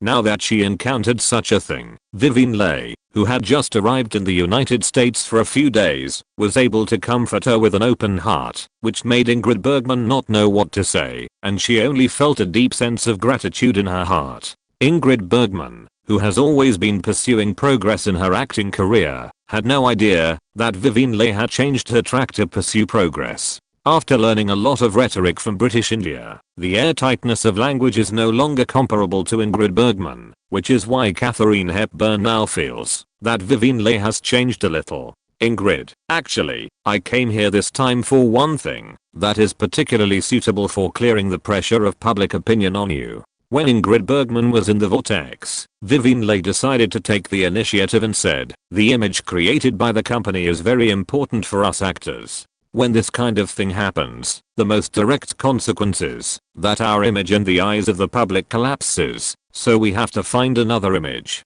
Then Vivien Leigh narrated the group of saints in British India, and said that, when she was in British India, she also made a documentary, which was absolutely sad and tearful. It can arouse the sympathy of the public. Of course, this film is not going to be released now. Vivien Leigh, who had been initially educated, felt that releasing the film now would be counterproductive. She should wait until the drought was over and British India had finished its work before releasing it to the public to maximize the effect. The Assistant Commissioner of British India, who was thousands of miles away, must have been very pleased that she had taken the time to talk about the play. The effect was still very obvious. Looking at this awareness, She was no longer on the same level as ordinary female stars. The release of the documentary about the saintly women group now might make the arms collecting work fall short. It would be more appropriate to wait until all the value of British India was squeezed out and lost its use value before releasing it.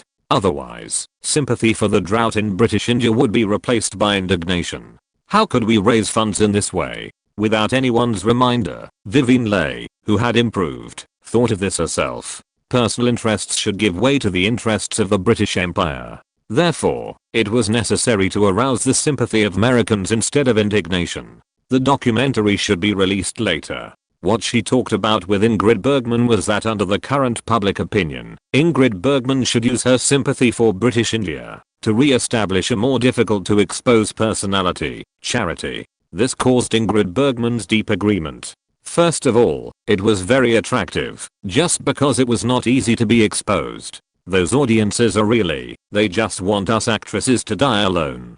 Ingrid Bergman muttered dissatisfiedly. This made Vivian Leigh alert all of a sudden. Isn't this still the intention? The current boycott and criticism are not completely unreasonable. But anyway, after using friendship to gain the support of Katharine Hepburn, Vivian Leigh helped Ingrid Bergman, who was deeply trapped in the vortex, to bring in another female star with huge traffic to join her plan. The three highly famous female stars immediately decided to find a way to organize a charity dinner. Vivian Leigh, who had just arrived in the United States from British India, initiated attention to the disaster in British India as an Indian daughter. Then, with the assistance of two actresses who had already taken root in Hollywood, Vivian Leigh began to draw up an invitation list. Ingrid Bergman is especially concerned about this matter.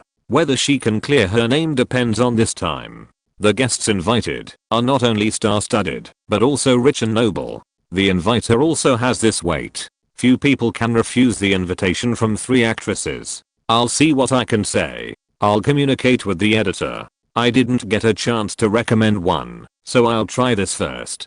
Chapter 246 United States Steel Corporation. Joan Crawford, Bette Davis, Lana Turner, Tallulah Benedict, Paulette Goddard, Miriam Hopkins, Joan Bennett. Familiar celebrity names are all on the list, many of whom were competitors for Gone with the Wind back then, and are now on the invitation list.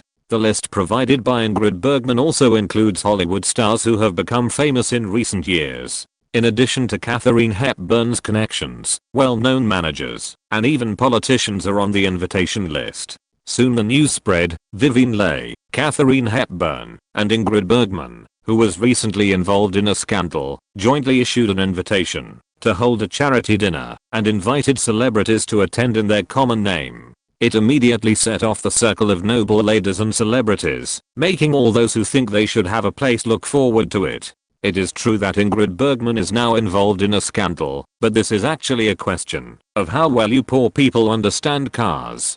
People who are also working hard in the film and television industry don't care about this kind of thing at all. What a common unspoken rule this is. Not to mention the red sofa that all actors know by heart. Many actors starting road, they can't even get a place on the red sofa. They have to take the initiative to find the director. Even if the Ingrid Bergman incident is true, it's just a mistake that everyone has made.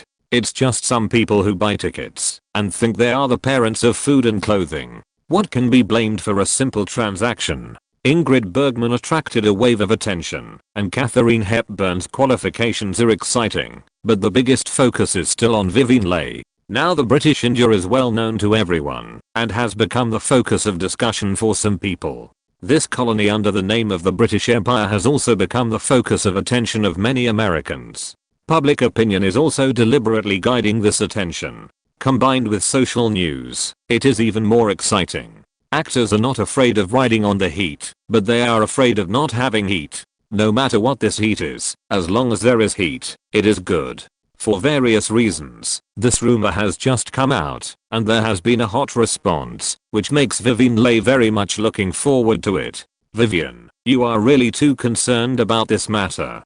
Katharine Hepburn tilted her head. Very strange about this kind of thing. I'm the honorary president of the British Indian Actors Association, and I just took office. Vivian Leigh evaded the main point and said, I just took office and there was a drought. I always have to use my fame to let everyone do their part in the misery. People can't be too unsympathetic. A sneeze. Alan Wilson in the governor's mansion sneezed several times in a row with an unhappy face and suspicion, feeling the direction of this groundless wind. Compared with Ingrid Bergman, who is keen on whitewashing, Vivien Leigh pays more attention to honor. She was born in British India. Her father is a wealthy businessman and her mother is an aristocrat. She has a sense of superiority since she was a child. Although she was married before she became an actor, she later became a hot movie star with her fame. She is not short of money, but just wants to be respected.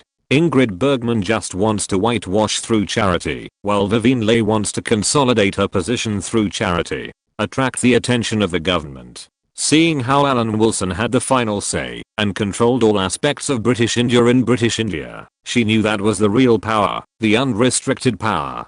The attention she once pursued was a burden in the eyes of that man. Civil servants did not need fame at all. Even if it was a comparison of fame, Alan Wilson, who left a classic image of saving women in France, was definitely not inferior to any British. The reception for the three major actresses was eagerly anticipated. They must be the top ones in Hollywood. Many small stars, models, and financiers had to fight hard to get in. A strong Hollywood lineup will bring countless opportunities. This is true for investors, stars, and small actors. For many people, this is a good opportunity to expand their network. Many social interactions at the reception will greatly promote many Hollywood filmings, cooperation, etc. in the next year. Often, many scripts are valued in the communication, and many directors are confirmed to direct movies here. Often, more stars will be invited to audition for a certain production and have preliminary cooperation intentions.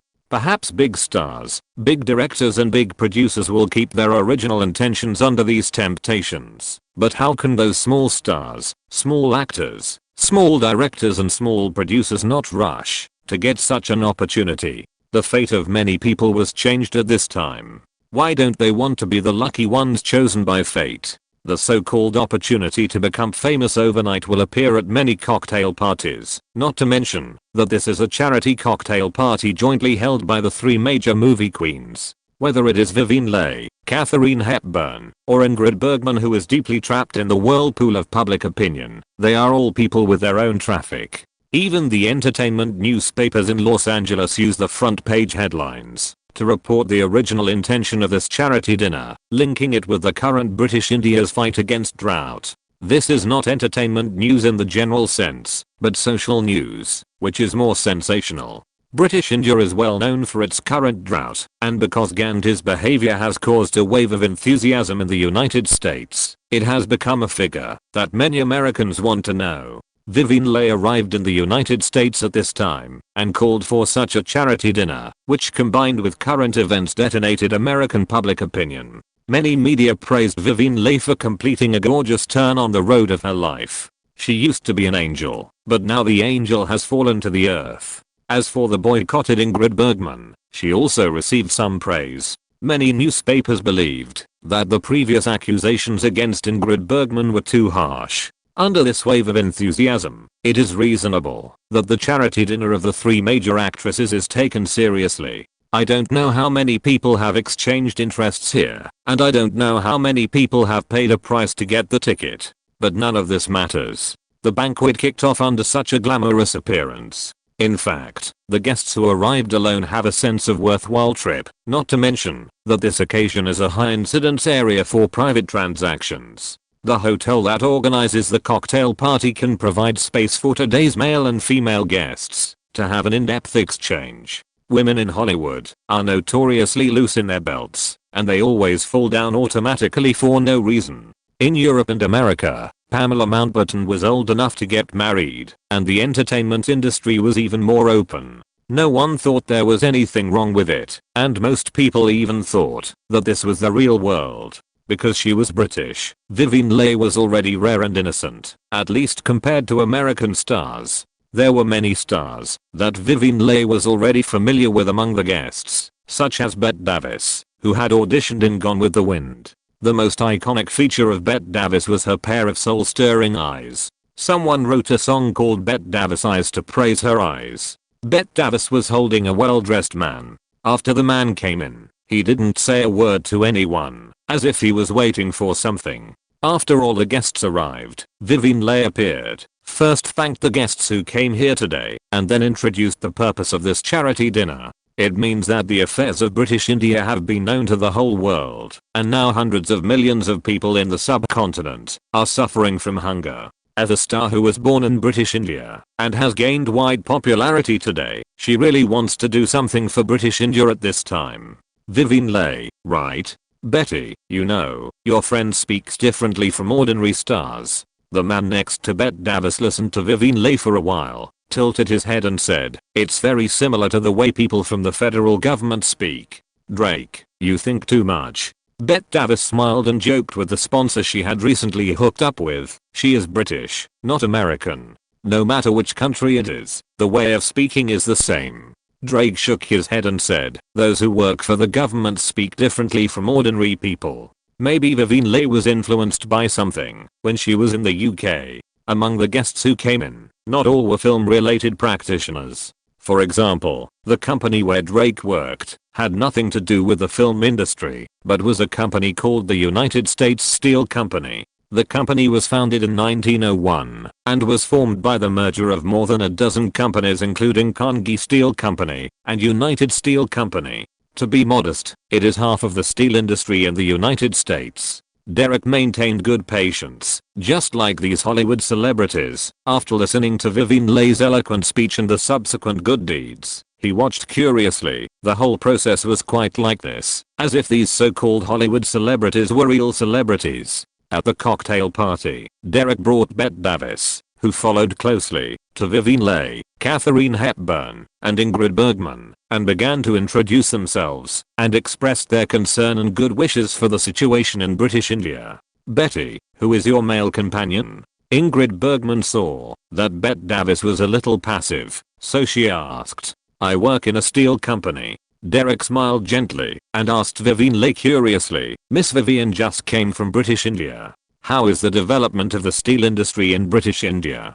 Can you tell me a little bit? Maybe there is a chance to cooperate together? Thanks to my editor who wasted time with me all afternoon and finally came out. Chapter 247. Does India have abundant resources? When you arrive in the United States, maybe someone will come to ask about the situation in British India.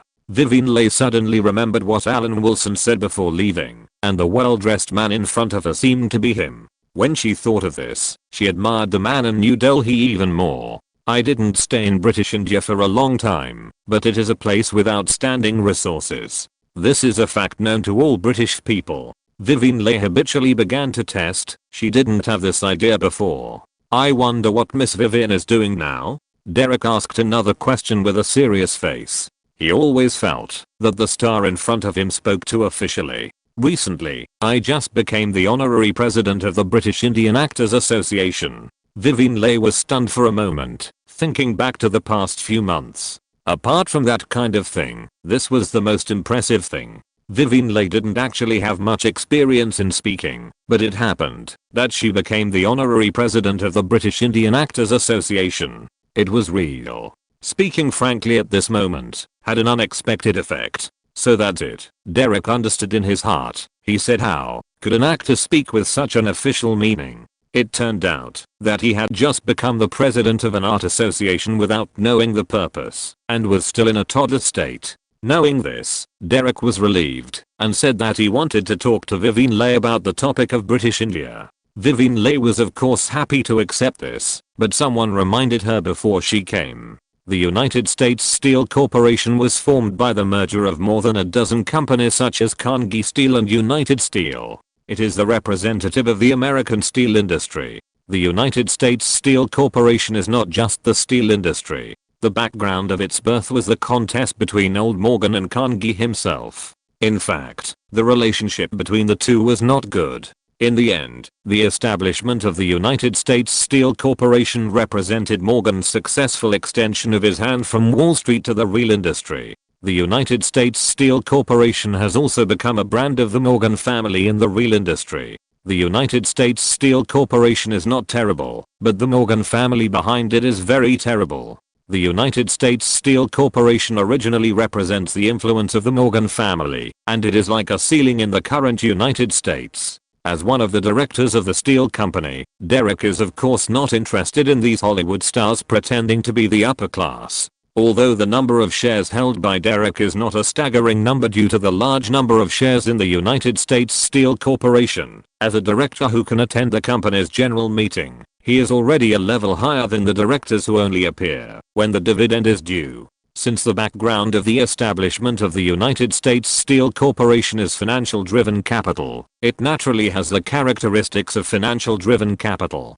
Now that the World War is over, whether it is modest or not, the United States of America is the biggest winner of this World War. All competitors, whether near or far, are either dead or lying in the intensive care unit. At this time, the board of directors of the United States Steel Corporation and Wall Street behind it judged that this would be a good opportunity for internationalization. In fact, the internationalization attempt of American companies was quite early. It was clear from the early days when old Rockefeller was still there that Standard Oil continued to advance into various places. In order to enter the Far East market, Standard Oil gave away kerosene lamps for free to promote the demand for oil. This act of giving away kerosene lamps is limited to the international market and has never been done in the domestic market of the United States. It can be said that Standard Oil's journey into the international market began with being a sucker. It relied on funds from the domestic market to subsidize the internationalization.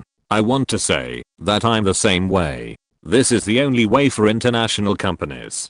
The top capital of the United States has already taken this path, but for the vast colonies, because of the barriers, it is still impossible to enter. The closed economy of the colonies makes it very difficult for American companies. All colonies are like this. British India is just a typical representative.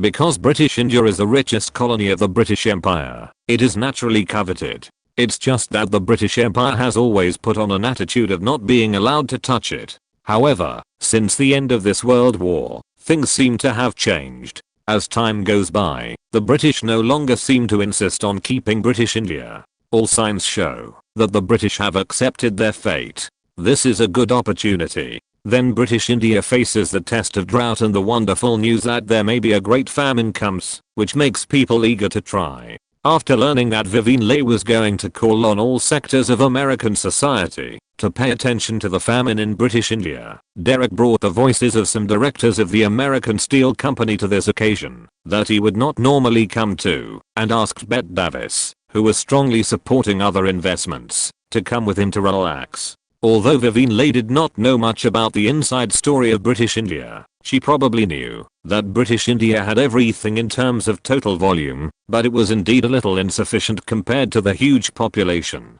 The specific distribution of these natural resources was naturally in the hands of the Governor's Office of British India, and it happened that the man was giving orders in the Governor's office. India is rich in resources such as coal, bauxite, ilmenite, and rutile, but is extremely short of energy resources such as oil and natural gas. The reserves and output of many minerals are among the highest in the world. For example, India's reserves and output of chromite are among the top 3 in the world. The output of coal, barite, iron ore and bauxite are among the top 5 in the world. India is the main origin of thorium and mica in the world. Of course, Vivian Leigh couldn't know so much in detail, but she knew that British India had enough coal and iron resources. The little information Vivian Leigh knew was enough for Derek, the director of the American Steel Company. The main thing was that coal and iron were inseparable, which was a good thing for the steel industry. Decades ago, when Carnegie established his position as the king of steel, he defeated his competitors in the steel industry through coal.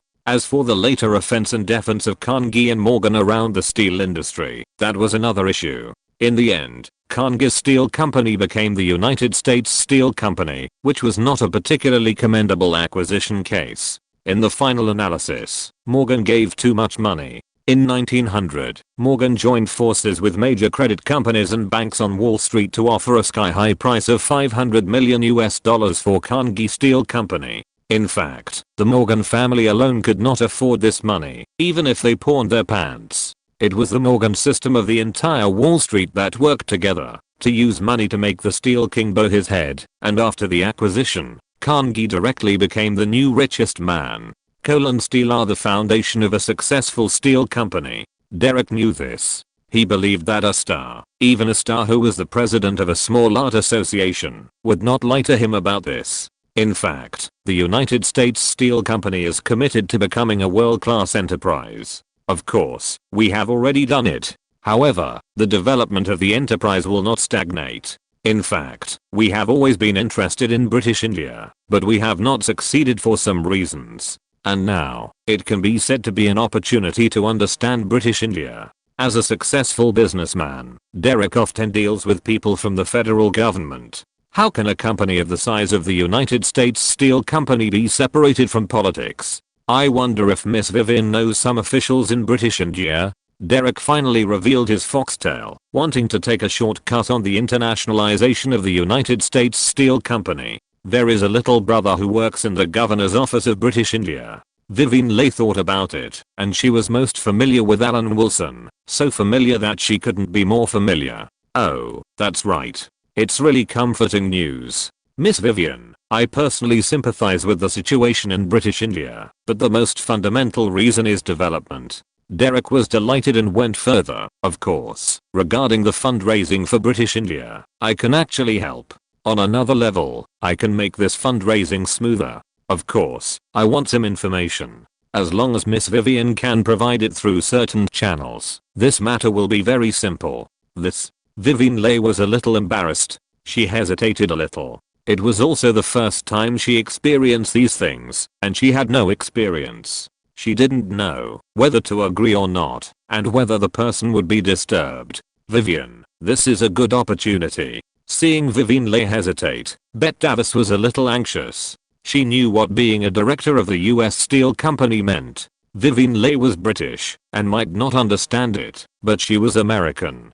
Derek himself did not speak, obviously showing strong confidence in this matter. Even if there was a problem, it would not be caused by a female star. In the end, it would depend on how the British India viewed it. Okay, I'll contact my brother in New Delhi. Vivian Leigh agreed to it, after being urged by Bette Davis. I believe this fundraising will become a hot topic among the American people, Derek said with satisfaction. As a senior executive of a de facto monopoly company, he knew very well how to deal with the media. Otherwise there would be endless antitrust lawsuits. Ingrid Bergman and Katharine Hepburn were both happy about this, especially Ingrid Bergman, who found that she was too low class to let directors and producers take advantage of her for the sake of advancement. Look at Bette Davis, who still maintained her marriage, and found such a sponsor. This is a master. The conspiracy against British India on the other side of the ocean has been born, and Alan Wilson, who is committed to maintaining the British Empire, is also busy, thinking about how many green cards to issue.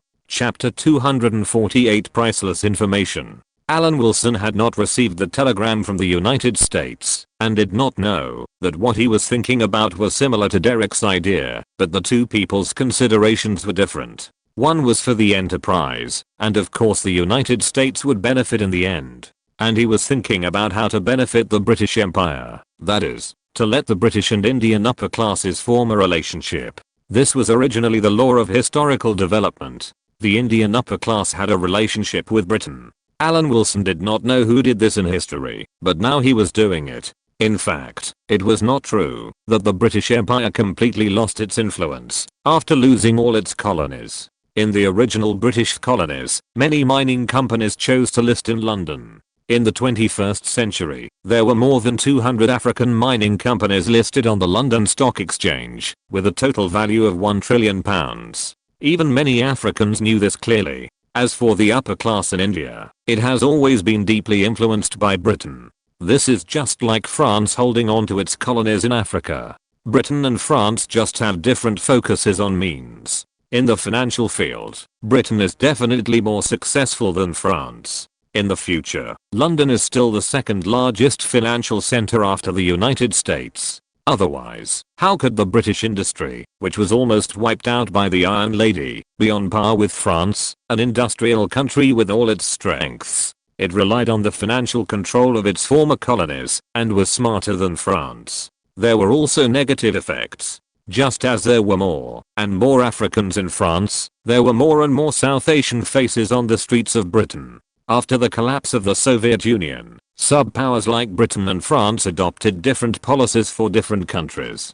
For the former colonies, they attracted a small number of gifted talents and powerful local elite families, but they did not let go of the large-scale introduction of labor. The introduction of labor started from Eastern Europe, and citizens of Eastern European countries were given work visas. The number of Eastern Europeans is actually much larger than that from the former colonies. The reason why it seems that there are more black people in Britain and France is that the skin color of black people can be seen at a glance. Most people cannot tell the difference between Eastern Europeans and British and French citizens on the surface. But the citizens of Britain and France, at least the British, can tell the difference between Eastern Europeans and their own citizens. Although Parlin Ball is not a British creation, it is very popular among British netizens because it uses polls to refer to people from Eastern Europe who have flocked to their country. Distributing British residency status is Alan Wilson's current job. He hopes that Britain can complete an orderly withdrawal from British India, instead of the same as in history, when Mountbatten took office with dissatisfaction, and used the power of full authority to act arbitrarily, and when British India became independent, London realized it belatedly.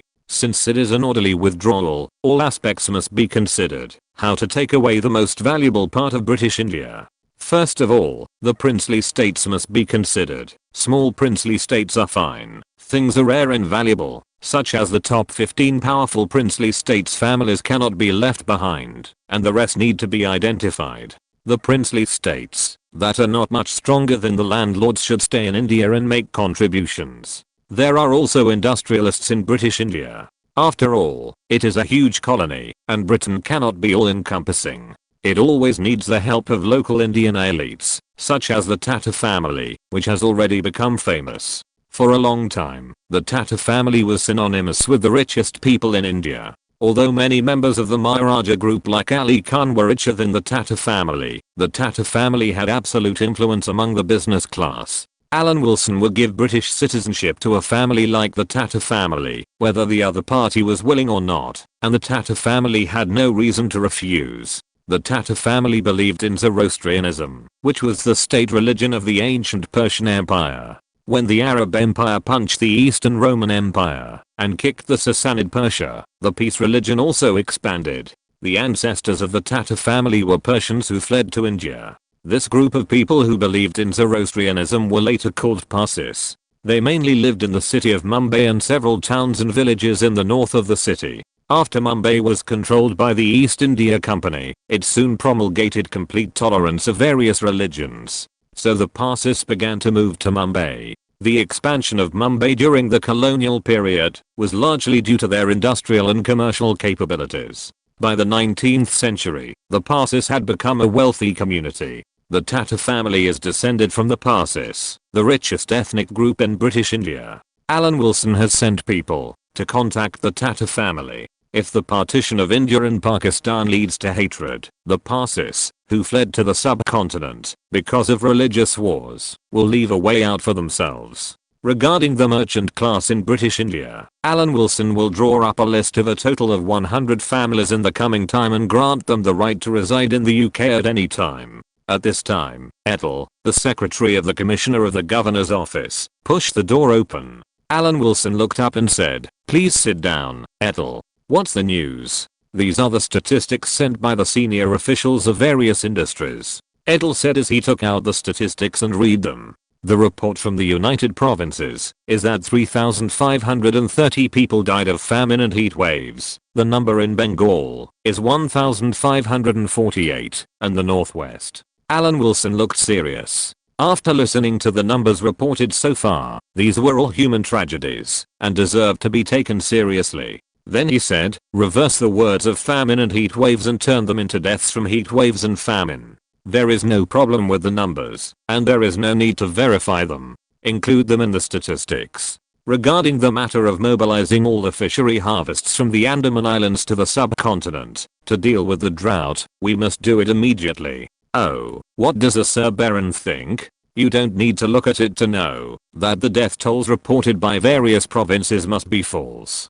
There is no need to think about it. The numbers that are obtained are still zeros and integers, and it is also the hard work of the governors of various provinces. However, Alan Wilson could not expose it with a sense of justice. This is very consistent with the tradition of the subcontinent. Since the infection figures are high, the cure rate will be boasted. When people believe in the cure rate, the figures will be slowly lowered. This is the average level of most of the world, and there is nothing to blame. Regarding the famine in British India, India is not the Soviet Union, so how can it be concerned? Sir Baron means that you can handle these things. Young officials should be given the opportunity to exercise. Edel's tone revealed a trace of envy, as if since the news of the new Governor General's imminent appointment, Assistant Commissioner Allen has been more used. Things still need to be approved by Sir Baron. I can only do specific work, and there is still a lot to learn. Alan Wilson looked humble, and there was no change at all, because of the news that the new Governor General was General Mountbatten. If there was any change, it was that he worked harder. At least he didn't have to do time management, and all the extra time was spent on serving India. By the way, Alice sent a private telegram from Hyderabad. You can read it yourself, Alan. Edel handed the telegram to Alan Wilson, and even maliciously thought that Alice might be Alan Wilson's mistress. Otherwise, why would she always send private telegrams? Every time she sent it, Alan Wilson would personally act as a translator to prevent others from knowing the content of the telegram. Oh, thank you. Alan Wilson, who was wrongly accused, reached out to take the telegram, unaware of the malicious speculation of the commissioner's secretary. He was justified in this matter. At least so far, Alice and he were just a simple superior-subordinate relationship. Soon Alan Wilson went to the telegraph room and did the translation work himself. He muttered clearly, "Vivian's news." The way to contact Vivian Leigh was to let Vivian Leigh send the telegram to Hyderabad and then forward it to Alan Wilson through Alice. Although it was a bit cumbersome, it was safer. He couldn't openly seek personal gain in the governor's mansion, where General Mountbatten was about to land. It would be too dangerous to do so, and the working relationship with Elisa was a reasonable excuse. After a while, Alan Wilson had understood the whole story. Vivian Leigh's trip to the United States was a great success, and was praised by all parties. At the same time, he also knew that his speculation that there might be a rebellious son who was thinking about his father's inheritance was not in vain.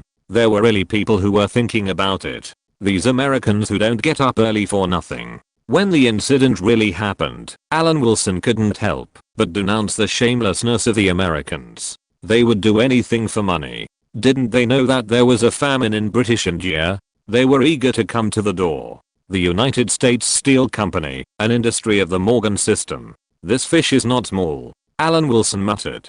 He knew about this matter because he had read a novel about slave owners before, which happened to mention it.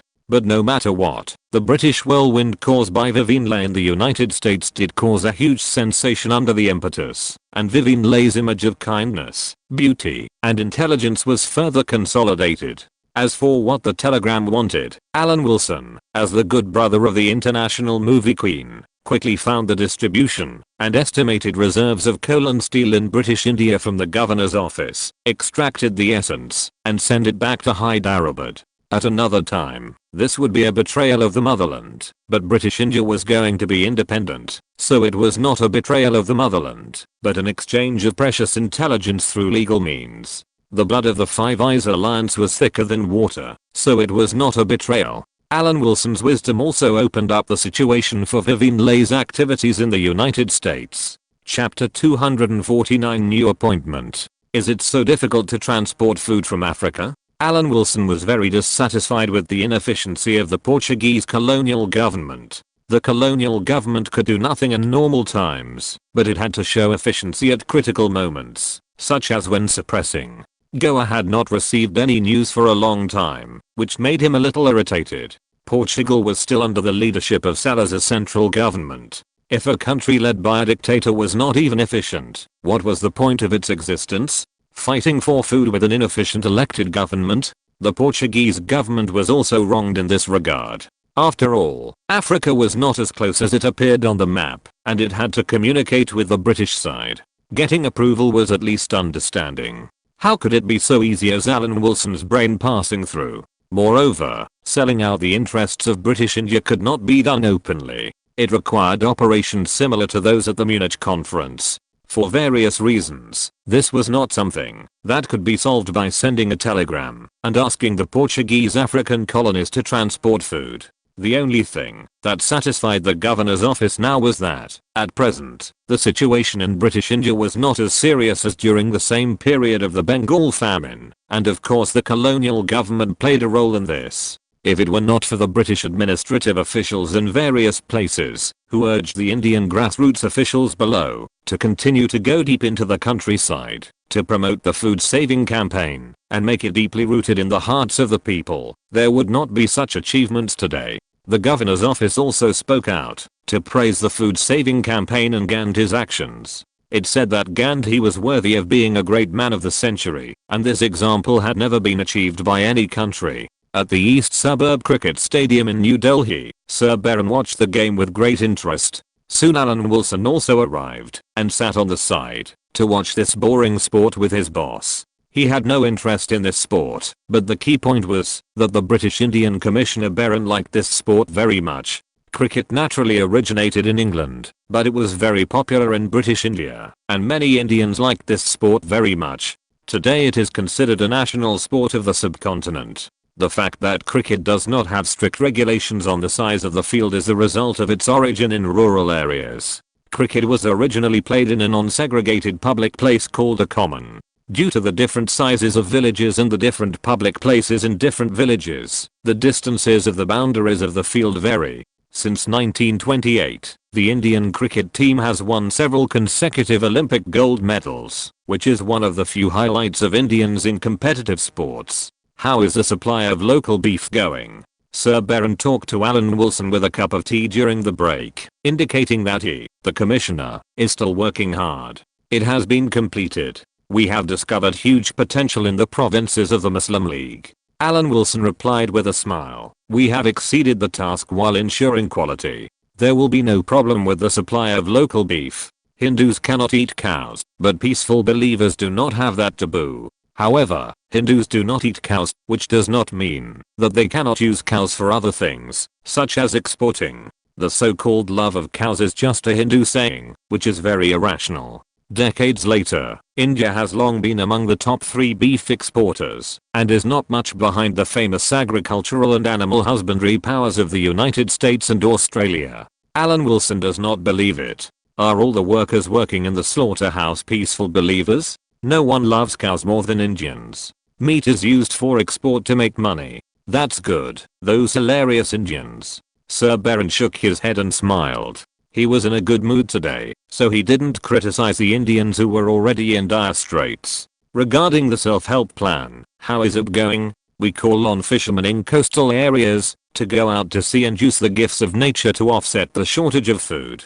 We advocate eating fish to save food and ensure the food supply inland. Each province has formulated a self-help plan of different sizes. Alan Wilson answered seriously. Under the strict supervision of the governor's office and the insignificant efforts of the Congress Party and the Muslim League, I believe that this campaign against drought will surely achieve the final victory. What a gratifying news, Sir Baron said with a gentle smile. Although the drought has invaded the subcontinent, we have controlled the situation so far. Of course. Alan Wilson kept making jokes. In fact, this month is just the beginning. The next few months will be the real test, but this does not mean that the governor's office has not tried to curb the famine. In fact, this is the most enthusiastic performance of the governor's office in New Delhi in all the droughts. All administrative means, except disaster relief, will be used to promote self-help in the subcontinent. Disaster relief is a matter of great importance. It is well known that the grain depot of the United Provinces was attacked by anti-British element. In Punjab province, which was not affected, the communication between the Muslim League and the Congress Party has not yet been fruitful. A good cook cannot cook without rice. The food shortage in the subcontinent, as an overseas archipelago, of course, must find ways to support the mainland. However, so far, the Andaman Islands still seem to be living a peaceful life, and do not seem to be affected by the drought in the subcontinent. Even the Andaman Islands have supported the subcontinent, shipping the already small amount of fishery catch to British India. to do their part in fighting the drought this time. It is touching to think about it. It's just that the Japanese prisoners of war who went to the island and the Japanese traitors who were exiled here as pro-Japanese factions suffered.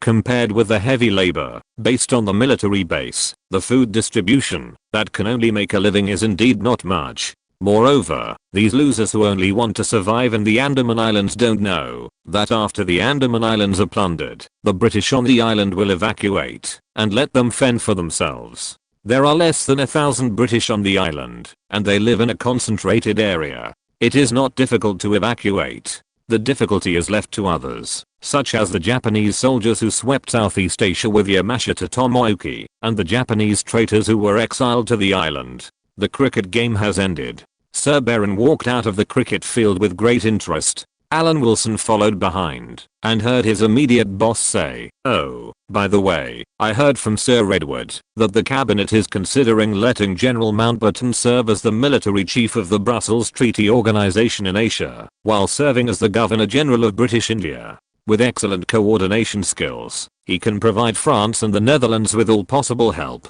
Alan Wilson was stunned and stopped unconsciously. He was sure that this had never happened in history. Therefore, without a reference, it is impossible to judge what impact it will have. It takes time to deduce it carefully. First of all, since Sir Baron had received the news from the cabinet secretary, even if there was no formal appointment, this matter was basically settled. Mountbatten had even taken on the position of Governor-General of British India, so he probably didn't care about having another part-time job. France had returned to Vietnam after getting the approval of Britain. In view of Britain's support, Truman said in a meeting with Charles de Gaulle that the United States did not oppose France's return to Vietnam and promised not to create obstacles for France's affairs in Vietnam in the future. The French Expeditionary Force, which had been formed under the promise of the United States, was provided by Britain and the United States for sea transportation and sailed to Vietnam. In fact, it has been several months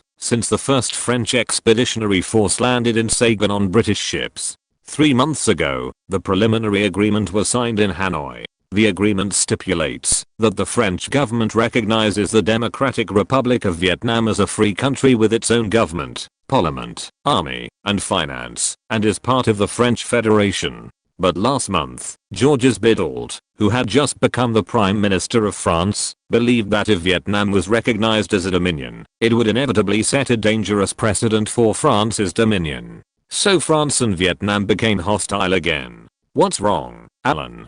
Sir Baron saw Alan Wilson was silent and asked, "What are you thinking about?" "Thinking about our French allies. Any prime minister who comes to power can change the country's diplomacy. We could have delayed for a while and prepared before taking action." Alan Wilson shook his head and said, "It's really worrying. The most worrying thing is that the largest party in French politics is the French Communist Party." Sir Baron smiled meaningfully. "If the French become a country like the Soviet Union, it will be more dangerous than the Soviet Union, especially for Britain." Alan Wilson agreed deeply. "It is estimated that they will organize an expeditionary force to land again." Haha. The two burst into laughter at the same time. If the United States and the Soviet Union did not exist, this might really happen. So the job of British Malaya is to maintain its own stability when the surrounding areas are unstable and see if it can get a little bit from the war investment of the Netherlands and France. Sir Baron said this and revealed, perhaps General Mountbatten's new appointment has this meaning. After listening to the Lord's words, it seems to be the case. Alan Wilson didn't know whether Sir Baron's judgment was right or not, but he agreed first. It's not a bad thing to agree with the boss's ideas. What's more, Sir Baron's words really make sense, and Alan Wilson also felt that it was almost right. To maintain contact with the French and Dutch colonial forces, a person who is good at coordination is needed, and General Mountbatten is the most suitable candidate. Mountbatten doesn't need to formulate a battle plan himself. When and how to fight are all the business of the Dutch and the French. It seems that when there are slight deviations in history, Mountbatten seems to be getting more and more powerful. Is this a good thing or a bad thing? Poor Tomcat, he was played around like this. Alan Wilson sent a telegram every day, licking Pamela Mountbatten from multiple levels and angles. Only when the candy is eaten can we feel at ease. Before that, everything is unknown. The content of the telegram changed the address to Mrs. Wilson. Chapter 252 Telegrams. The urgent desire for progress was expressed in the telegram. It was a completely infatuated man who was waiting for a woman who was out of reach. If someone else wrote this kind of content, it would probably disgust Alan Wilson, but since it was written by him, it cannot be generalized. The Wilson family's property is about to grow hair. Pamela Mountbatten couldn't help but smile knowingly when she saw the telegram. How much property could Alan Wilson have? It was as if she had found a treasure. How could she know that the assistant commissioner in New Delhi had collected nearly 100 tiger skins? If they were not placed somewhere, they would grow hair easily. The bad thing about furs is that they are easily damaged. I'll ask the civil servants in Hong Kong to try to raise some crocodiles and open an aquarium. People always have to have some hobbies, otherwise life will be boring. Pamela Mountbatten curled her lips. What a scary thing. Pamela Mountbatten's impression of crocodiles was that they were ferocious animals, but this was not the crocodile in the telegram. The crocodile in the telegram is a Chinese alligator, which is barely a carnivore. A chicken can still deal with it, but it is more difficult to deal with a bigger one. The cute big eyes show that it has no fighting power. As an assistant commissioner who loves animals, Alan Wilson was collecting animal materials from the subcontinent during the last days of British India, and was working on formulating an extremely strict animal protection law. Although he collected a lot of tiger skins, this did not conflict with the imperialist civil servants. It is the duty of the imperialist civil servants to correct mistakes and protect the original ecology of the third world. As for the people of the subcontinent has no shortage of people. Since they are not scarce, there is no need to protect them. Of course, mentioning this matter in the telegram was just to show Pamela Mountbatten that he was a kind person. He even cared for wild animals so much. He was absolutely morally qualified and was an ideal husband. When Edwina Ashley pushed the door open, she saw her daughter holding the telegram and smiling foolishly, with the corners of her mouth twitching slightly. If her husband hadn't been watching her closely, the younger daughter might have been married before the older daughter. Dear mother. Pamela Mountbatten put away the telegram and greeted Edwina Ashley. Are you out for a meeting with others again? Find some stock market traders to evaluate the US stock market. Pamela, you know that such talents are extremely scarce in British India. If your father decides to take office, we have to take some people with us. This is another expense. Edwina Ashley said this, and then changed the subject, and joked with her daughter. Of course, my daughter doesn't care. She has diamond sandals on her feet, and won't care about such expenses. It's not that she doesn't care at all. Pamela Mountbatten said shyly. Alan sends me Alan's salary as the Hyderabad commissioner every month, but I just keep it.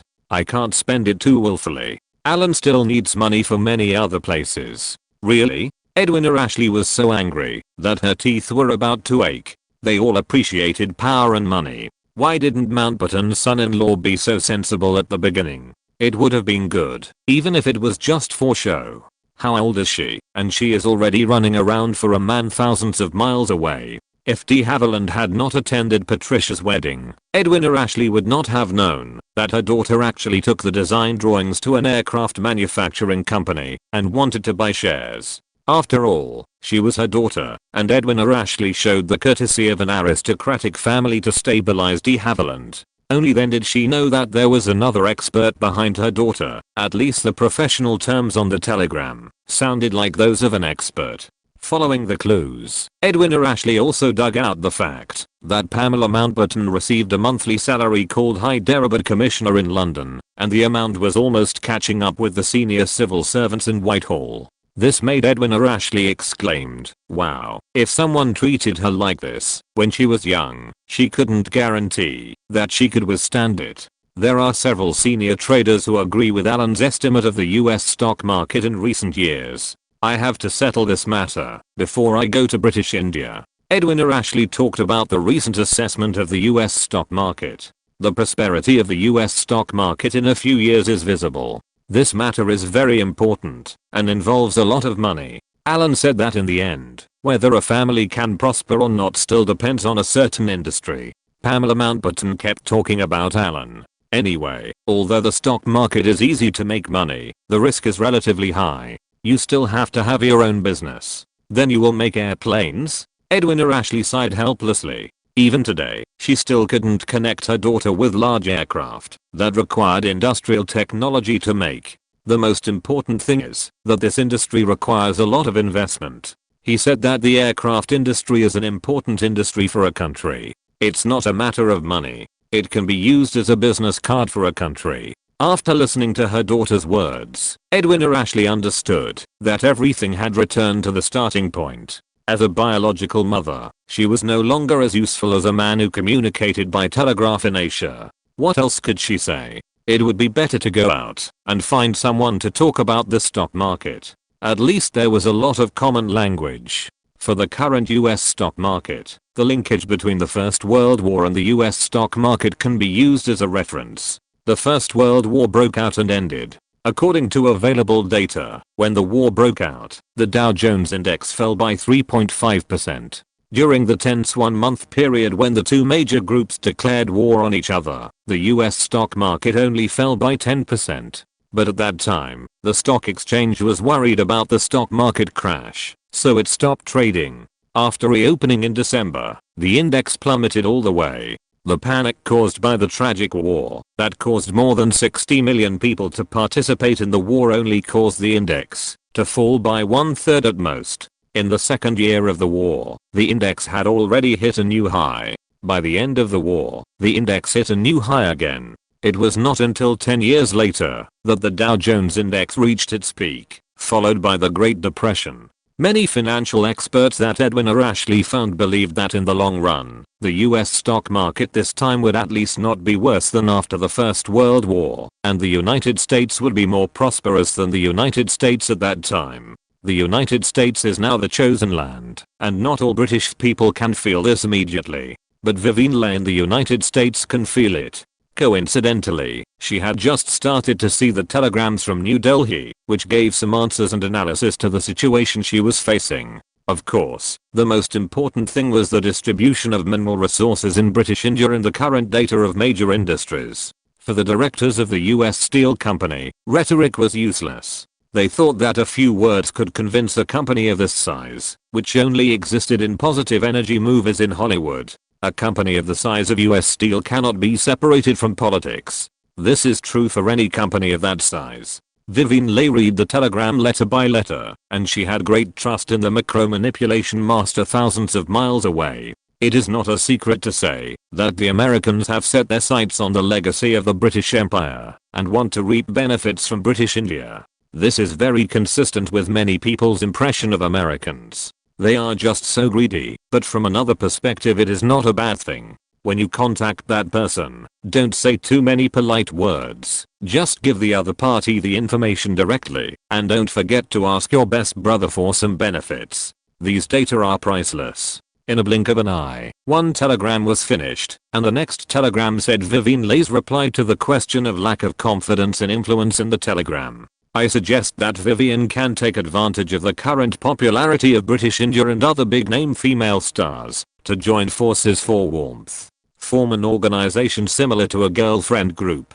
It is better to share happiness than to enjoy it alone. This is a very simple truth. Not to mention that the female stars you know, Vivienne, all have works to rely on, not just vases. Once they join forces for warmth, their influence will be even greater, and mutual binding will definitely increase. This set of operations is nothing new. My brother Liang's wife, Sister Lu, had a girlfriend group to support her before the incident. A more positive bundling. When the four heavenly kings were first proposed, it was actually a kind of bundling, and there were some parallel imports among them. You should know that in the story of Lei Luo, King Guo could only play the son of Andy Lau. This kind of operation is not uncommon in the United States and later generations. When Kim Kardashian was not famous, she was tied to Paris Hilton as a follower. These are all examples of simple bundling. Vivienne Leigh's circle of friends are all actresses with works. If they are tied together, it will be a very big deal. Finally, the telegram mentioned the importance of marketing. In the bundling report, you must not be stingy with the investment in the water army.